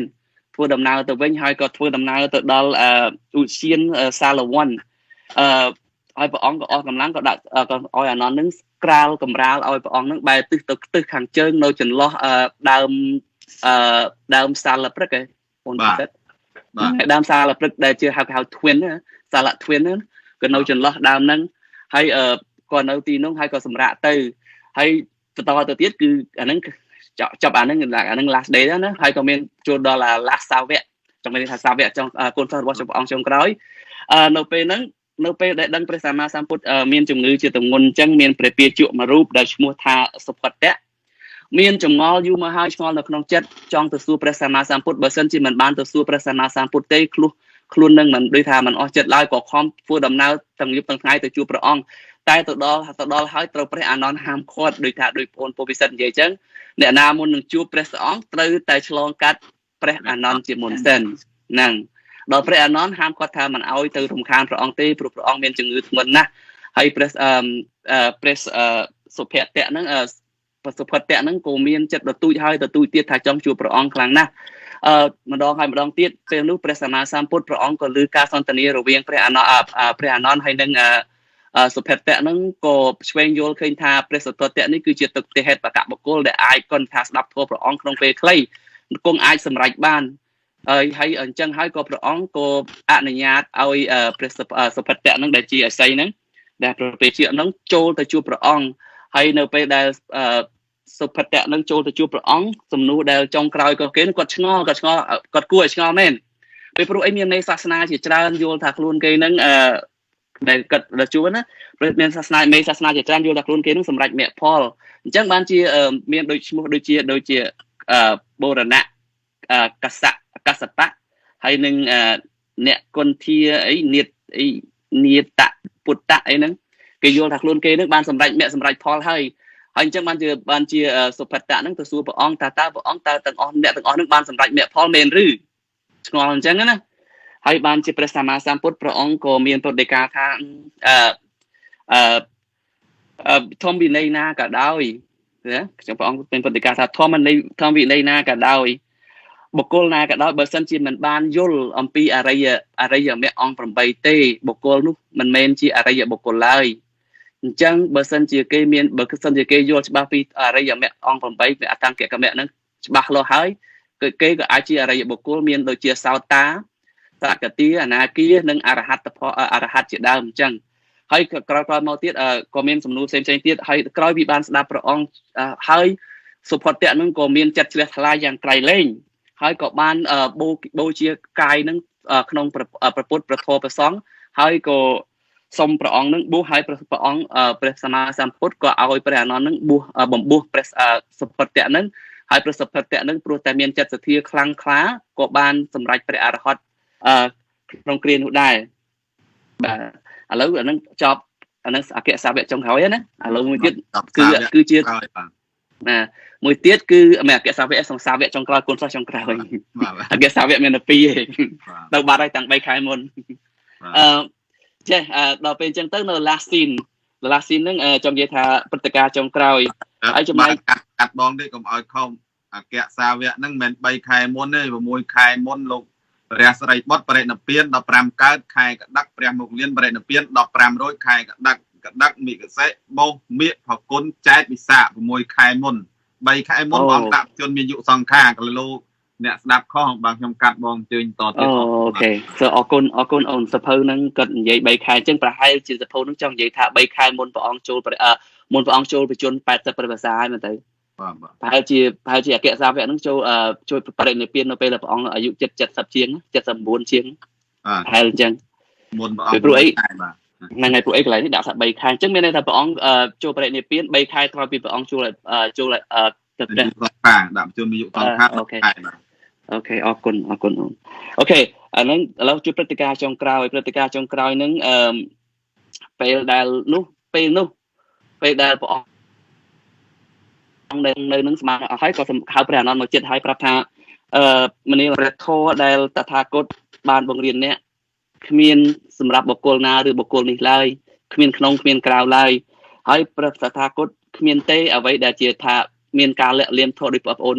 បតុមរដ្ឋបាននិយាយអញ្ចឹងគ្មានធម៌លាក់លៀមចំពោះព្រះអង្គទេធម៌របស់ព្រះអង្គគឺទូលាយសម្រាប់ជាសាធារណជនអញ្ចឹងចូលអ្នកយកព្រះធម៌ធ្វើជាគ្រូចុះពេលដែលតថាគតមកនៅចូលយកធ្វើយកធម៌ធ្វើជាគ្រូចុះហើយឥឡូវនេះចូលនៅតើព្រះសាវកណាមានសំណួរសួរមកអាត្មាកុំឲ្យថានៅពេលអាត្មាតថាគតនៅរស់អត់មានបានសួរសំណួរអីដល់ពេលតថាគតទៅបាត់តាំងស្ដាយក្រោយខាងពេលព្រះអង្គនៅមានប្រភពនៅទល់មុខមិនក៏មិនសួរស្ដាំស្ដាយក្រោយសួរមកតថាគតនឹងឆ្លើយជូនអ្នកទាំងអស់គ្នាក៏ប៉ុន្តែប្រហែលជាសាវកទាំងអស់ហ្នឹងជាអ្នកសម្រេចសិតតែជាអ្នកសម្រេចរយៈបុគ្គលហើយអញ្ចឹងអត់មានអីត្រូវឆ្ងល់នៅក្នុងព្រះធម៌នឹងទៀតទេប៉ុន្តែចំពោះខ្ញុំគិតថាបើទោះជាឆ្ងល់ចំពោះខ្ញុំទោះឆ្ងល់ក៏ខ្ញុំមិនហ៊ានសួរដែរពីព្រោះអីព្រះអង្គមានជំងឺបែបអញ្ចឹងហើយអ្នកសួរទៅចម្លែកខ្ញុំគិតទេណាមិនចម្លែកព្រោះវិខទាំងអស់សិតតែតូចបំផុតគឺសោតាប៉ាន់អញ្ចឹងមិនអីមានអីត្រូវសួរទេបាទដល់ពេលអញ្ចឹងព្រះអានន្ទក៏ទះដៃហ្វងឡើងថាបបិទ្ធព្រះអង្គអគ្គក្នុងសាវកទាំងអស់គ្មាននរណាមួយមានសំណួរឡើយសុទ្ធតែអ្នកយល់សច្ចធម៌ច្បាស់លាស់ហើយហើយអញ្ចឹងបានព្រះអង្គក៏មានព្រះធរៈនៃការចុងក្រោយថា Behold, O monk, I exhort you, impermanent are all impounded things. Work out your deliverance with mindfulness. ហើយថាមនាលភិក្ខុទាំងឡាយសង្ខារធម៌សង្ខារទាំងឡាយរមែងមានទៀងព្រោះព្រះអង្គក៏ចង់ថាព្រះអង្គចិត្តទៅដើម្បីកុំឲ្យភិក្ខុទាំងអស់ហ្នឹងទៅចិត្តពេកអញ្ចឹងណាសង្ខារទាំងឡាយរមែងមានទៀងចូលអ្នកស្វែងរកសេចក្តីព្យាយាមដើម្បីរកវិធីដើម្បីរំលត់សង្ខារទាំងអស់ហ្នឹងឲ្យកុំឲ្យថាឲ្យដោយសតិចង់និយាយអញ្ចឹងណា mindfulness ហ្នឹងហើយដល់ពេលអញ្ចឹងទៅព្រះអង្គដោយអត់មានអ្នកណាស្ទួយអញ្ចឹងក៏ព្រះអង្គចូលឈានសមាបត្តិ9ទី1គឺព្រះអង្គចូលបឋមឈានជារូបឈានហ្នឹងចូលបឋមឈានបន្ទាប់មកព្រះអង្គចូលទុតិយឈានបន្ទាប់មកចូលតតិយឈានហើយក៏ចូលចតុច្ឆឈានហើយក៏ព្រះអង្គហួសចូលទៅអត់ចូលបញ្ញភិអត់ចូលបញ្ញមឈានទេព្រះអង្គក៏ហួសចូលទៅឈានទី1របស់អរូបឈានឲ្យឈ្មោះថាអាកាសានញ្ចាយតនឈានបន្ទាប់មកព្រះអង្គក៏ចូលទៅវិញ្ញាណញ្ចាយតនឈានហើយបន្ទាប់មកព្រះអង្គក៏ចូលទៅអកញ្ញញ្ចាយតនឈានហើយក៏ចូលទៅនេវសញ្ញានិសញ្ញាយតនឈានបន្ទាប់មកព្រះអង្គក៏ចូលនិរោធសមាបត្តិបន្ទាប់ពីព្រះអង្គចេញពីនិរោធសមាបត្តិមកវិញមកព្រះអង្គយិតនិរោធបាទអញ្ចឹងបន្ទាប់មកព្រះអង្គក៏ចូលបច្រាស់មកវិញព្រះអង្គចូលបច្រាស់មកវិញទី1គឺព្រះអង្គចេញអានឹងចេញមិនចូលចេញមកវិញជានេវសញ្ញានិសញ្ញាយតនឈានអកញ្ញញ្ចាយតនឈានវិញ្ញាណញ្ចាយតនឈានអាកាសាញ្ញញ្ចាយតនឈានចតុច្ឆឈានតតិយឈានទុតិយឈានបឋមឈានហើយក៏ព្រះអង្គចូលទៅម្ដងវិញទៀតចូលទៅរូបឈានវិញម្ដងទៀតគឺចូលទៅបឋមឈានទុតិយឈានតតិយឈានចតុច្ឆឈានហើយក៏ព្រះអង្គចូលបរិនិព្វាននៅគ្រានោះឯងហងដូច្នេះហើយប្រវត្តិសង្ខេបរបស់ព្រះសម្មាសម្ពុទ្ធក៏ត្រូវបានចប់ត្រឹមកន្លែងនឹងដោយបរិបូរណ៍បាទសូមអរគុណយ៉ាងជ្រាលជ្រៅចំពោះបងពុននីប៉ូដែលមានប្រសាសន៍យ៉ាងក្បោះក្បាយហាក់បីដូចជាមើលរឿងល្ខោនមួយដ៏ល្អមើលសម្លេងហ្នឹងដោយសម្លេងតួល្ខោនហ្នឹងល្អមើលណាស់បាទមិនមែនជារឿងដែលនេះជារឿងល្អមើលហ្នឹងគឺល្អស្ដាប់ក្នុងពុទ្ធសាសនាហើយជារឿងពិតហើយរឿងមួយទៀតដែលខ្ញុំកណ្ណាខ្ញុំបានចាប់អារម្មណ៍គឺព្រះអានន្ទផ្ទះដៃឆ្ងល់ដឹងព្រះអានន្ទផ្ទះដៃខ្ញុំកណ្ណាដែរដឹងព្រះអានន្ទផ្ទះដៃមិនទៅតែមួយឲ្យសូមអរគុណម្នាក់សូមគោលកម្មវិធីនេះគេដល់អង្គគ្រូមនីពតោសុខធាវីដើម្បីសម្របសម្រួលបញ្ចប់សូមអរគុណលោកនឹងឯសាធុអាត្មាក៏ទុកសំណោយកបានដែរលើផ្ទះដៃផុងក៏ពិតលោកបន្តសាធុការណាថាសាធុទៅហេតុហ្នឹងវាគួរឲ្យអស្ចារ្យណាស់ពីព្រោះព្រះអង្គសាកសួរ 3 ដងហើយថាបើមានសេចក្តីសង្ស័យវិជ្ជកិច្ឆាណាមួយកើតឡើងក្នុងសង្ឃតាក់ទងនឹងគុណរបស់ព្រះពុទ្ធគុណវប្បធម៌គុណរបស់ព្រះសង្ឃទេសូមអ្នកទាំងអស់គ្នាលើកឡើងមកហ្នឹងហើយកុំឲ្យស្ដាយក្រោយប៉ុន្តែលើកសាកសួរ3 ដងហើយក៏អត់មានសាវកឆ្ងល់ដែរពីព្រោះព្រះអង្គសម្ដែងថានៅក្នុងសាវកសន្និបាតជំនុំសង្ឃទាំងអស់ហ្នឹងណាភិក្ខុយ៉ាងទាបបំផុតក៏ជាអ្នកសម្រេចសោតាដែរអញ្ចឹងកាលណាសម្រេចសោតាឲ្យអស់វិជ្ជកិច្ឆាគឺសេចក្តីសង្ស័យនៅក្នុងគុណរបស់ព្រះរតនត្រ័យហើយណាត្រង់ហ្នឹងចង់បញ្ជាក់កន្លែងហ្នឹងឲ្យច្បាស់អញ្ចឹងបណ្ដាំចុងក្រោយហ្នឹងគឺហ្នឹងហើយភិក្ខវេហ្នឹងហើយអបមាតេនសម្បាទេថៈហ្នឹងមនាលភិក្ខុទាំងឡាយណាចូលញ៉ាំងសេចក្តីព្យាយាមឲ្យកើតឡើងដោយស្មារតីកុំប្រមាទកុំធ្វេសប្រហែសណាគឺថាខំប្រឹងរត់រះដើម្បីបដិបត្តិនៅធម៌បំពេញនៅសេចក្តីល្អឲ្យបានច្រើនដើម្បីកំដោះខ្លួនចេញចាកសេចក្តីទុក្ខអញ្ចឹងថ្នាក់ទាំងមូលនេះយើងបានសិក្សាកូនសភៅតូចមួយទេមិនដល់100ទំព័រផងប៉ុន្តែយើងបានសិក្សាទ្រឹស្ដីសង្ខេបជាមួយនឹងប្រធានបទទាំង28ចំណងជើងដែលយើងបានសិក្សានៅក្នុងសភៅព្រះពុទ្ធពុទ្ធប្រវត្តិហើយនឹងពុទ្ធវចនៈអញ្ចឹងគឺសិក្សាអំពីតកតងទៅនឹងព្រះពុទ្ធដែលជាបុគ្គលត្រាស់ដឹងតកតងទៅនឹងប្រវត្តិរបស់ព្រះអង្គតកតងទៅនឹងពធដែលជាមេរៀនរបស់ព្រះអង្គអញ្ចឹងយើងបានស្ដាប់ត្រួសមកសង្ឃឹមថាញាតិញោមពុទ្ធបរិស័ទទាំងអស់ក៏ដូចជាទស្សនិកជនដែលបានតាមដានស្ដាប់បានយល់នៅខ្លឹមសារសង្ខេបយើងមិនបានលើកមកពិស្ដារទេក្នុងទីនេះដោយពេលវេលាខ្លីអញ្ចឹងគឺតាំងពីដំណើរជីវិតរបស់ព្រះអង្គតាំងពីថ្ងៃប្រសូតការចាប់ផ្ដើមឡើងនៃពុទ្ធសាសនារហូតដល់ថ្ងៃចុងក្រោយបង្អស់គឺការបរិនិព្វានរបស់ព្រះពុទ្ធយើងបានរៀបរាប់ដោយសង្ខេបប្រមាណជាង3ម៉ោងនេះសង្ឃឹមថាពុទ្ធបរិស័ទអាចចាប់យកសេចក្តីបានខ្លះអំពីដំណើររឿងទាំងមូលបតាំងពីការប្រសូតរហូតដល់បរិនិព្វានរបស់ព្រះសម្មាសម្ពុទ្ធចឹងខុសឆ្គងលើសលួសយ៉ាងណាក៏សូមលោកអ្នកប្រាជ្ញបញ្ញវន្តជនណាប្រសង់គ្រប់ព្រះអង្គដែលបានស្ដាប់នេះក៏សូមមេត្តាខន្តីអភ័យទោសដោយសារយើងទាំងអស់គ្នាជាសិស្សណាជាអ្នកដែលកំពុងសិក្សារៀនសូត្រនៅព្រះបរិយត្តិធម៌ទាំងភាសាអង់គ្លេសផងទាំងភាសាខ្មែរផងហើយថ្នាក់ការផ្សាយនេះមិនមែនជាដូចថាឯកសារអីជាអំណះអំណាងអាចយកជាការបានទាំងស្រុងទេគ្រាន់តែថាជាការរំលឹកមេរៀនរបស់យើងទាំងអស់គ្នាទេដូច្នេះមានការខ្វះខាតច្រើនសង្ឃឹមថាលោកអ្នកប្រាជ្ញទាំងអស់អាចស្រាវជ្រាវបន្ថែមទៅលើសេចក្តីដែលពួកយើងទាំងឡាយបានបដោតទៅលើប្រធានបទទាំងប្រមាណប៉ុណ្ណេះហើយសង្ឃឹមថាញាតិញោមទាំងអស់គ្នានឹងបន្តសិក្សាស្រាវជ្រាវបន្ថែមទៀតទៅលើប្រធានបទដែលបានសិក្សារួចហើយយ៉ាងណាហ្នឹងមិនទាន់មានសេចក្តីពិស្ដារបានយល់ជ្រាលជ្រៅនៅឡើយទេអញ្ចឹងតើតែញាតិញោមស្រាវជ្រាវបន្ថែមទៀតការសិក្សាក្នុងថ្នាក់ប្រមាណប៉ុណ្ណេះទុកគ្រាន់ជាការបើកនៅចក្ខុដើម្បីស្រាវជ្រាវរាវរកនៅសេចក្តីពិស្ដារបន្ថែមទៅលើប្រធានបទនោះអញ្ចឹងខុសត្រូវយ៉ាងណាសូមញាតិញោមពុទ្ធបរិស័ទក៏សូមខន្តីអភ័យទោសហើយខ្ញុំគណៈអាត្មាភាពក្នុងនាមជាអ្នកដឹកនាំក្នុងថ្នាក់រៀននេះក៏សូមខន្តីអភ័យទោសចំពោះញាតិញោមទាំងអស់គ្នាដែលជាអ្នកសិក្សាទាំងអស់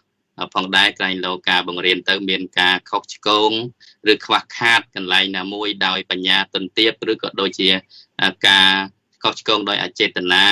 ទៅលើខ្លឹមសារពធណាមួយក៏សូមខន្តីអភ័យទោសអំពីញាតិញោមពុទ្ធបរិស័ទក៏ដូចជាលោកដែលជាអ្នកប្រាជ្ញទាំងអស់ហើយចុងក្រោយនេះសូមខមាទោសទាំងអស់គ្នាចំពោះព្រះពុទ្ធព្រះធម៌ព្រះសង្ឃក្រែងលោយើងទាំងឡាយប្រព្រឹត្តទៅការសិក្សាការពិភាក្សានៅក្នុងក្រុមនេះមានការខុសឆ្គងដោយកាយក្តីដោយវិចារក្តីដោយចិត្តក្តីទាំងដោយចេតនាក្តីអចេតនាក្តីក៏សូមយើងទាំងអស់គ្នាបានសេចក្តីសុខរួចចាក់ទុកហើយដោយអំណាចនៃការសិក្សាពុទ្ធវចនៈនេះក៏សូមឲ្យបានជាបច្ច័យបានសម្រេចនៅមគ្គផលតាមសំគួរដល់សេចក្តីប្រាថ្នានិងការបដិបត្តិរបស់យើងគ្រប់គ្នាអញ្ចឹងសូមបន្តទៅនេះសូមខមាទោសដោយសង្ខេបទាំងអស់គ្នាពុទ្ធេយោកាលិតោតោសោពុទ្ធោកមតោតាំងវណ្ណាកាមេយោកាលិតោតោសោធម្មោកមតោតាំងវណ្ណា Sang Ê Yo Yo Cả cả Lê tao Tao tô sao Tao sang Sang khô Khô Cả Mẹ Tổ mẹ Tăng tội tăng mẹ Mẹ mang Mang Phần năng chắc sống bóng Cha Bồ Kì Sật Bật សូមគ្រប់នឹងខ្លែងអំណរអរគុណចំពោះប្រធេរានុធេរៈគ្រប់ព្រះអង្គដែលបានតាមដានទស្សនាតាម page ធម្មិកជីវិតធម្មិកឡៃដែលកំពុងផ្សាយបន្តផ្ទាល់នេះចាប់តាំងពីផ្សាយមកគឺមានរយៈពេល3ម៉ោង19នាទីឬក៏20នាទីហើយសូមប្រគេននឹងជូនបុណ្យកុសលដល់ប្រធេរានុធេរៈគ្រប់ព្រះអង្គញាតិបធរទាំងអស់សូមបានទទួលចំណែកបុណ្យស្មើអង្គស្មើគ្នាសូមអនុមោទនីសូមអនុមោទនីសាធុ រាត្រីសួស្តីនៅដែនដីស្ថានភាព ខ្ញុំព្រះអង្គគណៈថ្វាយអង្គមព្រះអង្គ បាទ